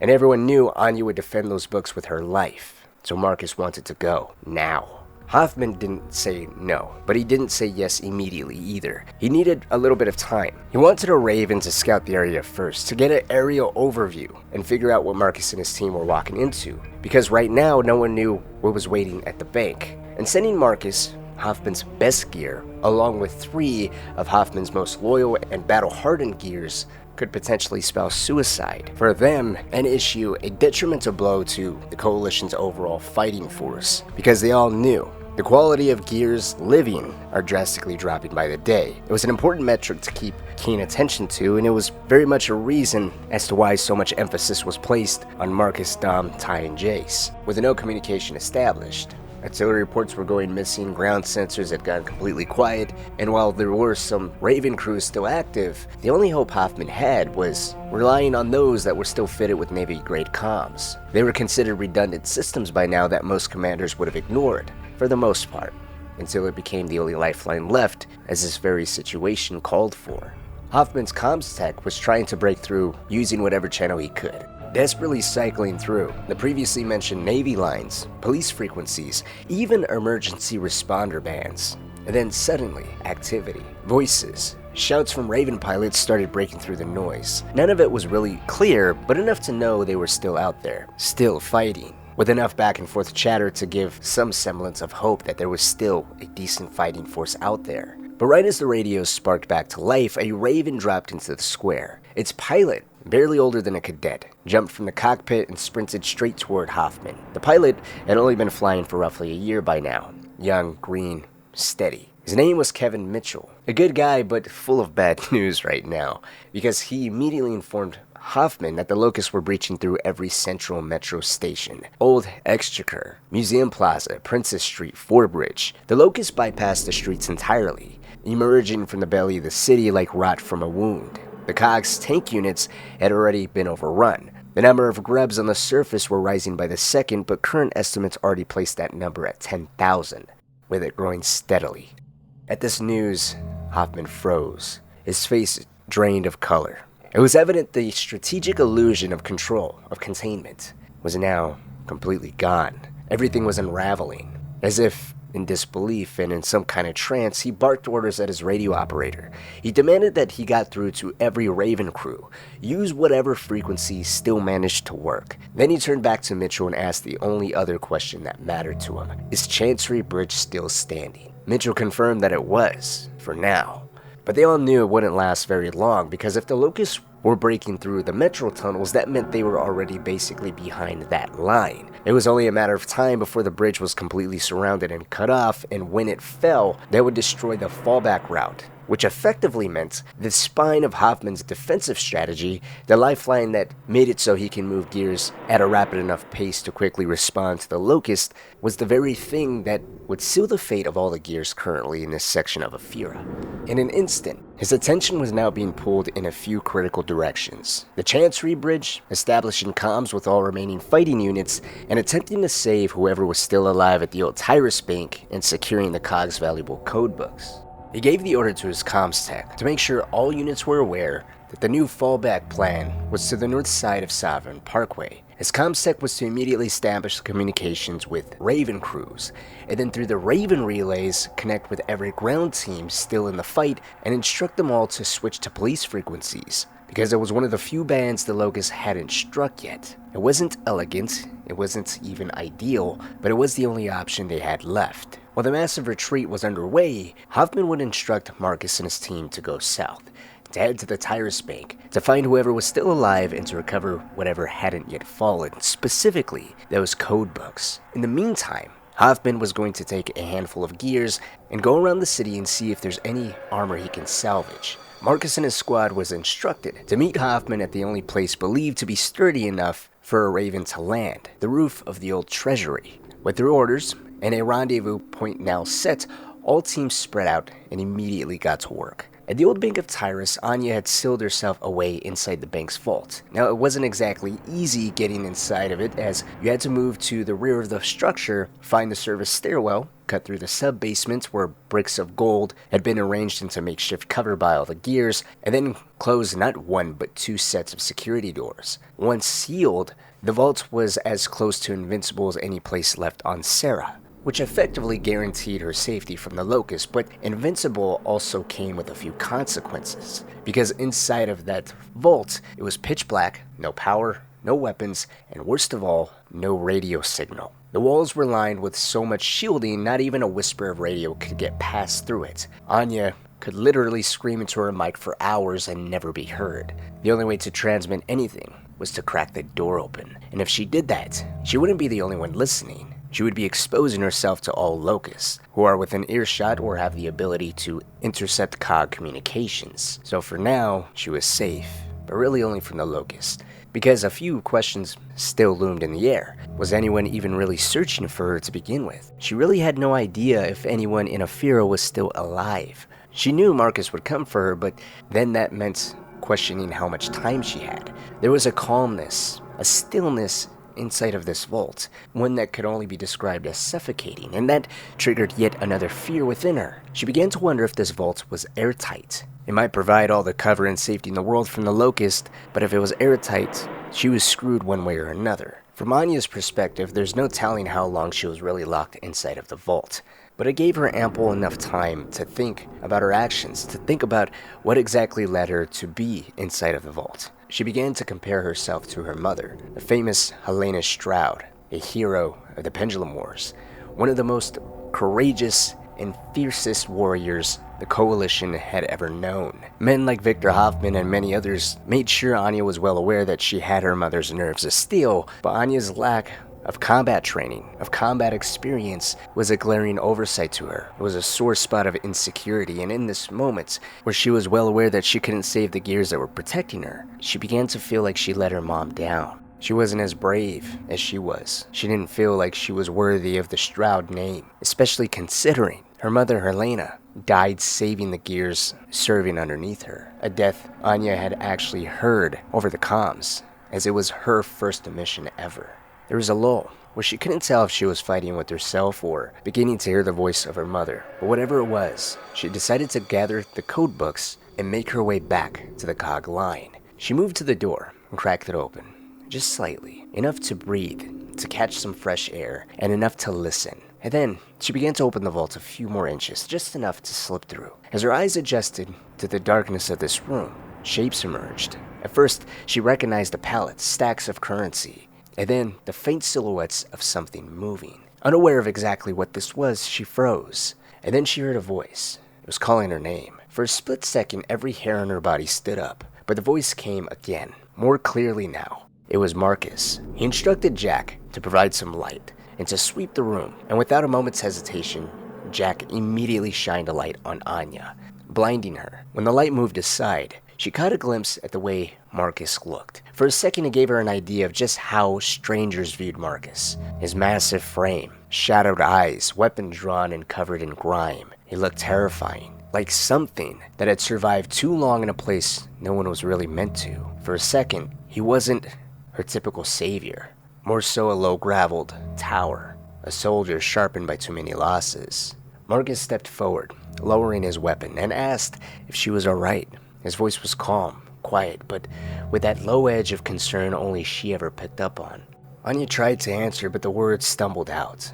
She was trembling, and not from the dark, or really being scared. It was purely from guilt. The way she'd fled the command post, the way she hadn't been able to hold the line with the other gears, the way she hadn't lived up to her mother's reputation. She tried to justify running, that it wasn't a coward's move. She ran because it was the only way to keep the codebook safe, but in some way it still felt like a failure to her. She admitted as much, trying to explain through shaky breath that she'd taken the codes, sealed the vaults, and prayed it was the right call. Her voice cracked. She looked like she hated herself for surviving.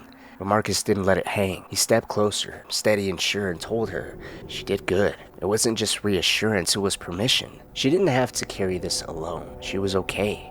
But there was no time to linger. He told her they had to move. They had to meet Hoffman on the treasury roof. The fallback had already begun. They weren't beaten yet, but the city was closing in. As they made their way through the gloom of the adjacent room, the moment shattered. Gunfire erupted from the shadows. Anya flinched. The muzzle flashes were blinding, the noise like thunder in a closed fist.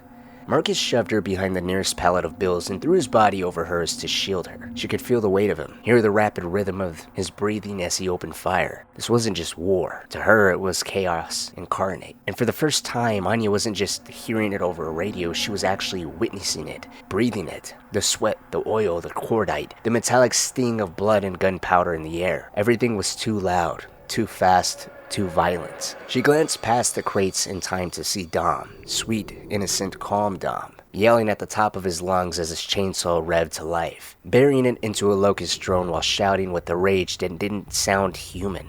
And it was in this moment that she understood. This was the world Marcus lived in every single day. This was what he carried in silence, the things he buried deep down and walled up and kept away from her. The firefight ended in seconds, but to Anya it felt like hours. When Marcus yanked her up, his grip was so firm it almost hurt, but it was the only way to get her moving. He picked her up so hard, in fact, that she needed to run to catch her balance. Her legs were shaky, and thankfully it was her adrenaline pushing forward, but her mind also was racing. She now understood what these men really went through every single day. She heard it, she always witnessed it by proxy, but it wasn't until now that she had an actual taste of it. As they reached the doors on the opposite side of the room, somehow they managed to blow open ahead of them, and for a moment the sun hit Anya square in the face. Blinding, hot, almost peaceful, until her vision adjusted. They were now on the second floor that connected the CIC building to the upper terraces of the Treasury. The corridor connecting these two buildings stretched out in a long arch of shattered glass and steel. That very corridor had once been a gallery of pride, lined with towering windows that opened up to all of Ephyra. From here, soldiers and commanders alike could look out and see the city in full. Its symmetry, its strength, the beating heart of the Coalition. That view had always been a reminder of what they were fighting for, but now it was a nightmare. Marcus instinctively stepped in front of Anya, trying to shield her from the worst of it. He knew exactly what those images could do. The kind that didn't just shock you in the moment but stayed with you. The kind that surfaced in the quiet, when your eyes closed and you thought you were finally safe. He couldn't block it all though. Between the shape of his frame, she saw what was coming. The streets below wasn't crawling, it was flooding. A brumach stomped its way through what had once been a peaceful shopping district, the ground shaking beneath its weight. Its cannon arm hummed with charge, already preparing to fire. Beneath it surged a tide of locusts, disciplined, relentless, and endless. They poured in like a living current, thousands of them. This wasn't a raid, it was a full-on proper invasion now. Anya's breath caught, her voice barely a whisper. All she could mumble was, "Oh my God." Marcus reached out, hand firm on her arm, grounding her. telling her not to look. There was no more time to argue. They moved fast, boots striking glass and concrete, kicking through blood trails and empty casings. Every footstep echoed with more than sound, it carried weight. The weight of what was happening in real time. The collapse wasn't theoretical anymore. It was no longer something that might happen, or a future they still had time to prevent. It was here. It was happening. The city was falling, block by block, command by command. Ephyra was dying, but they had no choice except to keep going. By the time they reached the treasury balcony, the group spotted a raven hovering in the smoke, a miracle in motion. For the briefest second, it looked like hope. But hope had a habit of dying fast in this war. Anya, so locked on the sight of this salvation, didn't see what Marcus seen.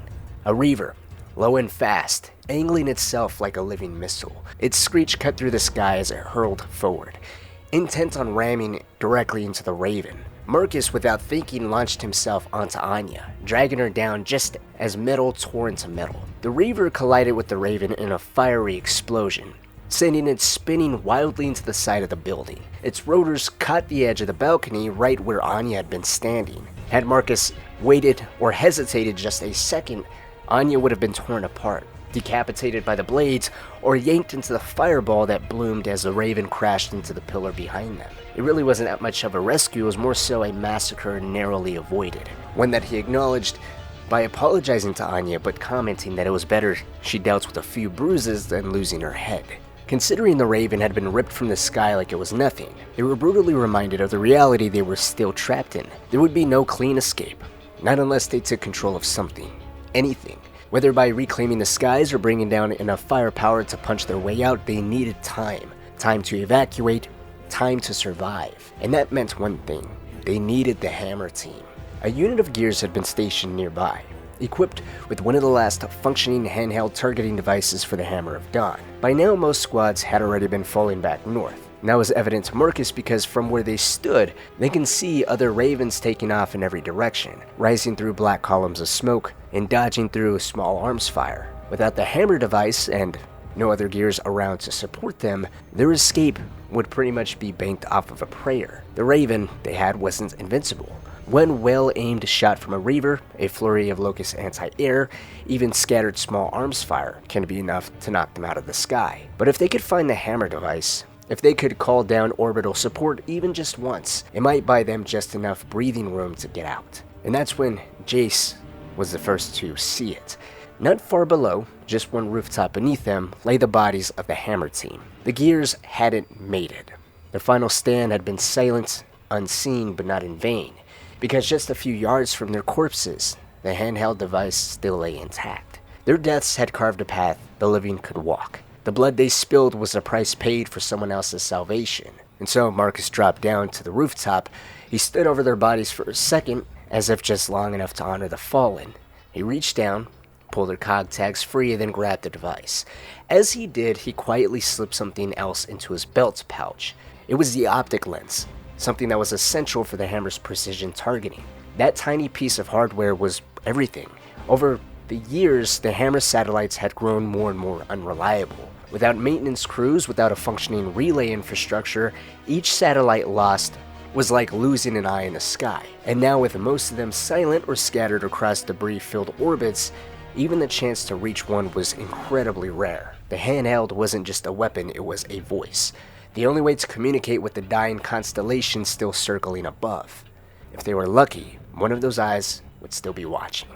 Marcus clutched the device, his jaw tight. The weight of it wasn't just metal, it was yet another responsibility. A final tool, in a war where every advantage had been squandered already. Behind him, the second Raven had begun to descend, engines screaming as it hovered near the edge of the rooftop. The swirled blades howled. As Marcus pulled himself up back to the rooftop with everyone else, he was informed by Anya that she had already gotten word. Hoffman was a floor beneath them, pushing to rendezvous, to not leave just yet. They couldn't leave their colonel. Agreeing, but not willing to waste any more time, Marcus turned sharply, barking orders to Dom, Jace, and Ty to get the Raven ready and to strap themselves in. He and Anya would wait for Hoffman together. After several tense minutes, Hoffman emerged, alone. His right sleeve was soaked in blood. Fabric torn and darkened where shrapnel had cut deep. Marcus and Anya moved without thinking, both instinctively reaching out for him, but Hoffman waved them off. doing his best to calm them down by just telling them he was hit by some shrapnel, but he was fine. Besides, he wasn't here to be treated. There was something else, much more urgent now. Word had come from the gears holding Chancery Bridge. They were being overrun. The Locusts had thrown everything at them. The line was breaking. The bridge, one of the last direct routes into the city's heart, was on the verge of failing. It wasn't just a tactical loss. If Chancery went down, Ephyra wouldn't just be under siege, it would be carved wide open. And because of that, Hoffman didn't want to deploy the hammer just yet. What he wanted, or more so what he needed, was for Marcus and his team to get to the bridge, support the remaining gears, cover the retreat, and trigger their hammer strike themselves. Blow the bridge sky high. Deny the Locusts the entry they were clawing toward. It seemed like a sound strategy, but Marcus was still focused on Hoffman's injuries. He tried to push back, told him to get treated, told him to let someone else lead. But Hoffman wasn't having any of it. He said he was actually going alongside Marcus, not to lead, but to watch his gears. As the two of them went back and forth, Anya stepped aside, patching into the Raven network, working fast to secure some kind of second bird for Hoffman's evac. As she cycled through comms, her fingers tapping, eyes scanning, and then something finally came through. A voice, faint, breaking protocol, unexpected. It was Adam Fenix. Dr. Adam Fenix never used standard military channels. He didn't need to. As head of the Defense Research Agency, he was above the chain of command, far beyond it actually. But there he was, his voice coming through static. Urgent, distracted, frantic. Anya instinctively tuned out the voices around her, stepping away to hear Adam Fenix better. She broke protocol and spoke to him directly, unsure if this was real, unsure if the signal was even stable. Adam wasn't calm. He wasn't detached. He was just calling for one reason. Marcus. He asked if his son was there. Then he told her. The Locusts had broken through the eastern barricade. His estate, the Phoenix estate, was being overrun. Adam wasn't calling for extraction. He wasn't even calling for help. He just simply wanted to say goodbye to Marcus. Anya felt her stomach twist violently. She stumbled back to Marcus and Hoffman, her voice low and shaking. Her mind couldn't keep up with the weight of what she just heard. She tripped through half-formed sentences until finally the words came jumbled out. That Marcus's father was on the line, that he was calling to just say goodbye. And when she turned to speak back to Adam before handing the headset over to Marcus, she realized the signal had already gone dead.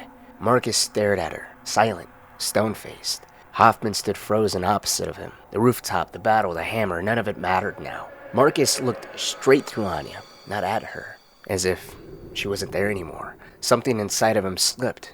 Quietly, without seemingly being conscious of it, he muttered that he's going to save his father. Hoffman, on the other hand, raised his voice. He demanded that Phoenix understood that the mission comes first. The hammer has to reach Chancery. Marcus, still seemingly as if he was in a daze, without even looking directly at Hoffman, responded. He said that he wasn't going to leave his father to die. His voice was flat, cold, detached. He seemed to avoid everyone's gaze. He wasn't looking anyone in the eyes. He wasn't even seeming to properly acknowledge them. Meanwhile, Hoffman and Anya were confused, hit in disbelief. Marcus had never disobeyed a direct order. The two of them stood there stunned. They couldn't speak. After a few seconds, Hoffman managed to snap out of it, and he pointed to the Raven, raising his voice again with frustration. He told them that there are gears in far worse positions than Marcus's father. Soldiers are dying out here, fighting without a choice, that this isn't about him. As Hoffman's face turned red with anger, before Anya could stop it or even realize what was going on, she realized Hoffman and Marcus were face to face all of a sudden. Hoffman was built like a tank, a massive man on his own, but Marcus loomed over him with something heavier than strength. He seemed to just be radiating grief, resolve, anger, a whirlwind of emotions that couldn't be identified as one singular source. The weight of everything he'd carried and everything he was about to lose. His voice dropped, quiet and final. He told Hoffman, verbatim, that I've put my life on the line since I was 18. Followed every goddamn order, even the ones that made no damn sense. But now, I'm going to save my father. With all due respect, sir, fuck you. Marcus turned and began to make his way towards the Raven. Meanwhile, Hoffman recoiled, blinking, like the words hit him harder than any punch ever could. But he didn't back down. He tried again. A final attempt, believing that he can talk some kind of sense into Marcus, that he wasn't thinking straight, that he was just yet another poor soul cracking under the constant hell and fighting that he's endured over the last decade. Hoffman laid out the cost, the lives on the line, the bridge, the war, that this was the final straw. As his voice cracked, Anya saw a man that was no longer commanding but just desperate. And in that desperation, he made a threat. He told Marcus that if he walks away now, Hoffman will personally see that he's court-martialed, war hero or not, and that he'll make sure that Marcus is buried for this decision. This threat was simply met with Marcus saying, "You do that, Colonel." If this was any other soldier, Hoffman would have thrown a punch, would have knocked him out long ago, but this was Marcus. He adored him, and for all the years of barking in battle, this was a kid that he viewed as the world. Not just respected, but he relied on him. Outside of Dom, no gear meant more than him. So the sight of Marcus continuing to walk towards the Raven and not acknowledge his commanding officer, Hoffman made one final attempt. He ran after Marcus. He reached, grabbed him by the shoulder and spun him around, and he said something no one would have expected. He told Marcus that his father's been sitting on his ass this whole damn war, inventing shit that hasn't done a damn thing. He hadn't made a dent in the Locust. He's not worth the life of any real fighting gear, and he's especially not worth Marcus's. Hoffman didn't shout it. He wasn't really cruel about it. He was just being pure honest. It was the first time he ever actually let his real feelings towards Marcus's father be known as well. Hoffman never really has respected Adam. He saw him as less of a man than Marcus. It was a bitter, brutal truth Hoffman had always believed, and he kept it quiet. And he said this right now as reason, as logic, as a way to get back to snap Marcus into reality. But it had an adverse effect. It hit something deep inside Marcus that no one had ever touched. Because when it came to his father, Marcus was one giant raw nerve, pulled tight, hidden behind years of steel and silence. It was a nerve that's not even Dom was aware was there. If there was ever a person that knew how deeply that nerve struck, it was Carlos, Dom's older brother, who also tiptoed around it. But like a minefield, getting ready to explode, Hoffman had just hit it. Marcus, in response, didn't speak. He didn't think. He instinctively just swung. A brutal, clean right hook, bone on bone. Hoffman hit the ground hard. He didn't yell, he just groaned. Anya's heart stopped. She ran to Hoffman, dropping beside him, hands trembling as she checked his head, his pulse. She screamed at Marcus, asking what he was doing and if he was insane. Marcus didn't answer. He just looked stunned, as if he wasn't aware that he just knocked out his commanding officer. And for a second, it looked as if he was actually going to move towards Hoffman to help him up, to say something, to fix it. And maybe in some time, if he did do all that, all of this would have been forgotten. But he didn't. He turned and ran for the Raven. The last thing Anya or Hoffman heard of him was him telling Anya to get Hoffman on the other bird. And then he vanished. Anya wasn't able to move. She couldn't move. This wasn't the Locust, it wasn't the bombs or the blood, this was Marcus that broke her. It was the first time she ever froze on a battlefield. And her fear didn't come from just hitting Hoffman, it was the consequences. She wanted to run after Marcus, to scream at him, stop him, save him, but something in her, whether it be duty, fear, heartbreak, kept her rooted to Hoffman's side. Because he was barely conscious, he was still groaning, bleeding from the side of his head. With her help, he jammed his earpiece back into place, the one Marcus had knocked loose with that solid punch. Hoffman keyed into every channel. He screamed. He demanded that Fenix turn his Raven around, that this was an order, that they needed him at Chancery, and he kept repeating that he was needed. But no matter how many channels he cycled through, no matter how loudly he shouted, Marcus never responded. It was believed Marcus had cut him off, potentially even yanking out his earpiece as he didn't want to hear it. But every open channel was still live. And now, because of Hoffman connecting to all those channels trying to get Marcus's attention, he actually got everyone else's attention. Marcus Fenix's disobedience, his defiance, was no longer private. It was public. Hoffman shouting through a dozen lines, calling, pleading, it really did nothing but seal Marcus's fate later on. And with no more word from him, all they could do was reach for their hammer, the handheld piece that Marcus had left behind. Because that was there was still a glimmer of hope of somewhat saving the Chancery Bridge, but there was yet another problem. The targeting optic, the most important piece, that was still in Marcus's belt, and Marcus was already long gone. This building used to be a beautiful place. There's a lot of history here. A lot of lies, too. Well, you've got some nerve, soldier. I know all about your trial. It had been 20, maybe 30 minutes since Marcus punched Hoffman and disappeared into the sky with the hammer control unit strapped to his belt. 20 to 30 minutes that could have made the difference. 20 to 30 minutes that could have saved Chancery Bridge. By the time Hoffman and Anya finally reached it, the sight that greeted them was nothing short of gut-wrenching. Chancery Bridge, once a 6-lane steel artery connecting the north and south ends of Ephyra, was now a war grave in real time. Smoke choked the skyline. Columns of it rose from craters in the highway, mixing with the falling ash and the distant scream of artillery. The main span was a jagged mess of blackened debris and collapsed supports. The air shimmered from heat, warped by explosions that had long since died out but left their scars behind.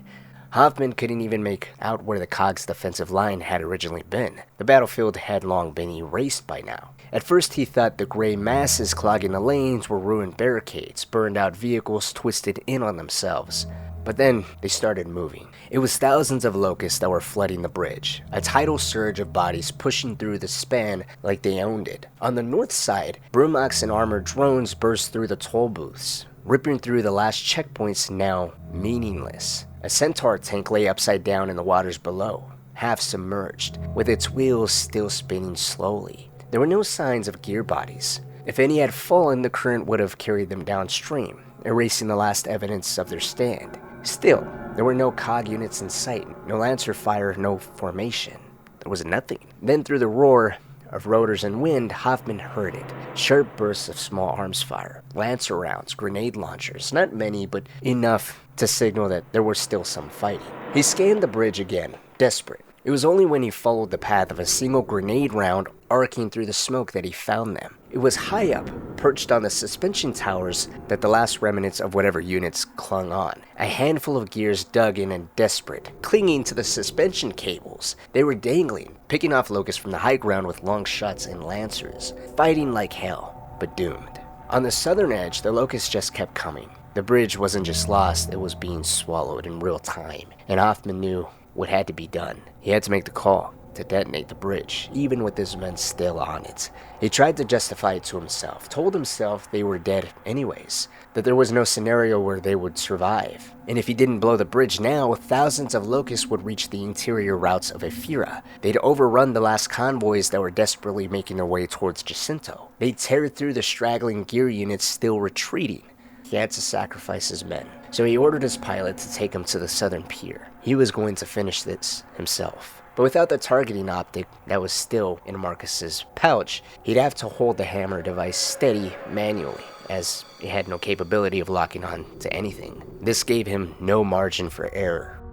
As the Raven descended through the smoke, hovering just above the broken platform of the southern pier, Hoffman stood at the edge of the ramp, bracing himself against the wind and ash. His mind should have been on the gears he was about to kill, or on Marcus, but it wasn't. His last thought, before squeezing that trigger, was on Adam Fenix. He should have known his son better. He should have never called. That was a selfish plea that cost the Coalition Chancery Bridge, cost Hoffman his best gear he'd ever trained, and cost humanity one damn chance they had left to hold Ephyra. He cursed at him.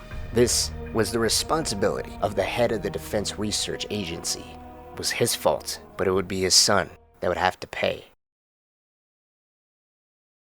I just lost my fucking brother, alright? You hear that? My brother! You and your tower and all this fucking emotion can go to hell! Everyone knows the story of Marcus and Dom. Brothers not by blood, but by everything that mattered. Forged in the fires of loss, bound by shared tragedy, and hardened by a world that fell apart around them. Long before Emergence Day, before the Locusts turned the surface into a battlefield, Marcus and Dom already knew pain. They were among the few who had history long before the world came to an end.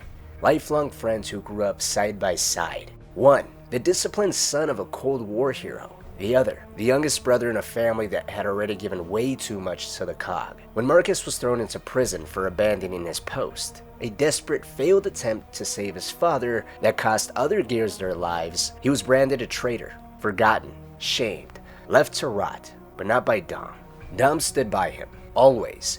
He refused promotions, gave up his personal time, and willingly remained on the front lines, not because he had to, but because Marcus wasn't there to do it anymore. Dom fought with everything he had, holding back the Locust horde, protecting civilians, and in every spare moment, searching for his missing wife, Maria, all while fighting another war behind the scenes, one against the Justice Department administration, desperately trying to overturn Marcus's dishonorable discharge and death sentence to Hesketh Prison, otherwise known as the Slab, a place where a 2-year life expectancy was considered mercy, or hell, depending on how you looked at it. Either way, death was guaranteed. To Delta Squad, Dom was its heart, fiercely loyal, quietly broken, protective of those he loved to the point of self-destruction. And to those who knew him and Marcus before the war, there was something else too, something older. Dom was the echo of someone they had all lost, Carlos Santiago, the man Dom had grown up idolizing, his older brother, and by Marcus's own account, his first real friend.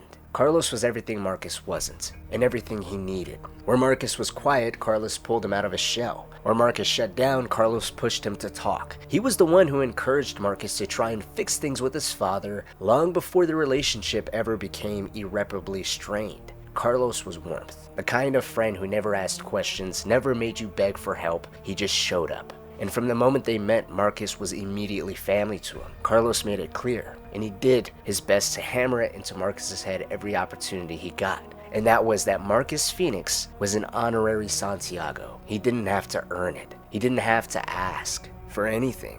And when Carlos died, killed during the Pendulum Wars, something in Marcus broke. Bernie Mataki would later say Marcus shrank to half the man he was, and she wasn't wrong. After Carlos's death, Marcus spoke less, smiled less, trusted less. Even with Dom, he pulled inward, but he also held tighter, because if he lost Dom too, he knew he wouldn't survive. Carlos isn't mentioned much in the games. His story's mostly buried beneath the noise of bigger wars and louder heroes, but his impact, it never left, especially not on Marcus or Dom. Today we're going to tell Carlos's story. Carlos Santiago, the brother, the soldier, the man who shaped Marcus and Dom, who beamed with pride watching Dom stumble through his wedding vows to Maria, whose death left a scar across all of their lives, the one who never let Marcus feel alone, because in his eyes, Marcus never was.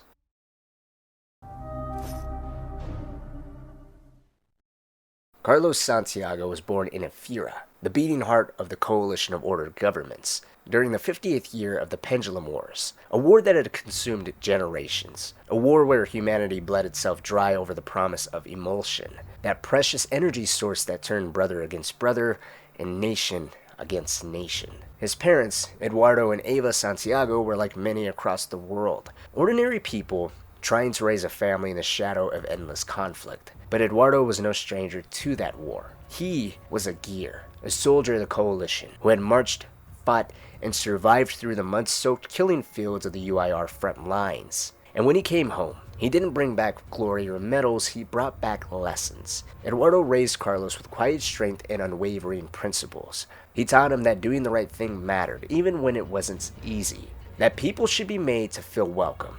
That protecting those who couldn't protect themselves wasn't just noble, but it was necessary. These weren't just ideals, they were expectations, part of the Santiago bloodline, passed down like heirlooms. The military legacy of the family ran deep, but Eduardo never glorified it. He spoke of it honestly, through stories of muddy trenches, sleepless nights, and the kind of brotherhood forged only in the furnace of fear and fire. He talked about the camaraderie that came from shared rations and tighter living quarters, the kind of bond built in barracks and foxholes, where honor and sacrifice weren't abstract ideas, but were the names of the men who just didn't make it home. And Carlos grew up in that world, not one of violence, but one of values, of duty and dignity, of looking out for others because that's what men like Eduardo had done, and what Carlos would one day be expected to do. It was in those quiet early years in the heart of a city built for war that the foundation of the Santiago family was laid, not just in uniform but in heart. A few years after Carlos was born, the Santiago family grew once more. Another son, Dominic. But to Carlos, he wasn't just a little brother, he was someone to protect, guide, and eventually someone to prepare. Carlos had already begun to absorb the weight of his father's teachings, but now those values had someone to be passed on to. From the moment Dom could walk, Carlos took him under his wing. He didn't just love his brother, he shaped him, the same way Eduardo had shaped him, through little acts, through quiet strength, and just through presence. Carlos, meanwhile, was Dom's world, a figure of calm, confidence, and quiet leadership. Not because he demanded it, but because he lived it. He helped Dom tie his boots before school, walked him home, took the fall when Dom got into fights. He was there at every scraped knee, every punishment dodged, every moment when the world felt too big for a kid trying to make sense of it all. And where Eduardo spoke of duty and sacrifice as things earned through experience, Carlos showed Dom what they looked like in action. When the streets of Ephyra grew restless, Carlos stepped between Dom and danger. And when other boys mocked Dom's sensitivity, Carlos told him it was strength to feel. Don't push it away, embrace it. And when their parents couldn't always be there, when the war crept too close to home, Carlos filled the silence. He wasn't just a brother. He was the one Dom measured himself against, a North Star. And in doing so, Carlos did more than pass on values. He gave Dom a reason to believe in people, to fight for something more than just himself. He taught Dom that loyalty wasn't an obligation, it was a choice. One you made every day, especially when it hurt. In the Santiago household, manhood wasn't defined by rank or medals, it was defined by sacrifice, and Dom watched his father and brother move through the world in a way that showed him that love, when done right, often looked a lot like selflessness. That's what Dom inherited. That's how the boys were, Carlos and Dom, sons of a proud gear, raised in a home where duty was sacred and loyalty was inherited. They were close, spirited, and occasionally reckless, especially when it came to standing up for someone else. They took the idea of protecting others a little too close to heart, and sometimes they took it too far. But theirs was a happy, loving household. The kind filled with warmth, rough housing, and stories told across dinner tables. And when things got rough, they laid it out bare. They talked about it. Or, in Dom and Carlos's case, as they got older, they got a little physical. But at the end of the day, they were still brothers. They still loved each other and had each other's back. Marcus Fenix, on the other hand, knew none of that. It wasn't until Carlos was 10 years old that their paths finally crossed. Up until then, Marcus had lived in a totally different world. He had everything people thought they wanted. Wealth, legacy, the Fenix name. Everyone knew his father. Adam Fenix was a war hero to some, a household face on public broadcasts to others. His past with the Royal 2-6 Infantry, a unit so decorated it was known simply as the Unvanquished, earned the respect of soldiers all across the coalition of ordered governments. But that wasn't the version most of the boys at Olafson Intermediate School knew. They knew Adam as the COG's chief weapons director, the man who has been seen besides the chairman at podiums, giving speeches and pledging resources. They knew him as the donor, the public figure, the face of strategy and science. And that made Marcus's presence at Olafson Intermediate School even more baffling to everyone. With wealth, reputation, and every advantage imaginable, Marcus could have gone anywhere. Any private academy, any elite institution designed for sons or officers or scientists. But he was here, in a school filled with working-class boys whose families had bled in the trenches. Boys who grew up hearing stories of sacrifice and war and planned to walk the same path. Carlos and Dom were among them, raised on Eduardo Santiago's stories of camaraderie and the pride that came with service. Marcus was different, though. It wasn't just his background, it was everything about him. He was tall for his age, eerily thin, with a pale, ghost-like complexion and a jet black hair that made his features feel even more severe. His eyes, sharp, pale blue, were unsettling. They didn't wander or dart nervously like most new kids. They just stared in brief, cutting glances that made other boys look away immediately. And to top that off, Marcus rarely spoke. When he did, his words felt measured, precise, but off. He didn't speak like the rest of the boys. There was no slang, no easy rhythm, no sharp clipped tones. His diction was refined, overly formal. It didn't sound like a kid trying to impress anyone. It sounded like a kid who'd never learned how to talk to people his own age. And at Olafson, that kind of difference was dangerous. This school didn't handle outsiders gently. It was nationalist, built to shape young men into gears. Boys fought here often, not out of cruelty, but just out of hierarchy. You had to earn your place. You fought for it. And from the way Marcus carried himself, Carlos didn't think he could. Not because he was weak, but because he looked like someone who never had to fight at all. So Carlos made a quiet promise to himself that he would look out for the strange kid with the cold eyes and the legacy name. To him, it felt like the first real test of what his father had taught him: protect those who can't protect themselves. But that assumption would prove to be very wrong. For the majority of the day, no one messed with Marcus on that first day. His appearance alone made most boys uneasy. Still, Carlos made good on the promise to himself and decided at lunch he would sit next to Marcus, who was alone. In doing so, he tried everything to break the ice with Marcus as best as he could. By asking about Marcus's father, said he'd seen him on Cognet broadcasts, told him how massive the Phoenix estate looked like from the outside, even shared how he and Dom had once raced along the outer wall, daring each other to touch the gate and run. He fired off light questions. What was Marcus's room like? How big was it? How many toys did he have? How many butlers, servants? Or what was on the other side of the estate that faced Allfather's Avenue? Anything to get Marcus to open up, but Marcus still just barely spoke. At first, Carlos wondered if the kid just didn't like him. The silence was cold. To him, it felt like trying to talk to a wall. But as he kept trying, he noticed something very subtle.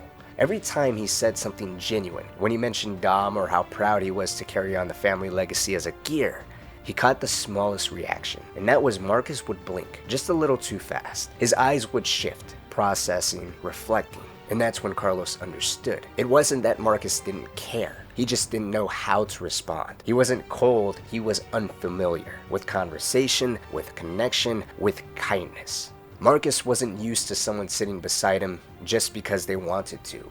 He wasn't used to being seen as a person, not a name, not a legacy. And Carlos, without realizing it, had become the first person to treat him like a boy, not a Phoenix. On this newfound understanding, he'd shift his strategy, and little by little Marcus would respond. In his quiet, measured way, of course. Even then, it was very brief. Comments on how it must be nice to have a brother, or how Marcus said his father always made it clear that his mom was the real scientist and he was just an engineer. It wasn't much, but it was still progress. When the bell rang and the students piled back into the main building, the usual chaos of moving bodies and voices filled the air. That's when Joshua and Roland Curzon made their presence known, shouldering into Carlos as they passed by. One of them, at the same time, muttered something under their breath about thinking he was better than everyone else. The words could have been meant for either Marcus or Carlos, but Carlos understood the message. The Curzons were testing them. They were looking for a fight, and he knew Joshua and Roland weren't the type to let things slide. They had already taken notice of Marcus earlier in the day. His quiet demeanor, the way he carried himself, and more irritatingly, the fact that Carlos had taken an immediate interest in him only made it all worse. After lunch, the Curzon brothers made their move. They cornered Marcus and Carlos in the schoolyard, trying to put Marcus in his place with a hard-edged introduction to a Lofson's unspoken social hierarchy. To them, Marcus was an easy target, the quiet, pale kid with the polished accent and famous father. And Carlos? He was catching just as much heat for what they saw as sucking up to the rich guy. Marcus, though, didn't react. He stood there silently while Carlos argued back on his behalf. The tension simmered but didn't boil over, at least not yet. The real trouble started during the final hour of the school day, during thrashball practice. Carlos made a point to get Marcus on his team, already anticipating that the Curzons, especially Joshua, hadn't let go of the earlier exchange. Now, thrashball was physical by nature, but what unfolded on the field was something else entirely. Joshua went after Carlos first, ramming an elbow hard into his back during a scrimmage play. Carlos retaliated moments later, stomping his boot into Joshua's instep when the officials weren't looking. But the worst of it came when Joshua tackled Marcus with unnecessary force, slamming him into the dirt so aggressively it was clear he was venting his frustration with Carlos through Marcus. And Carlos had seen enough. After the game, he followed Joshua off the field and confronted him, demanding he back off and stop trying to make a point at Marcus's expense, especially on his first day of school. But Joshua wasn't interested in listening. He brushed it off with mockery and a smirk, refusing to take Carlos or his warning seriously. Later that afternoon, the locker room had mostly cleared out. The sounds of students shouting and lockers slamming had faded, leaving only the low hum of distant chatter and the echo of dripping water. Marcus and Carlos sat side by side on a bench, but still in their sweat-streaked thrashball gear, the quiet stretching between them. They hadn't said much since the game ended. Carlos was still fuming over the way Joshua Curzon had manhandled Marcus twice and with intent. He'd seen enough fights to know when someone was trying to send a message, and today that message had been loud and clear. But Marcus, he didn't look angry at all. He was actually calm, focused, completely unbothered. Without turning to face Carlos, Marcus finally spoke. Measured, quiet, but direct. He told Carlos he was fine, that what happened on the field wasn't worth getting worked up over. To Marcus, it hadn't been some act of cruelty, it was just noise. A little bickering.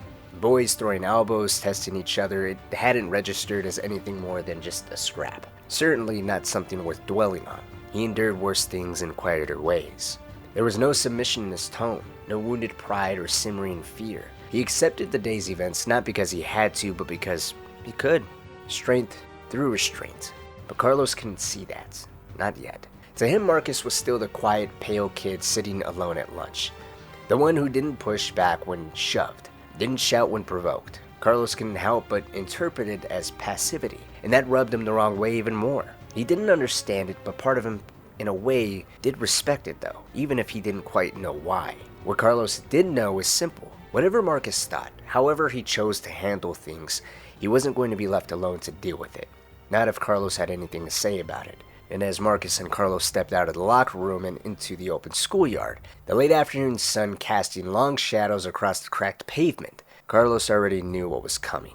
Waiting near the edge of the courtyard, exactly where Carlos had expected them, stood Joshua and Roland, waiting. Arms crossed and posture tense. They looked like they'd been holding in this exact moment all day. Carlos slowed, eyes locked with Joshua's. The look in Joshua's face wasn't aimed at Marcus, it never had been. His frustration had always been with Carlos. The way Carlos stepped up, gave direction, took charge like it came naturally. To Joshua, that made Carlos a problem. And Carlos met him with that same steady confidence he always carried himself with, daring Joshua to say what was on his mind. And Joshua didn't say much. He just threw his first punch. It landed hard, right in Carlos's mouth. Blood touched his lip. Sharp and sudden, but he didn't fall. Instead, he lunged forward and the two clashed in a chaotic blur, grappling, fists flying, dirt kicking up beneath their feet. It wasn't clean, it wasn't strategic, it was just raw instinct. Carlos was mid-swing when he suddenly felt a firm grip pulling him back. Marcus had stepped in. With quick, controlled motion, Marcus yanked Carlos out of the fight and stepped in front of him. He reached out, grabbed Joshua by the collar and slammed him to the ground with terrifying force. The thud of Joshua hitting the dirt sent a ripple through the few nearby students who had stopped to watch the fray. Roland rushed in to defend his younger brother and landed a hard punch right above Marcus's right eye. In a quick flash, Marcus froze. But it wasn't in hesitation, it was in thought. His grip on Joshua didn't falter either, but for a brief moment, it looked like he was measuring what to do next. Then with calm precision, Marcus pivoted and delivered a solid punch straight into Roland's face. It was not a wild swing. It was calculated, fast, and devastating. Roland stumbled back, clearly dazed, blood beginning to stream from his nose. The silence that followed made the impact echo even louder. To Carlos, it felt like something had changed in an instant. This wasn't how kids at Olafsson ever fought. They shoved, yelled, flailed, rolled around on the ground. Yes, a couple kids might have got involved, but at the end of the day, nothing was calculated. But Marcus didn't do any of that. He moved with purpose. There was weight in everything he did, even at 10 years old. And that hit that he landed on Roland, to Carlos, only grown-ups ever swung like that. And Carlos found his gaze fixed on Marcus's hand. Thin, pale, controlled. To him, there was no way someone who looked like that should have had that kind of power. But the way Roland reacted and the silence that fell around them said otherwise. And during it all, Marcus remained composed. His breathing was steady, his posture was still. There was no fear in him, no lingering anger, just quiet control. He stared the brothers down, and he made it clear, without raising his voice, that if they ever tried anything again, that would happen a second time. And that was all it took. Joshua and Roland scrambled to their feet and ran off. No final words, no threats tossed over their shoulders, just fear and retreat. Carlos stayed back, watching Marcus with something between confusion and awe. His lip was still bleeding, but his focus wasn't on that anymore, it was on Marcus. Nobody at Olafsson fought like Marcus Fenix. And Marcus, he stood there like the entire thing had gone exactly as expected. It was just another day to him. As Carlos's shock over how hard Marcus had hit began to fade, things between them started to settle. The aggression gave way to curiosity. Carlos asked why someone like Marcus Fenix, son of one of the most powerful men in the entire COG, was even at their school. With a father like Adam, he could have been sent to any military academy on the entire planet, and Marcus explained simply that his father wanted him to mix with people.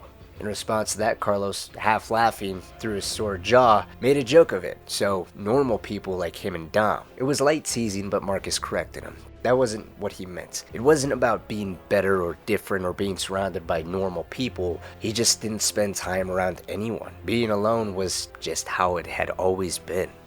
Then came the follow-up question. Carlos asked if Marcus's father had taught him to hit like that. It seemed like a natural assumption, but Marcus's answer was short, just a simple no. There was something in that one-worded reply that stuck with Carlos. Not just the silence that followed it, but the way Marcus said it. Quiet, empty, without bitterness, but not without weight either. There was something in his voice, a kind of distance. Carlos could tell it wasn't just about the punch, it was about absence, about the kind of relationship Marcus just didn't have. And so, he didn't push it.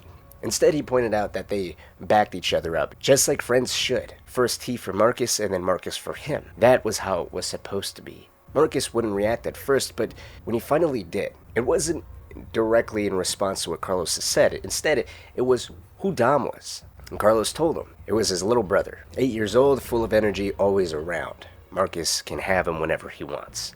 And again, the quiet, pale kid didn't say anything in response, just a quiet comment that it must be nice having a brother. It came out flat and emotionless, or so it seemed, but Carlos could tell it meant something. It was less a compliment and more a quiet admission. Marcus wasn't just used to being alone, he expected it.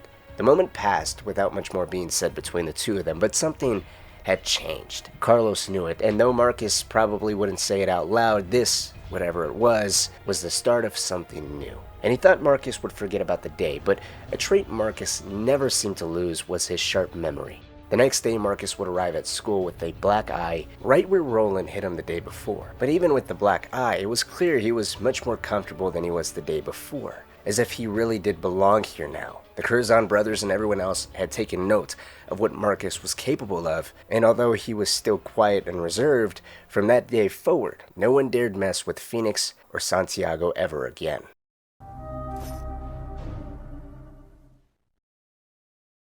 Over the next 3 years, Marcus Fenix became part of the Santiago family. Not just friends with Carlos and Dom, but bonded to their entire household. Ava and Eduardo treated him like one of their own. There was a warmth in that home that Marcus had never truly known. And deep down, he clung to it, because what he had in his own home wasn't a family, it was a legacy. A cold, hollow structure built on prestige, reputation, and seemingly without the humanity that made any of it worth a damn. He had money, status, a sprawling estate, but none of it could make up for the silence. His parents weren't cruel, they just weren't there, emotionally or physically. They were ghosts in a gilded house. Dom once confided in his mother Ava, after a visit to the Phoenix estate, telling her the truth as any child could, that Adam and Elaine just don't seem to know Marcus. Not like her and Dad knew them. He had never seen them hug Marcus, never saw them laugh with him, never once saw them share a moment that looked like love. To Dom, Marcus didn't seem like a son, he seemed like a tenant. Even Carlos, who rarely expressed discomfort, had a hard time being in that house. It was too quiet, too perfect, and far too empty. He and Dom felt something close to guilt every time they left because they knew Marcus had to stay there. But Marcus was changing. He wasn't that skinny, quiet boy anymore. By 13, he'd grown into his frame, broad-shouldered and towering, already bigger than most of the teachers at Olafsson. And while the posh diction and private school polish still came out when he spoke to adults, around Carlos and Dom, his voice was different, looser, lighter. Carlos's wild streak had rubbed off on him, and Marcus had started to joke more, smile more. It wasn't constant, it never would be, but at the Santiago house it happened. He felt it and they saw it. Ava's cooking became part of that ritual. Marcus would devour everything she made. Clean plate, always seconds, sometimes thirds, and it wasn't just hunger, it was belonging. Adam Phoenix's son, raised on a silver platter and catered meals, licked his fingers at a chipped kitchen table in a modest neighborhood. That said more than words ever could. It wasn't about the food, it was just about what came with it. Care, conversation, laughter, things no money could buy. And then there was Eduardo. He didn't give speeches, he didn't talk in grand theories or generational values like Adam did. His stories were simpler, personal. He spoke about what it meant to stand beside someone in a trench, to patch each other up under fire, to laugh even when everything was falling apart. He didn't teach Marcus about ideals, he taught him about people. For Marcus, that was everything. Eduardo made the war feel human, not abstract, not political, not some high-level briefing on duty and sacrifice, just men and women trying to survive and protect each other. Marcus listened, really listened, and what stuck wasn't just the bravery or the grit, it was the camaraderie, the connection. Weekends in the Santiago garage became their own kind of ritual. Eduardo under the hood of an old car, the three boys crowding around, laughing, learning, and just living. It wasn't just fun, it was formative. Marcus didn't need a mentor in that moment, he needed a father figure. And Eduardo didn't even have to try, he just was one. For a boy raised in a mansion full of silence, the Santiago house was chaos, heart, and home.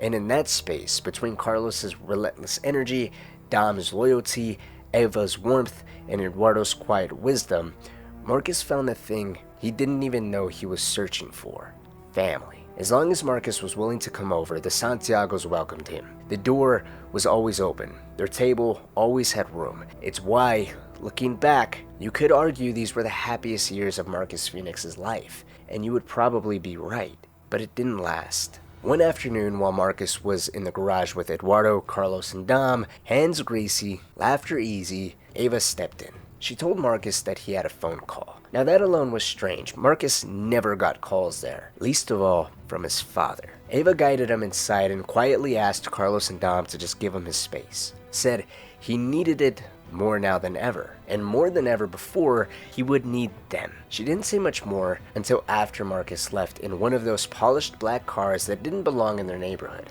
picked up by his father. When they were long gone, she told Carlos and Dom what little she knew. Elaine Fenix, Marcus's mother, was missing. She hadn't come home, and no one knew where she was.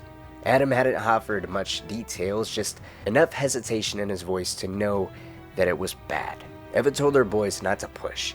Let Marcus come to them in his own time. Until then, just be there. Dom, only 11 at the time, would try to make sense of it, the way kids do. Maybe Mrs. Fenix had left, like that neighbor down the street who disappeared for weeks and never came back. Maybe she just didn't love her husband anymore, just like that woman didn't. Carlos nudged him hard, told him to stop. Even if he meant well, hearing that your mom left and your family fell apart because love, especially something that seems so sparse and rare in the Fenix household as it was, didn't exist at all, was difficult. Carlos knew he'd have to watch Marcus closely now, and Dom too. They both meant a lot to him, but Marcus was different. He carried things quietly, and that meant Carlos would have to be a little more sensitive than usual to him. Now Marcus, being Marcus in his usual fashion, only missed one day of school. After that, it was like nothing had ever happened. He was back in class, back at lunch, the same stiff posture and even stiffer silence. Maybe a little more withdrawn than usual, but for most kids at Olafsson, that was just Marcus. If anything had changed, you'd have to know him to see it, and Carlos definitely noticed. He made Dom promise not to bring it up. The unspoken agreement was simple. Marcus would speak when he was ready. Until then, just be present. And that moment finally came. Not in the way anyone had expected, though. One day at school, the three of them were sitting on some steps after lunch, heads bent over textbooks, studying and preparing to go back to class. Marcus, without even looking up, out of the blue said that she's not coming back. It caught Dom and Carlos off guard, particularly Dom, who froze and then asked what Marcus meant. Without raising his voice or wavering, Marcus said that you see it in movies. When people go missing, you want to retrace their steps. They search, they ask questions, they fight to find the truth.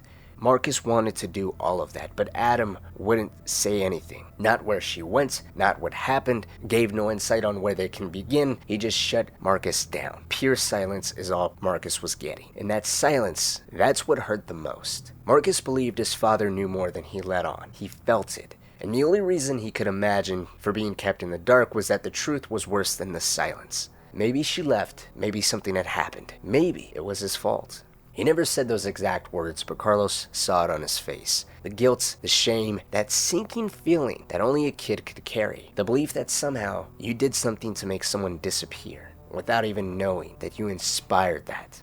Dom wanted to say something again. Maybe it was Adam's fault. Maybe Elaine had enough. But Carlos caught his eye and shut it down. He knew Marcus better than anyone now. Pushing wouldn't help, so Carlos instead did what he could. He reminded Marcus the authorities were still looking, that the report had been filed, that maybe, just maybe, that was enough for now. And he can at least try to rest easy knowing that the authorities are actively looking. But Elaine Fenix would never come back. By Marcus's 14th birthday, just 4 months later, her name stopped coming up altogether. He avoided home as much as possible. He lived at the Santiago house more than his own. He never spoke of his mother, and his father was a sore spot. And no one pushed him. Not Adam, not Ava, not even Eduardo. Everyone gave him his space to grieve in his own quiet way. Late one night, Dom overheard his parents talking about how tragic it was that a boy so polite, so thoughtful, so kind as Marcus could seem so hollow inside, so distant from the one person who should have been there to help him heal, his father. Marcus and Adam's relationship would never recover. Marcus buried his guilt, Adam buried the truth. Both thought they were doing what was right. And in that silence, whatever chance they had to heal, to be father and son, vanished. But Carlos never left. He knew Marcus's silences weren't just brooding, they were shields. And Dom, for all his optimism, still followed Carlos's lead. Because if Marcus wasn't going to say what he needed, then they'd have to listen to what he didn't say. To the Santiagos, Marcus didn't need to be blood, he was family. And to Marcus, Carlos and Dom weren't just friends, they were genuine brothers. The kind worth protecting, worth sacrificing for, worth holding on to, tight. Because whatever pain he carried, whatever loss he couldn't name, he wasn't going to lose them. And alternatively, as he got older and closer to him, Carlos began to understand that Marcus held deeper meanings in what he didn't say, in the slightly longer pauses, in the quieter observations, in the rapid blinking of his eyes. What was left unsaid was often the deeper, stronger, more raw side of his friend.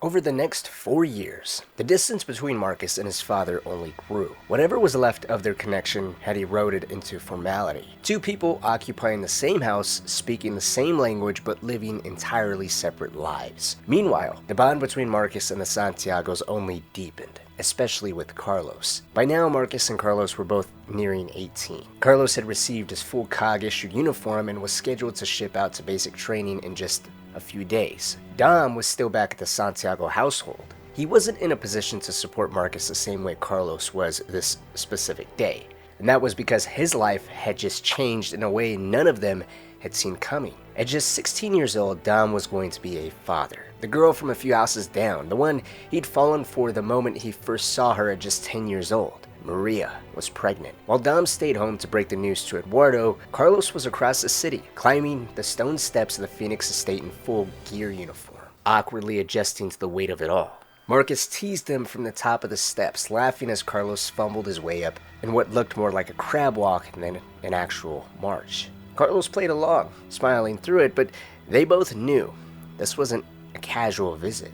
This was a moment of solidarity. Marcus had made his decision he was going to enlist, not as an officer, not through privilege or backdoor appointments, just as a regular gear. His father would not approve. Adam Fenix had always envisioned a different path, a university degree, a career in science, maybe a compromise, military academy, officer training. That would be the route his son would go if he was determined to enlist. Adam would have pulled every string, opened every single door. That was how he operated. But Marcus didn't want strings. He didn't want special treatment. He just wanted to earn it. To stand beside Carlos, beside Dom. No shortcuts, no titles, just a name and a rifle. Carlos was there to support him when he told Adam. And for a moment, Marcus had hoped, he thought maybe, just maybe, this time would be different. But it wasn't. Carlos stood quietly in the background as father and son sat down, trying in their own fractured way to reach some kind of understanding. But neither of them really knew how to speak the other's language. Adam didn't yell, he didn't argue, he just dismissed it, politely, firmly, like he was correcting a miscalculation. And Marcus in turn tried to hold his ground without escalating. He explained why this mattered to him. This wasn't rebellion. He wasn't rejecting the Phoenix name, it was just his personal conviction. He felt he needed to do it. He wouldn't look at himself the same if he didn't.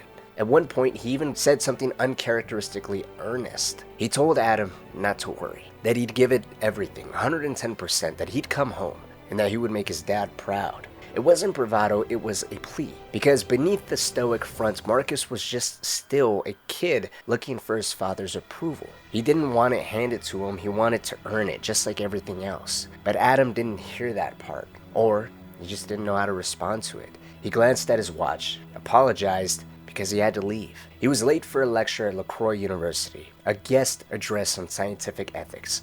Something important, something scheduled. There was always something scheduled. And just like that, the moment was over. Marcus didn't fight it, he just stood up, dismissed his father with a quiet nod, and turned to leave with Carlos by his side. Carlos, on the other hand, didn't say anything either. He didn't need to. He was already reminded of everything that made the Phoenix household feel so strange to him. So restrained, so painfully cold. The problem wasn't that Adam didn't care. Carlos could see that he did. But caring without knowing how to show it can still leave someone feeling abandoned. Adam thought he was protecting Marcus, shielding him from the harsh truths, structuring his life with discipline and purpose. But he never stopped to ask what Marcus actually needed. And in the absence of connection, he fell back on what he knew. Protocol, duty, silence. The same silence that failed Marcus when his mother disappeared. And now again, Carlos couldn't help but compare. In the Santiago home, everything was said, even if it hurt. Emotions weren't bottled, they were let out, worked through, made sense of. Arguments could get loud, feelings could get bruised, but by the end of the day, everyone knew where they stood. They knew they were still loved. Here in the marble halls of the Phoenix estate, nothing was said. Nothing was worked through, just the echo of conversations that frankly never happened. There was no progress, there was no closure. And for Marcus, it was just another reminder that whatever warmth he wanted from his father, it wasn't coming. Not today, maybe not ever. But Marcus still had Carlos, and he still had Dom. The two of them sat at a quiet cafe overlooking the city, just for a moment, letting the world slow down. And Carlos shared the news that Dom was getting married. Maria was pregnant, and Dom, at 16, was doing what he thought was right. Marcus, still shaken from his conversation with his father, sat up without hesitation. He told Carlos that whatever Dom needed, money, support, anything, it was his. He had more than enough, and if Dom and Maria wanted, but Carlos just stopped him, gently. Dom wouldn't take a handout. He appreciated the offer, they both did, but that wasn't the kind of man Dom was trying to be. So Marcus let it go, but not before asking if he was even invited to the wedding. He said it half joking, but Carlos heard something beneath the words. That familiar hesitation, that quiet belief that maybe he was still an outsider. And that got under Carlos' skin. He told Marcus plainly that he never needed an invitation. He never had to ask. He had spent more time in the Santiago house than his own. He didn't have to earn a place with them, he already had it. He always did. He's an honorary Santiago. And Carlos even smiled at the thought that if the timing worked out, maybe the two of them could show up to Dom's wedding in full COG gear, dressed to the nines. Two soldiers standing proud for the kid brother they'd both helped raise. And so that was the plan. The next few weeks passed in a blur. Marcus got his final medical clearance, final paperwork, and all the formalities. And sure enough, when Dom's wedding day came, both Carlos and Marcus were there, uniformed, trimmed, standing tall. Two men ready to take on the world. But it was Dom who stole the show. Carlos watched him closely, nervous, flushed, stammering through his vows, stealing glances at Maria like he couldn't believe that was all his, that this was all real. He smiled through it all, glowing with pride and uncertainty, on the edge of something permanent. Not quite a kid anymore, but not yet the man he would have to become. And Carlos knew it. He knew that it would be the last time he'd ever see Dom in that between place. Still innocent, still unsure, still his little brother. Later that night, Dom found a quiet moment to pull Carlos aside. He hadn't told Maria yet, he hadn't told their parents yet, but he made a decision. He was going to enlist. The mechanic's shop wouldn't cut it. The baby needed stability. The COG paid well, and he was ready. And that was no surprise. Carlos saw that coming. Maybe not the timing, but the path that had always been clear. It was a dream of Dom's, Marcus's, and Carlos's to all enlist. So he gave Dom a playful shove, then pulled him in close. Told him, "Yeah, Dom, because we all know you're all about the money." There was no lecture, no guilt, just a brother who understood. That September, during frost, Benedicto Santiago was born, Dom's first son, whose name was Carlos's middle name, passed down in honor, and by thaw, just 2 months later, Dom was in uniform. The choice wasn't hard, not for someone raised like they were, not for the Santiago brothers by blood and by bond. Now they were together again, only this time it wasn't a schoolyard. This time it was war, this time for life.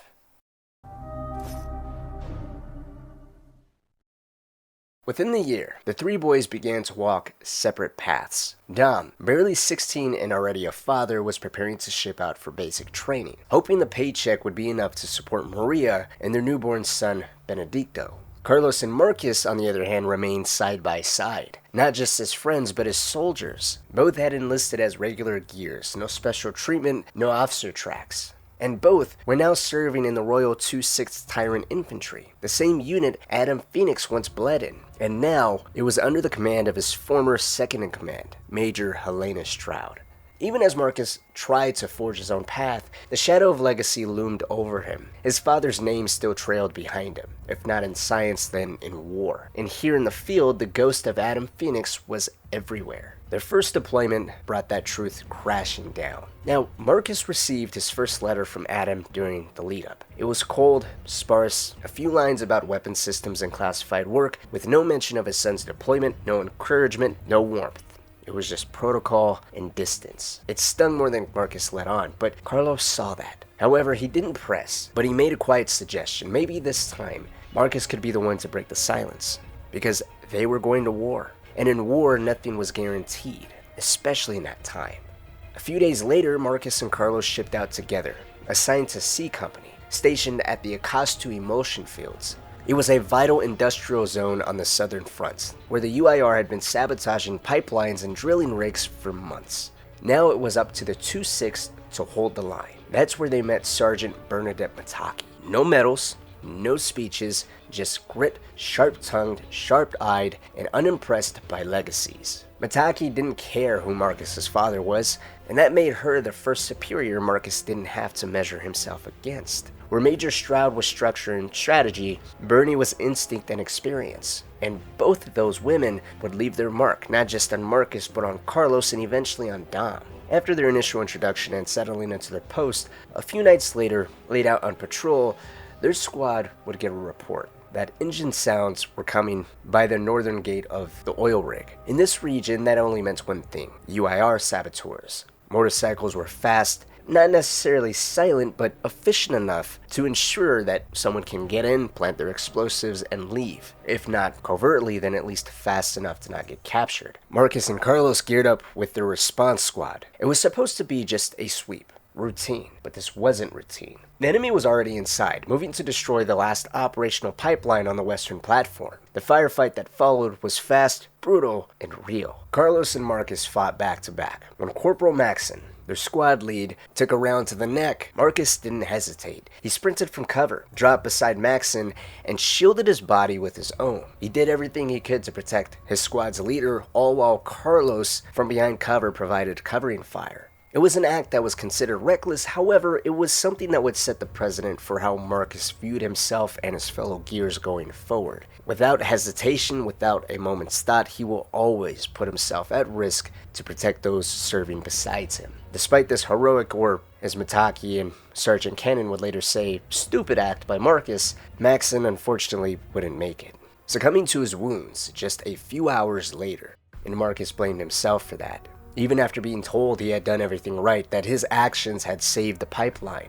and averted total disaster, it didn't matter to him because he felt like Maxon's death was his fault. It would hit him so hard that Bernie would later pull him aside, not necessarily to comfort him, but to just be there. She told him the truth, that death in war wasn't about fairness or logic, that doing your job didn't always mean everyone made it out. She didn't try to fix it, she just let him feel it, and that mattered. Carlos processed it differently, everybody did in their own way, but the weight, especially for Marcus, was still there. And a few days later, it got worse. Carlos, Marcus, and another fresh recruit, Quinn, were riding in their APC.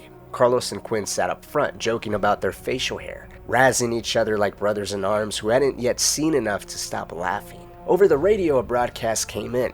Reports of UIR helicopters have been spotted in the area. All call signs are to have their eyes up, all units on alert. Quinn, ever curious, suggested they pull over, see if they could spot the chopper from the ridge. So, Carlos behind the wheel obliged. As they observed their surroundings, unable to see or hear any helicopters or any UIR troop movement whatsoever, that's when it happened. A single crack rang out. A bullet struck Quinn clean through the head. 1 second he was mid-sentence, excitedly talking to Marcus about a package his mom was sending him. The next, he was gone. No firefight, no warning, just a sniper shot from a distance. Both Carlos and Marcus would dwell on the fact that Quinn had barely been out of basic training just like the two of them had. Yet unlike Max and Quinn didn't even get the dignity of dying in a firefight. He was just picked off. Random, sudden, quiet, cold. After Quinn's death, Marcus didn't say much afterward. Maxim forced him to close up as it was, but now he said even less, to the point that his superiors took note. Helena Stroud checked on him directly, not as Adam's old comrade just doing a favor, but as his commander. She knew what Marcus was carrying. She told him it was okay to feel it, that the pain wasn't weakness, but she did warn him too. Don't let it sit and rot. Don't let it become the silence that devoured his father. Adam never let anyone in, not fully, and it cost him more than he'd ever cared to admit. And so Helena, who had spent so much time besides Marcus's father, encouraged Marcus to reach out, to make that call, and talk to him, even if it hurt. So he did, briefly. Adam tried to comfort him in his own way. He said he knew what it meant to lose people, but it wasn't enough. There was no warmth in his voice, just shared experience, distant, clinical, restrained. It wasn't closure, it was just acknowledgement. Two men connected by pain, but still a world apart. After that call, Marcus rarely spoke of his father again, especially to Carlos. The letters from Adam, already cold and clinical, grew even fewer. But Marcus didn't seem to mind. Whatever thread remained between them had quietly frayed, and he let it unravel more. In the months that followed, Marcus and Carlos fell into a rhythm. Deployment after deployment, they moved together, covering flanks, sharing ammo, finishing each other's sentences and fire team briefings. What began as friendship had now become full-blown instinct. They weren't just close, they were synchronized. While Dom began his training in the newly formed commando program, Carlos and Marcus were deployed to the Sarfuth-Rande border, a stretch of land where the politics were fragile and bullets were all too real. By then, Marcus had been promoted to corporal. He was sharp, commanding, and, at least to outsiders, everything a gear was supposed to be. By the book, no shortcuts, and for a time, that perfectly suited him. Dom couldn't say much about his training. Classified restrictions made sure of what he was allowed to discuss as far as the commando program went, but letters still came through, and so did theirs. Every few weeks, Dom would receive one envelope, 2 voices. Carlos would start the letter, Marcus would finish it, or sometimes it'd be the other way around. The handoffs were obvious, the shift in tone gave it away. Carlos's writing was looser, full of brotherly warmth and honest observations. Marcus's half was precise, structured, and almost clinical, but never cold.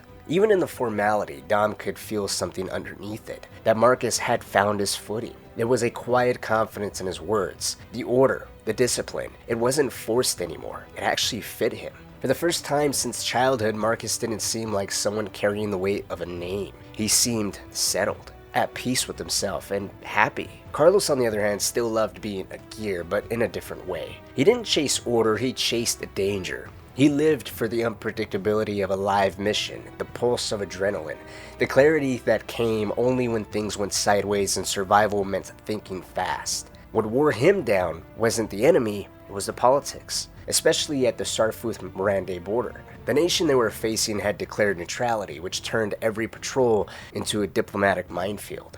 UIR operatives would cross the line, plant explosives or relay intel, then vanish back into neutral territory. COG forces couldn't engage unless the enemy was caught on the right side of the border. And even then, the burden of proof fell on the squad. Fire a shot on the wrong side and you didn't just risk a reprimand, you risked an international incident. Carlos hated that.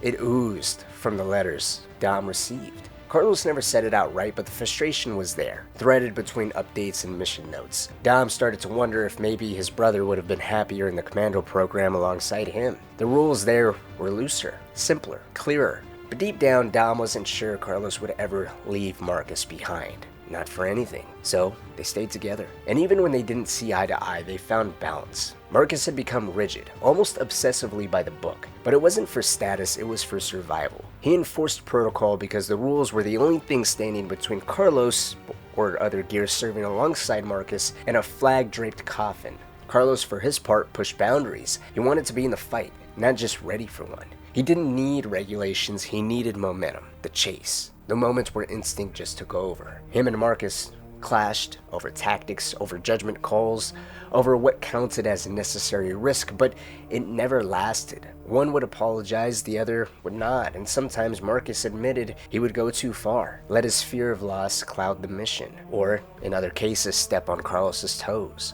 Sometimes Carlos admitted he got reckless. That part of him just wanted to stare death down and grin. They were opposites, but they were inseparable. And in that brutal, uncertain world, nothing mattered more than knowing the man next to you would fight for you. Not out of duty, but out of love. Not just as a soldier, but as a brother. Unfortunately, though, it was exactly that drive for momentum and unwavering determination to do anything for his brothers that would eventually cost Carlos his life at the Battle of Asphalt Fields.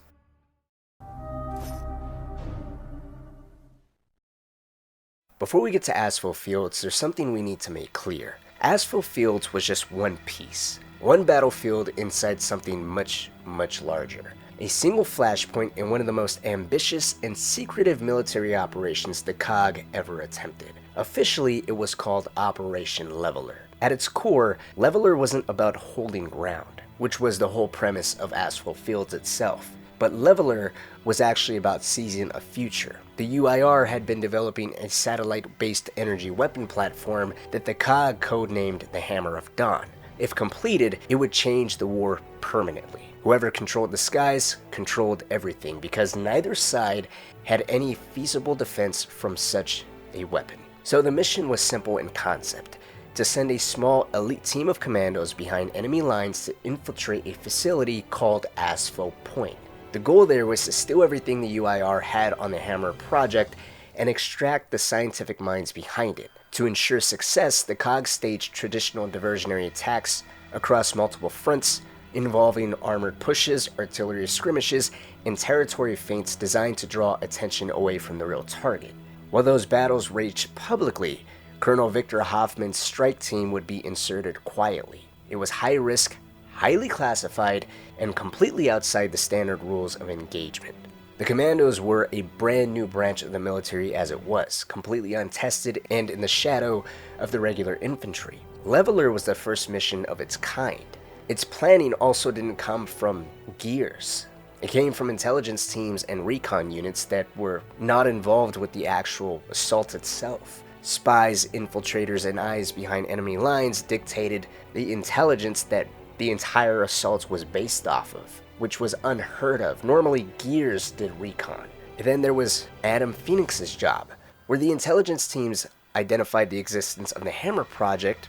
They pieced together fragments of UIR activity and gathered enough stolen notes, transcripts, and scattered intel to build a partial picture.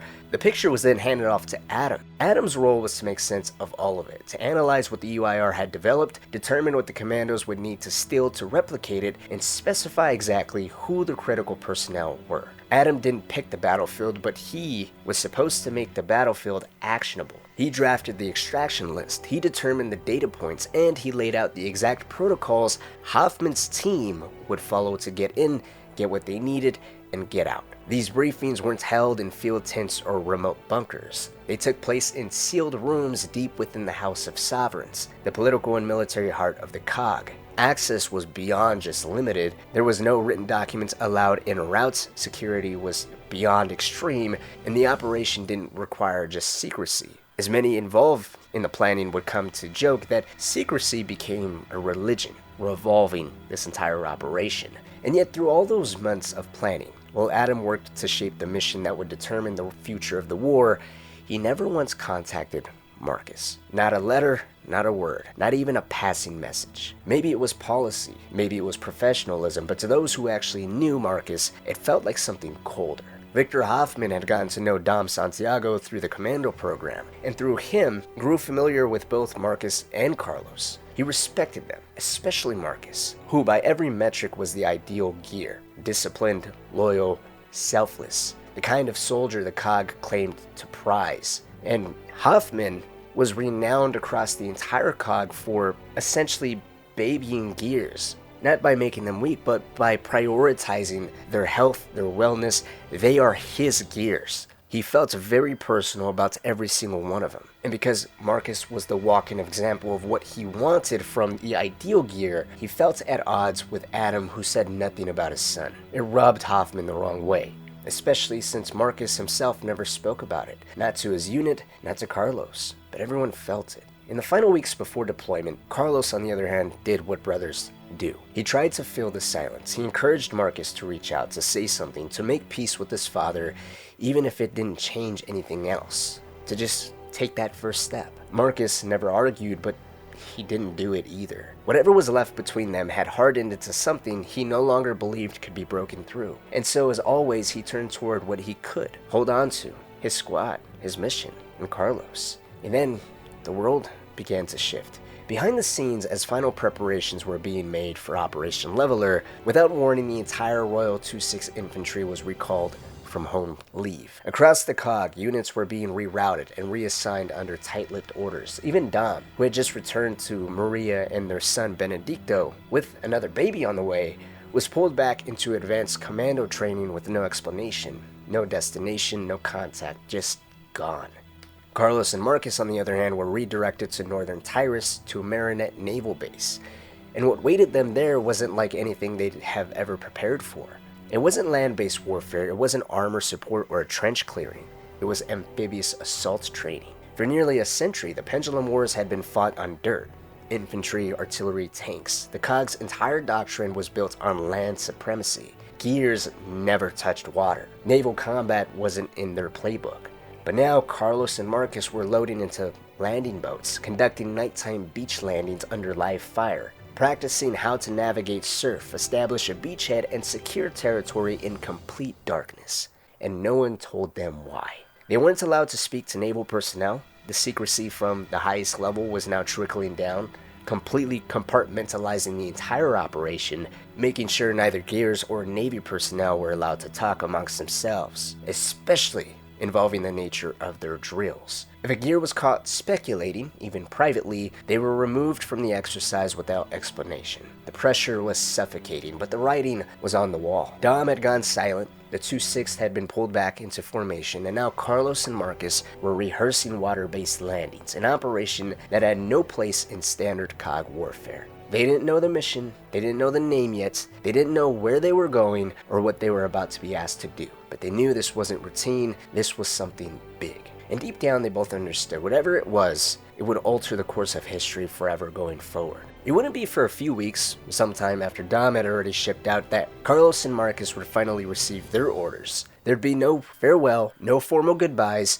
The only reason they even knew that Dom was already gone was because Maria had kept in touch with Carlos, relaying what little information Dom had told her. That was the only clue they had. That, and then the silence from Dom that followed. And then, just a few days later, it was their turn. Orders came down with no context. They were to report immediately to the CNV Kelowna, a COG warship stationed off the southern coast. There were no public statements, no news broadcasts, no explanation. Secrecy was absolute. Even among the gears themselves, no one knew where they were going or why. There was no ceremony, just cold instructions and a tightly controlled embarkation process. No gear was permitted contact with press or civilians. A select few family members were allowed to observe the disembarkation from a secure dock, but only from a distance. They weren't allowed to approach, speak, or even wave directly. They just watched as their sons, daughters, brothers, and sisters were ferried away toward a war no one could name. Once aboard, Carlos stowed his gear and quietly climbed to the upper deck. He didn't say why, he just wanted to look, to see if by some chance anyone had come. He asked Marcus if he thought his father would be there. Marcus didn't even look up. Just said he didn't think his father knew about the deployment, about the location, maybe not even about the date. He doubted he'd been told anything at all. so Marcus stayed below deck, opting to avoid a moment he assumed would never come. But Carlos went atop anyways. From the railing of the upper deck, his eyes scanned the crowd clustered along the far end of the dock. It was hard to make out anyone at that distance, but he spotted them. His parents, Eduardo and Ava, standing arm in arm, and just a few feet away was Maria, who cradled Benedicto. Her pregnant belly was unmistakable now. They were all waving, softly, hopefully just enough for Carlos to feel it. And then off to the side, standing a good distance from the others, as if he didn't want to be seen, was Adam Fenix. He wasn't gesturing, he wasn't calling out, he was simply there. One hand raised in a quiet, restrained wave. Carlos blinked, and beside him, he heard the faint shift of armor. Marcus had come topside. No words, no announcement, just presence. And as Carlos watched Adam, he can hear Marcus raise his hand in return. A slow, uncertain wave.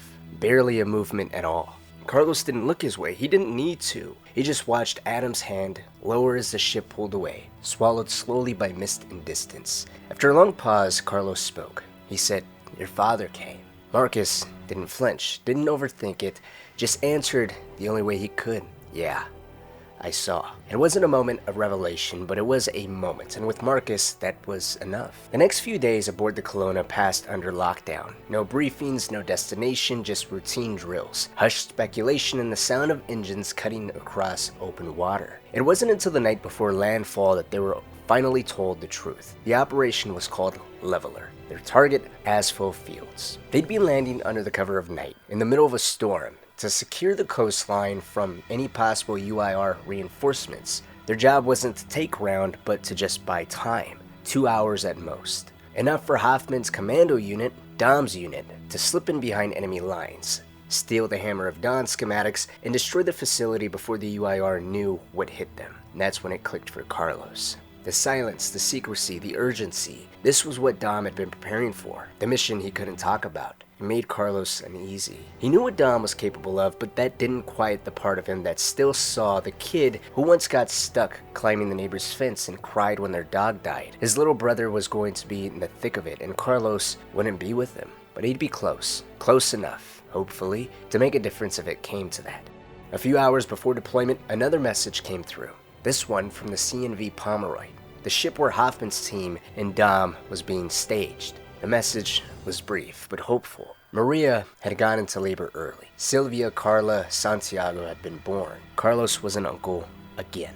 The news spread fast. The mess hall lit up with cheers and laughter. Gears clapped Carlos on the back and teased him about Dom's growing legacy. He was 17 years old, already 2 kids deep. At that rate, you'll have a battalion by next winter, they joked.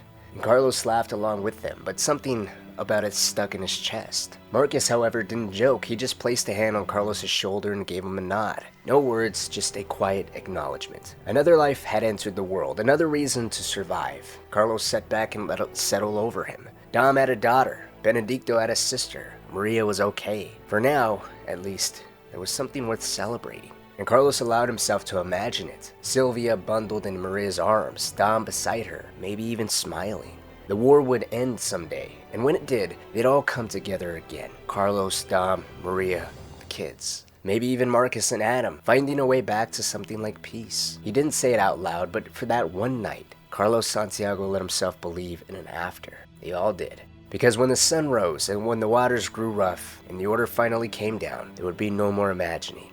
Only war.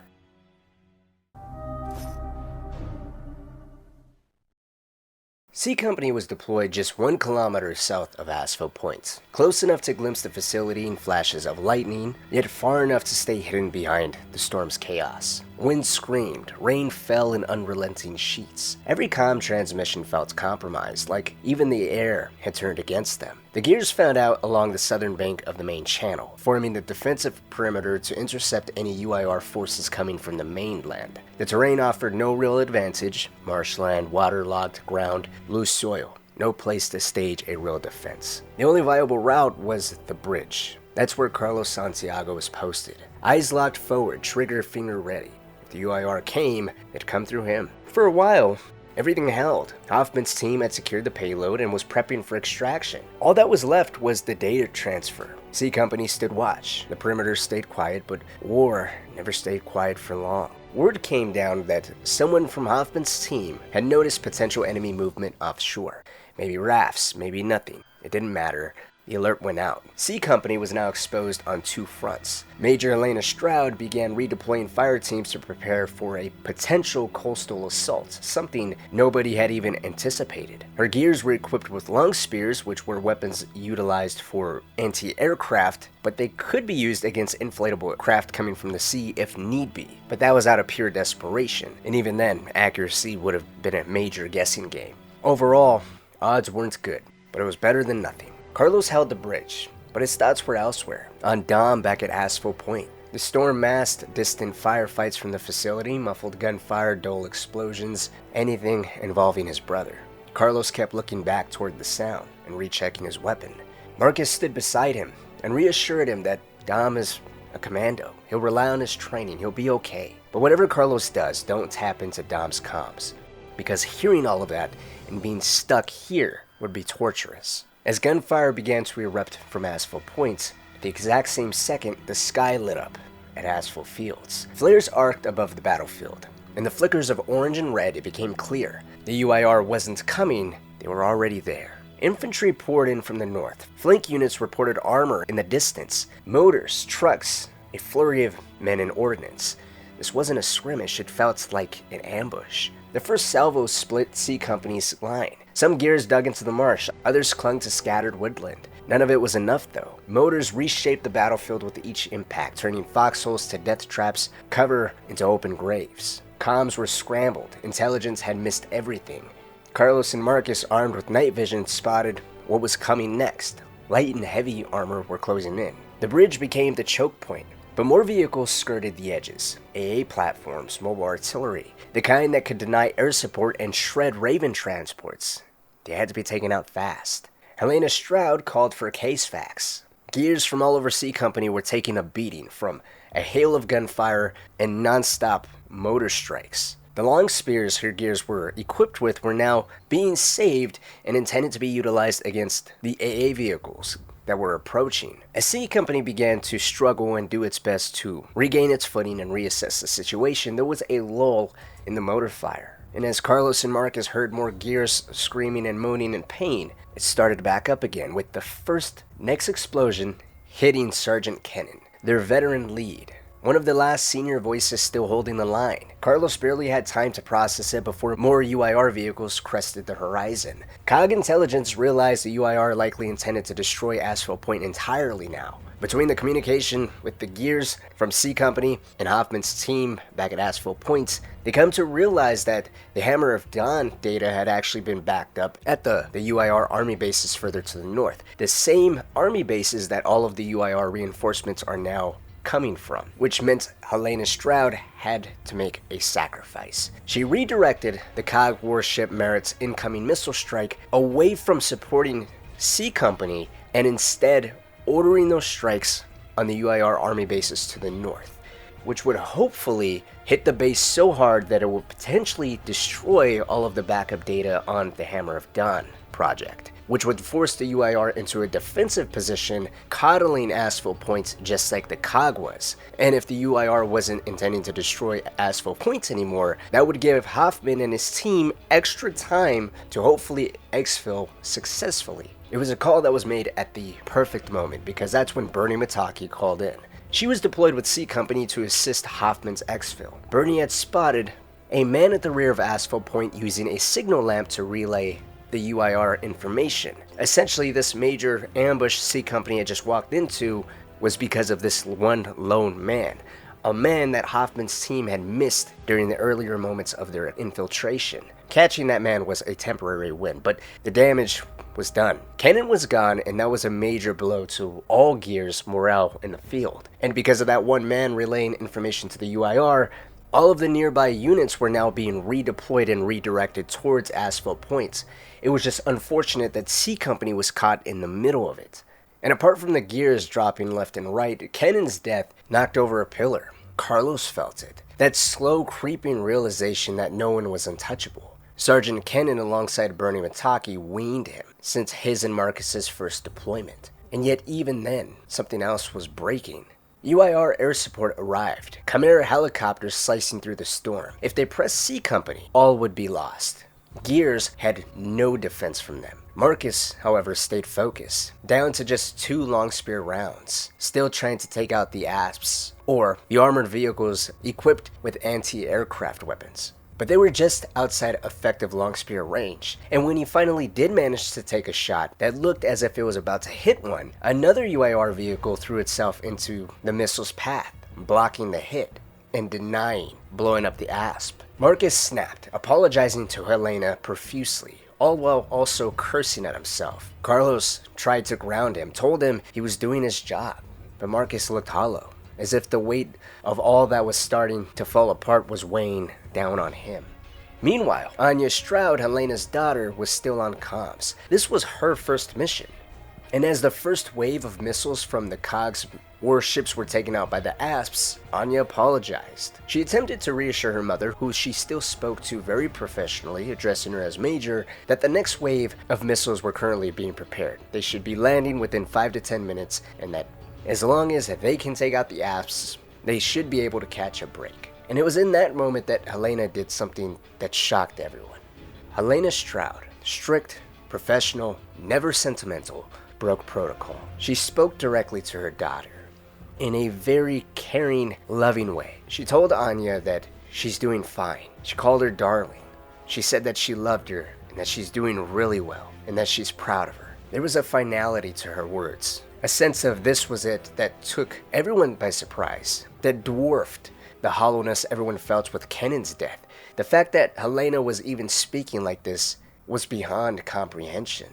Before anyone could even speak, Helena took off in a sprint. She told everyone she would take out one of the Asps herself. She ordered Bernie to draw fire, told Marcus to target the other Asp. She wanted clear skies for evac. No matter what, she will make sure that her gears would not be left and stranded here. And it's up to her and all those able-bodied gears to make sure that those that are wounded get home. Carlos watched her go. Through night vision goggles, he saw her make it up to the vehicle, saw her leap on top and drop a pouch full of grenades down into the hatch. As she attempted to jump clear, her webbing from her grenade pouch got caught on the vehicle's main turret. Carlos seen her struggle, attempt to reach for her knife and cut herself loose. After a second or two of struggle, everyone heard one single word. She muttered shit, then fire. The vehicle exploded, and the explosion was so massive it lit the sky like daylight. She dropped so many grenades into just that armored vehicle, it was unreal.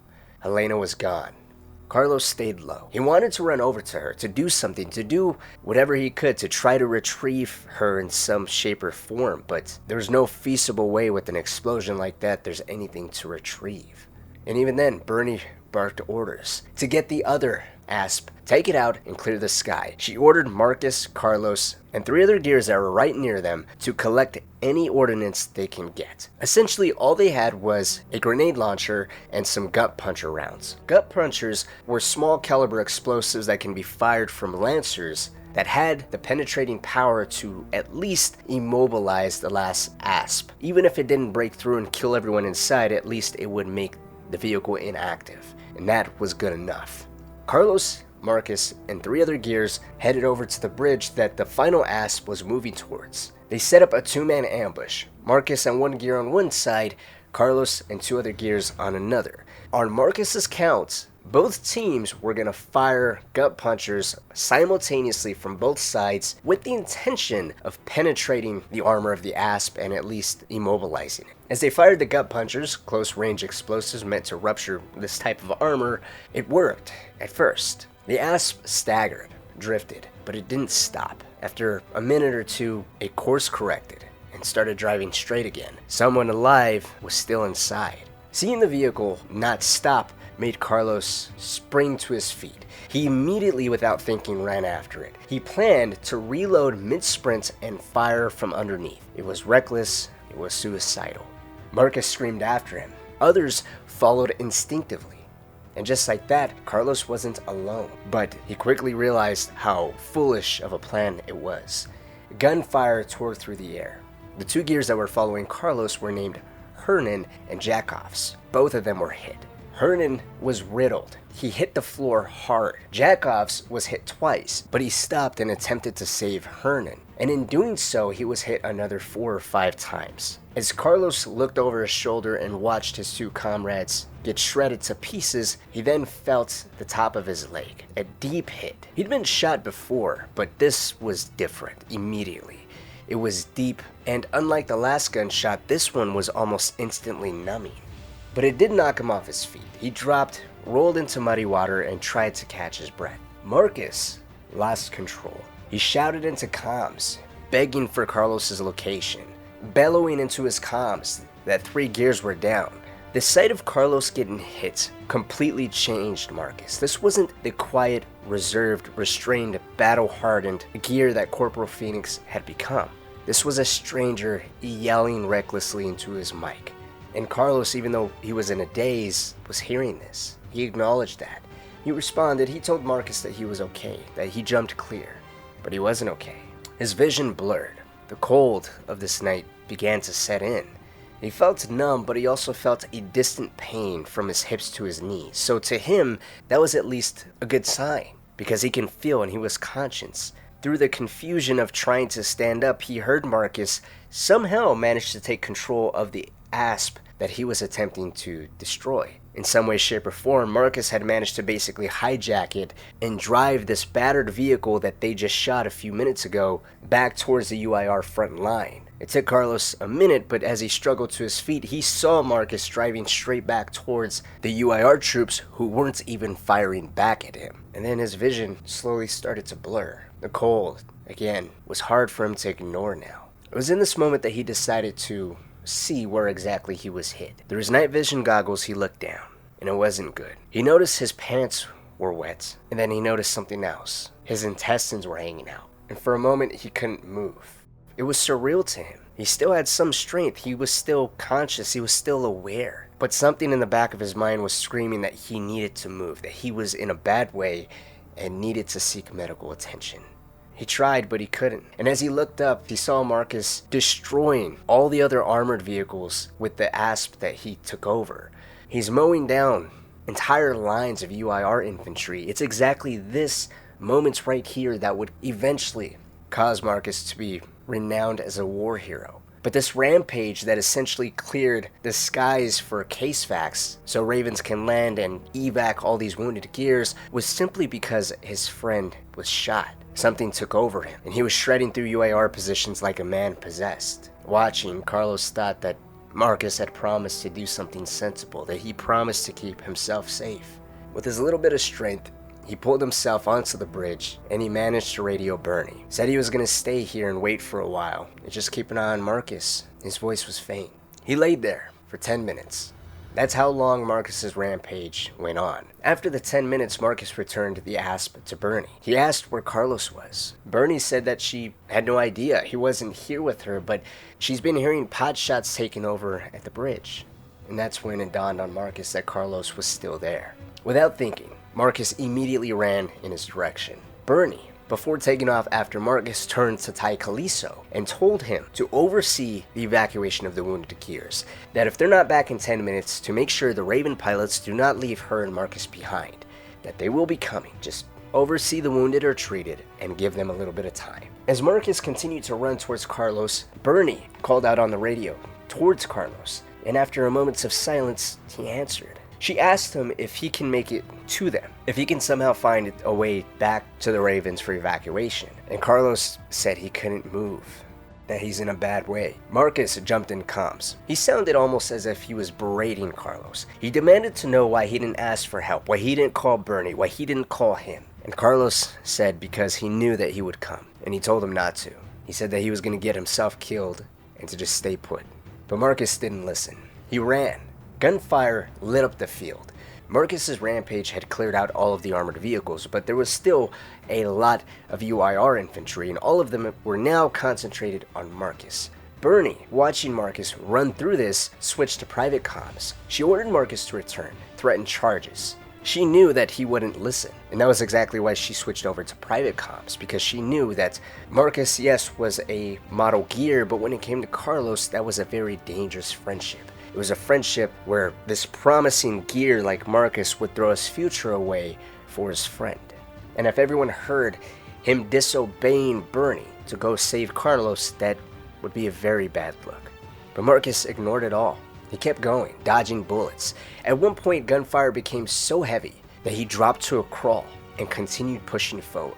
He ignored all danger, and Bernie saw pockets of bullets kicking up dirt all over him, and somehow miraculously nothing hit him. And that's when Bernie decided to see if she can identify where exactly Carlos was. The sight of him was so bad, it made her stomach lurch. Carlos was laid on his side across the bridge. One hand was extended as if he was trying to crawl. His other hand was clutching his insides, trying to keep it in place. He was completely surrounded in a pool of blood, and somehow he was conscious. Bernie felt it was cruel that he was even conscious still, that he was aware. That amount of blood loss, based off of experience alone, people have passed out and fainted, and here he was still coherent, still aware, still talking. And at this point, he's pleading with Marcus to stay, to go away. He's gonna get himself killed. And through his slowly weakening voice, he started apologizing profusely. He got the two gears killed. He let Marcus down. He wished and hoped that he'd never let him down, that he blew it. And then he told Marcus that he wants him to look after Dom, that no matter what, promise him that he'll look after Dom. Dom, he said, is his little brother too. Promise me you'll look after our little brother. Marcus, still struggling to reach Carlos, sounded as if he was beginning to break down. He tried to reason with him to not think like that he'll make it out, that he'll be there. And through this interaction between Carlos and Marcus, Bernie felt overwhelming sadness. She'd known Marcus since his first deployment. He was the epitome of detachment. He seemed emotionally void, distant from everyone. But here it was clear he was still human.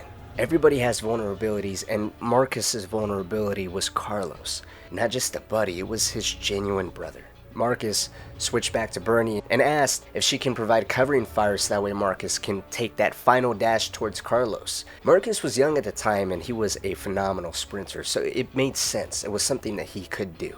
But the situation got grimmer. Before Marcus and Bernie can act on that plan, gunfire concentrated on the bridge and on Carlos now. It seemed as if UIR troops had acknowledged Carlos was now there, and as bullets started being thrown in his direction, Bernie and Marcus heard him shriek as if he was hit one more time. Hearing Carlos shriek in pain, over the radio, Bernie can hear Marcus make an unsettling noise. It wasn't audible words, it was animalistic. Something she couldn't explain, but something she knew all too well. There's nothing worse than being a couple of feet from your best friend, from a comrade, from a fellow gear, and hearing them in pain, hearing them get shot, hearing them get killed, and you being so close yet so far and unable to help them. As Marcus got pinned down by more gunfire, Bernie decided to switch over and look back at Carlos. She knew Marcus will get himself killed. And from what she sees in Carlos now, there is no saving him. Not only is he losing more blood and his guts still outside of his body, but that shriek that they all heard was because he had gotten shot again. He'd gotten hit in the chest, a big hole right where the pectoral muscle connected with the shoulder, and he was bleeding out even more. He was still conscious, and Bernie saw that he was now struggling in his pouch. He was trying to pull out a grenade. All while his voice got weaker and he was pleading with Marcus to not come, to not get himself killed, to just stay there. At one point, he even started begging Marcus to just shoot him. He's not going to make it. The bargaining and pleading between the two of them was getting rough, difficult, even for Bernie, who by now had made a decision. She knew Marcus would not be able to shoot Carlos, and even if he did, he would never be able to live with himself again. And if Bernie let this continue, Marcus will get himself killed. So the best option from her perspective was a mercy killing. She was the COG's most prominent sniper. She knew one clean shot through the head would put Carlos down. She's done it 1,000 times from the back of the head. Clean, cranial hole, instant oblivion. The difficulty now though was, through her scope, she can see Carlos's face. This was her private. She trained him from day one. Seeing him like this was not easier with her than it was with Marcus. She was ready and willing to take the shot. She thought of the perfect spot, the cleanest hole that'll put him down instantly. But she couldn't stomach seeing his eyes. So as she sighted up, She began to speak to Carlos. She called him sweetie, said that everything is okay, to just close your eyes, we're coming for you. And as she was about to pull the trigger, she noticed Carlos now had the grenade in his hand. He was talking about the first time he ever met Marcus, that 10-year-old kid that stood up to a bully, that 10-year-old kid they hit so hard no one ever expected it. He smiled weakly. He called Marcus a big dumb bastard, said he's the best, but he can't let him be a dead asshole. He pulled the pin, and in the flash, Carlos was gone. The blast tore through the bridge. Marcus screamed. Bernie, unaware of how close she was to the blast, was showered in dirt, debris, pieces of the bridge, and as she lifted her head up, she noticed Marcus was running towards the wreckage. Bernie began to open fire to cover him. He said that no matter what, Carlos was going to go home. He was going to bring his brother home. It was a sad sight. Bernie couldn't even think about the gunfire that was landing all around her now. All she was focused on was what was Marcus going to bring back. She didn't want to look. She didn't want to think about it. She continued to lay down covering fire. A few minutes later, Marcus appeared beside her, kneeling, quietly holding something. It was just a sheet that can fit in Marcus's hand. It was so little that Bernie, when she would later call for evac, simply can just refer to whatever this was as a package. That's how little Marcus had brought back of Carlos. As they made their way clear of the UIR troops and they managed to make their way over to the landing zone, Bernie did her best to comfort Marcus. He was quiet. He was hunched over, just cradling the sheet, whatever it was that Bernie didn't even want to acknowledge. Over private comms, Bernie got into contact with Command. She asked about Dom. Did he make it? And for Dom, it was somewhat good news. Dom had taken out 2 Chimera helicopters on his own. He saved Commando's lives. He had displayed an incredible amount of bravery and valor in the face of utmost danger, and at one point he almost drowned. Command said that Dom was a fucking hero. He's gonna win the Embry Star for this. And Command would ask if there was any casualties, and Bernie said, yeah, his brother didn't make it. But she didn't want anybody to know. She wanted her to do it. She was close to Dom, she was close to Carlos, and she was close to Marcus. She felt it was her job. As she ensured that news about Carlos didn't leak out until the proper time, she went back to comfort Marcus. He was just silent, hunched over. It wasn't until a raven was beginning to land that Bernie noticed something. As Marcus stood up, his whole body was shaking. And then she realized he was crying, sobbing, completely overwhelmed with sadness. But he wasn't making any sound. And that made Bernie feel even sadder for Marcus because she began to wonder, what would you have to endure in your life to learn to cry like that? To cry without making any sound? How difficult is your life where you just break down to the point where you have to still shield this? But then it happened. The dam broke. Marcus yelled, crying, tears streaming down his face. He said Carlos was his first friend. He pulled him out of his shell. He spent more time at the Santiago's household than his own. That he was his fucking brother and he let him down. Then he told Bernie that he wanted to tell Dom. It was his job. And he did. When they got back to the ship, Dom was already topside on the upper deck. The commandos had gotten back before C Company had. And he waited. He waited for all of the wounded gears to be shipped off, to be separated into different ships' medical bays or airlifted off to a mainland somewhere where they can hopefully be operated on. And as gears started clearing out, he noticed neither Marcus or Carlos was there. But strangely enough, Hoffman was there by his side. Hoffman was very close to Dom, as it was, so it wasn't entirely out of character for him to be there. But it wasn't until the Raven carrying Marcus and Bernie landed that Hoffman walked up to Dom, put his hand on his shoulder, and just said that he wasn't getting any sleep tonight. So if he needed to talk, he'd be there. And then he and Bernie walked off. That's when Dom started to panic. He started to wonder what was going on. Did Carlos lose a limb? Is he injured? Is he unconscious? Did he get airlifted somewhere else? Whatever it was, he'll cope. They'll make it through it. It was not that big of a deal. They'll be okay. They'll be alright. But that's when he saw Marcus. Marcus slowly got off the Raven, started to walk towards Dom with his head down, stopped halfway, took his do-rag off, and started wrapping it very tightly around his hand. Fighting back tears again. All Marcus could say was, Dom, I'm sorry. I'm sorry. And Dom's world had come to an end. The man he idolized his entire life was gone, and he wasn't even there to say goodbye. nor was he ever properly told how Carlos died. It was Marcus and Bernie's way of shielding him. It wouldn't be for another 14 years that they would actually tell him, but in a way, it didn't matter. 5 weeks later, a ceremony would be held where the Embry Star would be handed to Carlos Santiago, Dominic Santiago, and Marcus Fenix. It was a public ceremony that was meant to celebrate the COG's war heroes, but it was anything but a victorious ceremony. The Battle of Asphalt Fields and Asphalt Point had marked Dominic and Marcus as war heroes, but Marcus would forever reject the idea of being a war hero.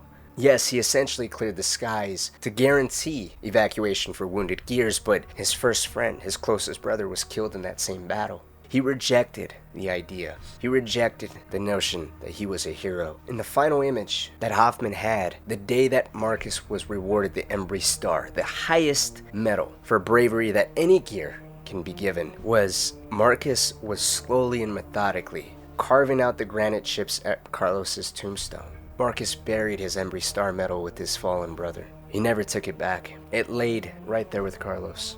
And from that day forward, neither Marcus nor Dom ever spoke of Carlos again. It hurt too much. And as the Locust invaded and everything else happened on top of it, to both Marcus and Dom, Carlos's death was the catalyst of the world that really ended. Where's my goddamn father? The disc! Azura! And I'm supposed to know what that is? No.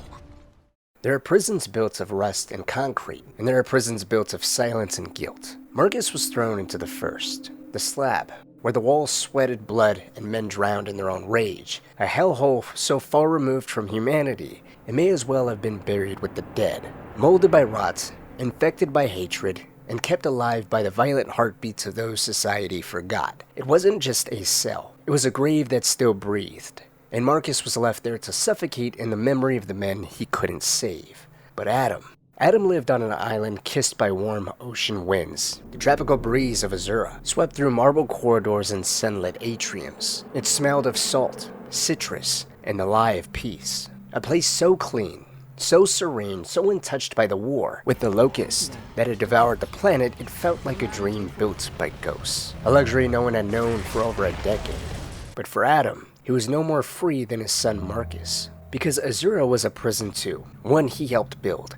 And unlike Marcus, who was condemned by orders he openly disobeyed, Adam was condemned by the silence he kept. He had known of the Locust. He helped create the firepower that would later erase entire cities. And now, hidden away in paradise, he lived with the weight of every secret that cost someone else their life. He ate fresh fruit while his son withered in chains. He slept under the stars while Marcus bled in darkness. He was surrounded by beauty, and yet he felt nothing but shame. Because in the end, both men were prisoners. One in the belly of humanity's worst, that still somehow managed to be standing. The other was trapped in the last sanctuary of the government's greatest lie. Before we descend fully into Marcus's unraveling in the slab, we need to take a step back, to a place far removed from blood and concrete. A place so pristine, so carefully erased from history that most believed it didn't exist at all. Azura, an island cloaked in ocean mist and silence. For decades it had stood as the Coalition's most closely guarded secret, a hidden fortress built not just to house the COG's elite, but to preserve its most valuable assets, its thinkers, its weapons, its future. While cities burned and billions died back during the Pendulum Wars, Azura remained untouched, shielded from the horrors of the world it abandoned. It was never meant to be found. It was only ever greeted by those that had proven, through the difficulties of the Pendulum Wars, to be valuable assets, and thus quietly shipped off to Azura, where they were never meant to really leave. And it was that point exactly that was so difficult for Adam Fenix, because it wasn't just a lifeboat, it was a cage. It became a calculated prison sentence, engineered by Chairman Richard Prescott himself. The very man who once toasted peace with a smile was now using Adam like a tool, holding him in silence while the world assumed he was long dead. For years, Marcus lived with that belief, that his father had died during his failed rescue, but the truth was far crueler. Adam was alive, hidden, controlled, kept in line not with chains, but with the guilt of everything he had done. And the weight of that truth shattered something inside Marcus when he finally learned it. Because all that time, every punishment he had endured, every year lost in the slab, every scar, particularly that famous one on his face, had been part of a quiet game being played behind closed doors. Prescott held the pieces, and Marcus was the leverage for everything. So as we move toward that breaking point, toward the hollowed out version of Marcus that would emerge from the slab, we cannot ignore Azura. Because while the world saw it as salvation, or rather those that lived there, for the Fenix family it was just another cell. One washed in sunlight, the other buried in shadow, both built on lies. This is one hell of a way to come back to Azura. Few COG secrets. And this island, it has plenty of them. As the Locust War dragged on, the importance of Azura only grew. It became a myth wrapped in secrecy, an isolated sanctuary sealed off from the chaos consuming the planet. But its role in the war, its connection to Adam Fenix and the COG's most dangerous truths, was never what it was originally intended to be. Because before Azura was a vault for weapons, a prison for scientists, or a symbol of betrayal, it was something else entirely. It was sacred. Long before the Horde ever rose, before Adam's silence damned him in the eyes of the Coalition, Azura had no place in the machinery of war. It didn't belong to any army. It wasn't even considered a military asset. The island existed on no maps, claimed no allegiance, and stood untouched by industrial ambition. Its discovery came quietly, by a group of monks from the ancient nation of Tyrus. Tyrus was the crown jewel of Sarah's old world order, the most powerful nation at the center of what would one day become the coalition of ordered governments. The monks were not politicians. They weren't soldiers or profiteers. They were seekers, men and women fleeing the corruption of modern life. Because as Sarah's nations fractured under the pressure of greed, the monks retreated from it. And in that retreat, they stumbled upon Azura by chance, and were immediately captivated by its raw, untamed beauty. Towering cliffs, lush valleys, crystalline waters untouched by industry. Here, they believed, was the perfect place to build a monastery, hidden deep within the mountain ranges, far from the grasp of governments and the poison of power. At the time, war hadn't yet erupted across the planet. It was actually discovered in a time of peace, but the fractures were already forming. Emulsion had just been discovered, a strange, luminous substance that promised near limitless energy. It was inexpensive to refine, easy to weaponize, and dangerously addictive to those in power. The imbalance it caused would have been impossible for anyone to foresee how immediate and catastrophic it would be for the entire planet, because emulsion only appeared in a handful of regions on Sarah, but its potential was global. Those blessed with natural reserves saw their economies explode. Infrastructure, industry, and influence followed. Nations that were once poor became wealthy overnight. Meanwhile, those without it spiraled into poverty and political desperation. The gap between nations widened into a chasm. Resentment turned to conflict. Resource wars sparked across borders. And in the vacuum of crumbling diplomacy, a new power began to rise: Tyrus. With a militaristic monarchy, vast emulsion fields, and the might to enforce its will, Tyrus rebranded itself as a stabilizing force, one that could preserve what little order remained. Its charismatic leader, Nassar Embry, seized this opportunity. He called for the unification of emulsion-rich nations, pitching the idea of a supranational alliance that could secure peace while conveniently preserving the monopoly over energy production, and it worked. Kashkir, Sarfuth, Dushan, and Tyrus, the four Allfathers, the four major nations controlling the natural reserves of emulsion, signed the initial pact, and with their signatures ratified a deal. And with that deal, the coalition of ordered governments was born. Whether the monks of Azura knew what was coming, or whether they vanished into obscurity as history reformed itself without them, no one knows. The records are silent, the timeline murky. No official accounts ever confirms when Azura was claimed by the COG, or how the monastery gave way to a military fortress. Perhaps it was stolen, perhaps it was offered, or perhaps the island, like so many other things in this war-torn world, was simply taken and swallowed whole by the machine. As smaller, weaker nations slowly put up resistance against the COG, the gradual trickle of firefights against their forces and the COG's gears would come to be known as the earliest fighting of the Pendulum Wars. At the time, it was a few firefights here and there, but as the coalition grew in strength, so did the opposition.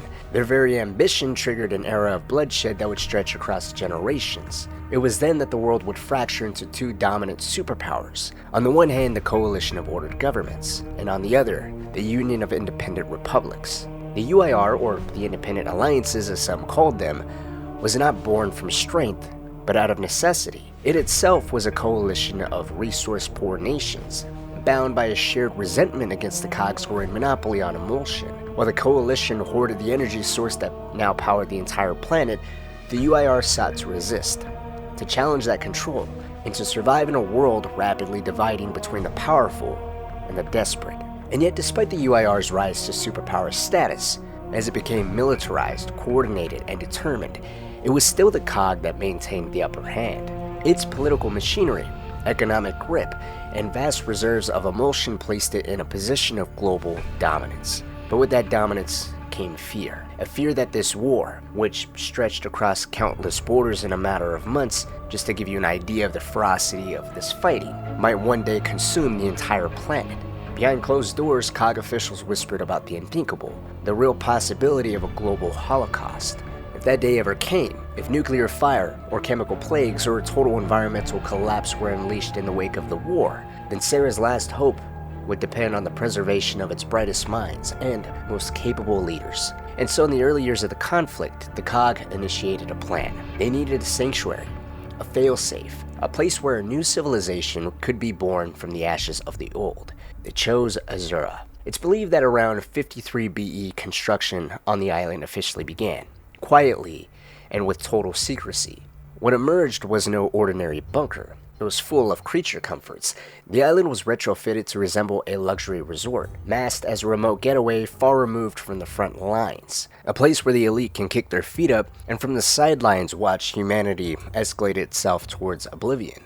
But beneath its beautiful facade, Azura became a fortress, an ark designed to outlast the end of the world. More than a shelter, over time, it expanded and included a hub for critical research. Its isolation made it ideal for projects the public would never be allowed to see, or even know the COG were engaging in them. It was here scientists worked confidently in silence, advancing medicine, experimenting on the earliest cases of rust lung, experimenting with agricultural engineering, developing tools to sustain life should the war bring the world to ruin. It was a vision of survival, engineered beneath crystal clear waves. It was this very research that helped the island become self-sustainable, requiring nothing to be imported or shipped. The people here could go without any wants, boosting its importance and secrecy. Among those scientists that worked here was a man whose name would one day be etched into infamy, Dr. Niall Sampson, a brilliant geneticist. Sampson played a key role in the early development of Azura's scientific infrastructure, but his work and his ambitions would eventually pull him away from the island. After some unknown amount of time, he would be transferred back to the mainland where he continued his experiments at the New Hope Research Facility, diving ever deeper into the mysterious and devastating disease known as rust lung. Meanwhile, Azura never slept. Behind the ocean mist and beneath layers of secrecy, the island continued to evolve, its true purpose growing darker with every passing year. What began as a refuge slowly transformed into something far more complex and far more dangerous. Its halls became a vault, not just for scientists but for the Coalition's legacy. Statues, rare works of art, sacred texts, and the documented history of the COG were all brought here, protected from the chaos unraveling across the world. In time, Azura resembled a palace of knowledge and power, a living archive built to survive even if the rest of Sarah burned itself to ash. But it wasn't just knowledge here that they preserved. It too preserved fire. For all its claims of defense and rebirth, Azura also doubled as a weapons lab, developing tools of annihilation under the guise of safeguarding the future. Among its most terrifying creations was the Light Mass Missile. Predating even the Hammer of Dawn, the Light Mass Missile was one of the first weapons of mass destruction powered by emulsion. Through a process known simply as Light Mass Process, the COG had discovered how to extract nearly limitless energy from the substance and direct it with devastating precision. The weapon was designed to obliterate hardened targets, fracture underground networks, and leave nothing behind but molten ruin. Azura was not just where the Light Mass Missile was built though, it was also where one was fired from. After the Pendulum Wars had officially ended, unrest still remained. A Ghazni mutiny broke out as a final echo of defiance from the defeated Union of Independent Republics. In response, the Coalition launched a light mass missile strike, with this missile originating from the Azura facility. Thanks to this launch, this mutiny was over in a matter of minutes. The rebellion was crushed, and the message was straightforward. The world had changed, but the COG's appetite for domination had not. Out of that missile strike, only one survivor was ever confirmed, a UIR major at the time named Garen Paddock. He emerged from the blast zone, broken, burned, and permanently scarred across his face. His survival wasn't seen as a failure of the missile, but as a haunting reminder of what the Coalition was willing to do, and to others, those that were aware of Azura's existence, of what that facility was becoming. It may have originated as a sanctuary for rebuilding the world, but now it was a fortress, a laboratory, and a throne of quiet tyranny. With its remote location, layered history, and hidden arsenal of scientific and military advancements, Azura was ready for whatever came next. And those who lived on Azura, they were just as insulated as the island itself. By the time E-Day arrived, Azura's staff had long settled into a rhythm of quiet routine. They had raised families there, built lives there, worked, dined, and slept just steps away from laboratories and lounges, surrounded by sun, sea, and peace. Most hadn't left the island in years. Many never had. There was no need to. Azura provided everything they could ever want, and that's what made what followed so damning, because when E-Day struck and a quarter of the planet's population was slaughtered in a matter of hours, Azura remained untouched. The sky didn't fall here. The ground didn't split open. The screams of the dying didn't reach the shore. And within its perimeter, surrounded by a vast ocean, life simply continued. There was no mourning, no urgency, just the cold continuation of a life far removed from the planet it was supposed to help rebuild. Now, of course, that detachment wasn't accidental, it was purely intentional.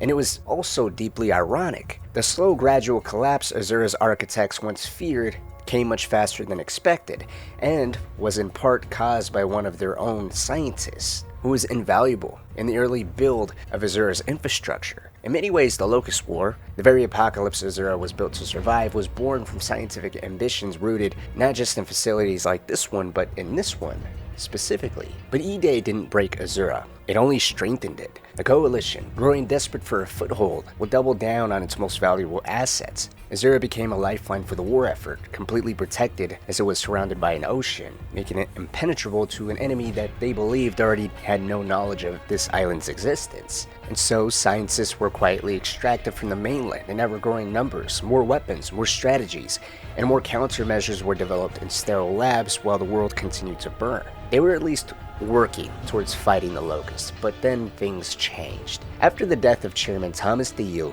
power passed to Richard Prescott, and while the war raged on above ground, Prescott took a different approach to Azura. He began to soften its edges, to reimagine it not just as a scientific bunker, but as a sanctuary for the chosen few. Luxury had always played a role in Azura, but under Prescott, that role increased, seemingly as if the only true purpose of this island. Priceless works of art, historical relics, and cultural treasures began to be shipped in growing numbers. Not particularly for preservation, but more so for presentation. At least that's more how it felt. Azura became a gilded ark, a quiet utopia, and slowly, Prescott transformed it into something else entirely. His reward, his sanctuary, his throne.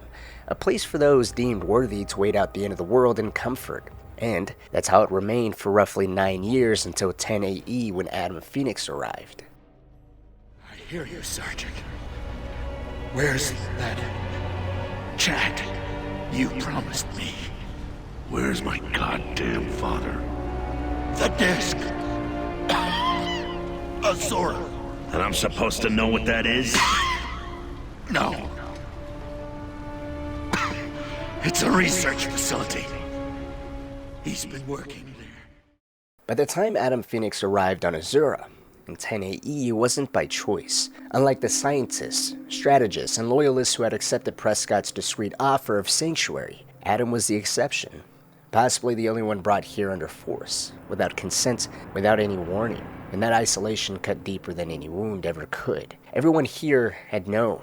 They had been briefed, prepared, escorted. They chose Azura, aware of what it was and what it promised, a second life, a controlled utopia, a reward for loyalty to the COG, or at least to Prescott. Adam didn't get that choice. Instead, he was greeted in a very different way. He woke up restrained to a hospital bed. His body was broken, having suffered shattered ribs and a concussion. His thoughts were hazy, his memory scrambled. He'd barely survived the Locust assault on his home, the same assault Marcus had abandoned his post to prevent. Prescott was there when he awoke, ready to debrief to justify, to spin the truth into something manageable. He painted Azura as a necessity, a beacon of survival, a last hope for Sarah's brightest minds. But between the meds, the trauma, and the emotional collapse already brewing inside Adam, none of it landed right. Not at first. For a man like Adam, someone who had stood at the heart of COG Command, the existence of a place like Azura was staggering. The betrayal didn't come with the debriefing, it came with the realization that this had been established without him ever knowing. Something that he hadn't been invited to, that he'd just been forcibly brought to. That was a truth that would take much longer to sink in as opposed to everything else. Because Adam would bring along the very things that would give Prescott the leverage he was after the whole time. He had brought evidence, notes, samples, and classified research packed hastily during his retreat. He had his wife Elaine's journal.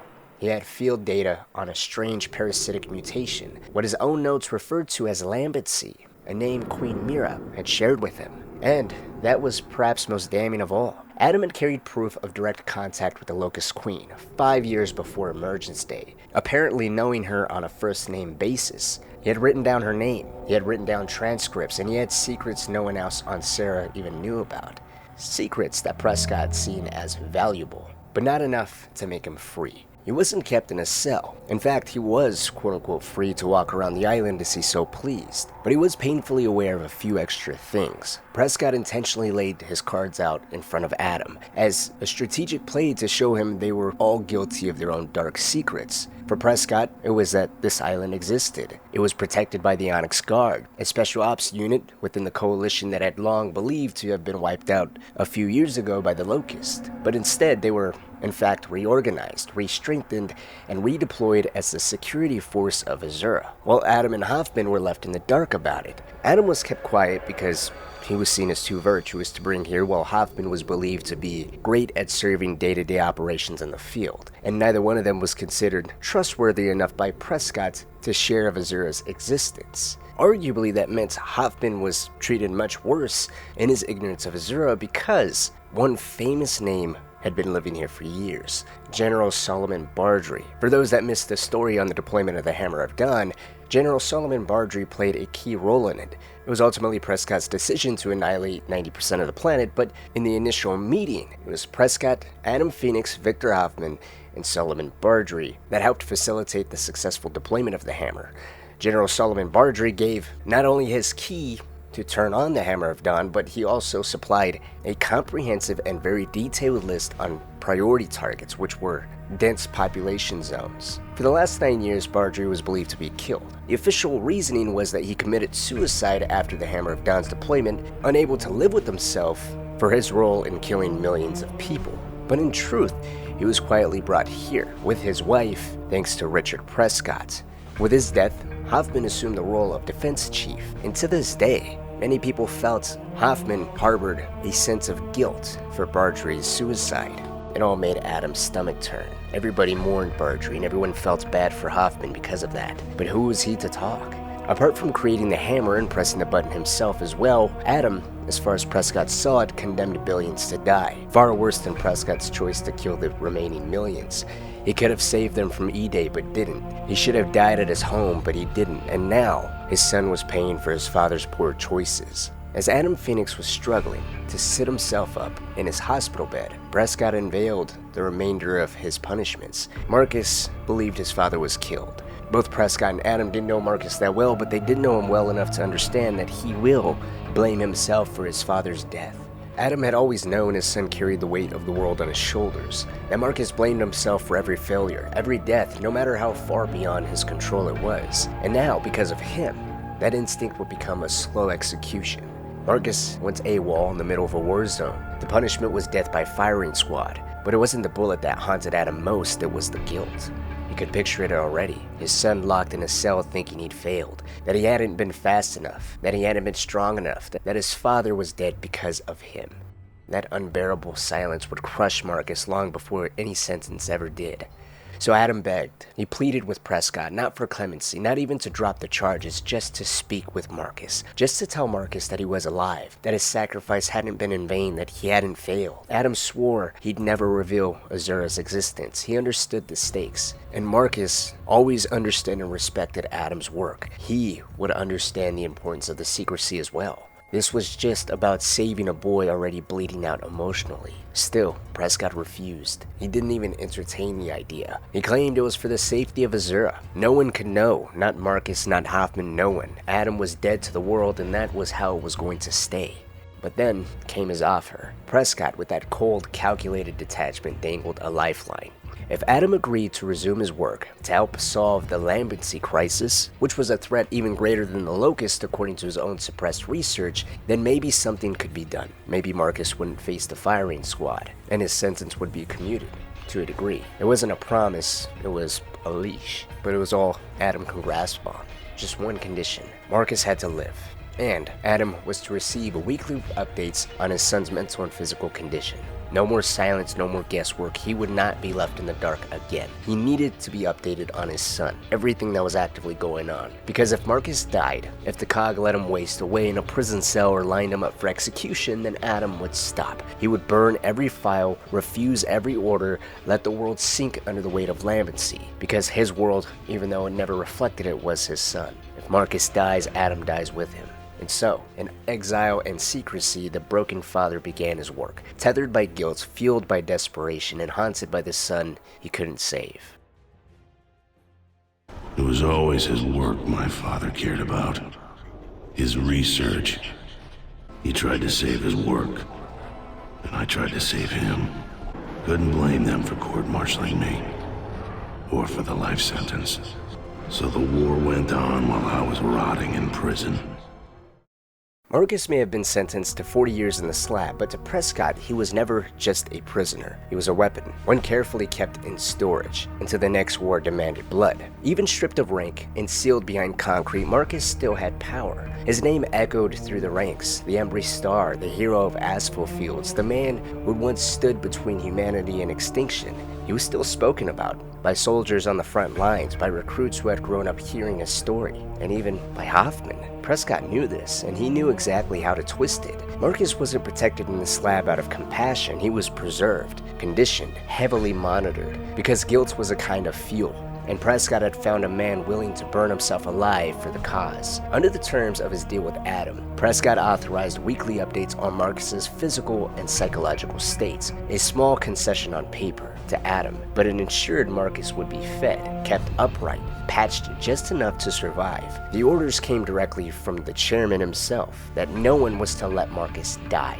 He needed to be kept alive. In the slab especially, that was unheard of. No one received that kind of attention ever. Not when medical staff were stretched thin treating frontline gears. Not when most inmates were seen as irredeemable and left here to just die. It wasn't mercy, it was strategy from Prescott. But it was a strategy that not everyone agreed with or even saw. Especially a guard by the name of Bradley Campbell. Campbell was a senior guard at the slab, gruff, bitter, resentful. His son, just 20 years old, had been conscripted into the war and thrown into one high-risk deployment after another, while Marcus, the supposed war hero, sat in a concrete tomb being kept alive by name alone. To Campbell, it was a mockery of every father still praying their kid came home in one piece, so he made Marcus suffer for it. He beat him. The prisoners in the slab were kept in order by dogs. The same dogs Campbell starved and unleashed on Marcus, leaving him with a permanent scar across his face. Campbell made sure the man who abandoned his brothers would never forget the face of betrayal. He would wear that scar as a badge of dishonor he gave to himself, and Marcus took it.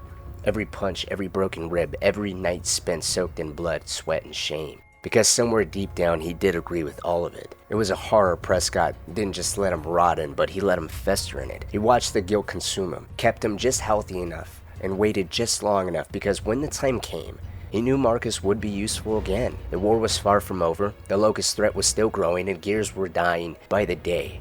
An experienced gear was becoming an extremely valuable commodity, and a war hero, experienced gear like Marcus, who was selfless and more than willing to put his life on the line, especially if he felt like it was atonement. That was a gold mine. And that was what Prescott planned to use, to one day send Marcus on suicide missions, to paint it as atonement. If he died out there, Prescott would lie. He would tell Adam, tell the COG, or anyone else that asked, whether that be Hoffman, Dom, or Anya, that he did his best. He tried to save the war hero. He'd bury his death under classified reports or tell the world Marcus died a traitor or a hero, whichever best served the Coalition's needs, or Prescott's. Because Marcus wasn't just a man to him, he was a myth, and Prescott had every intention of killing that myth at the perfect time.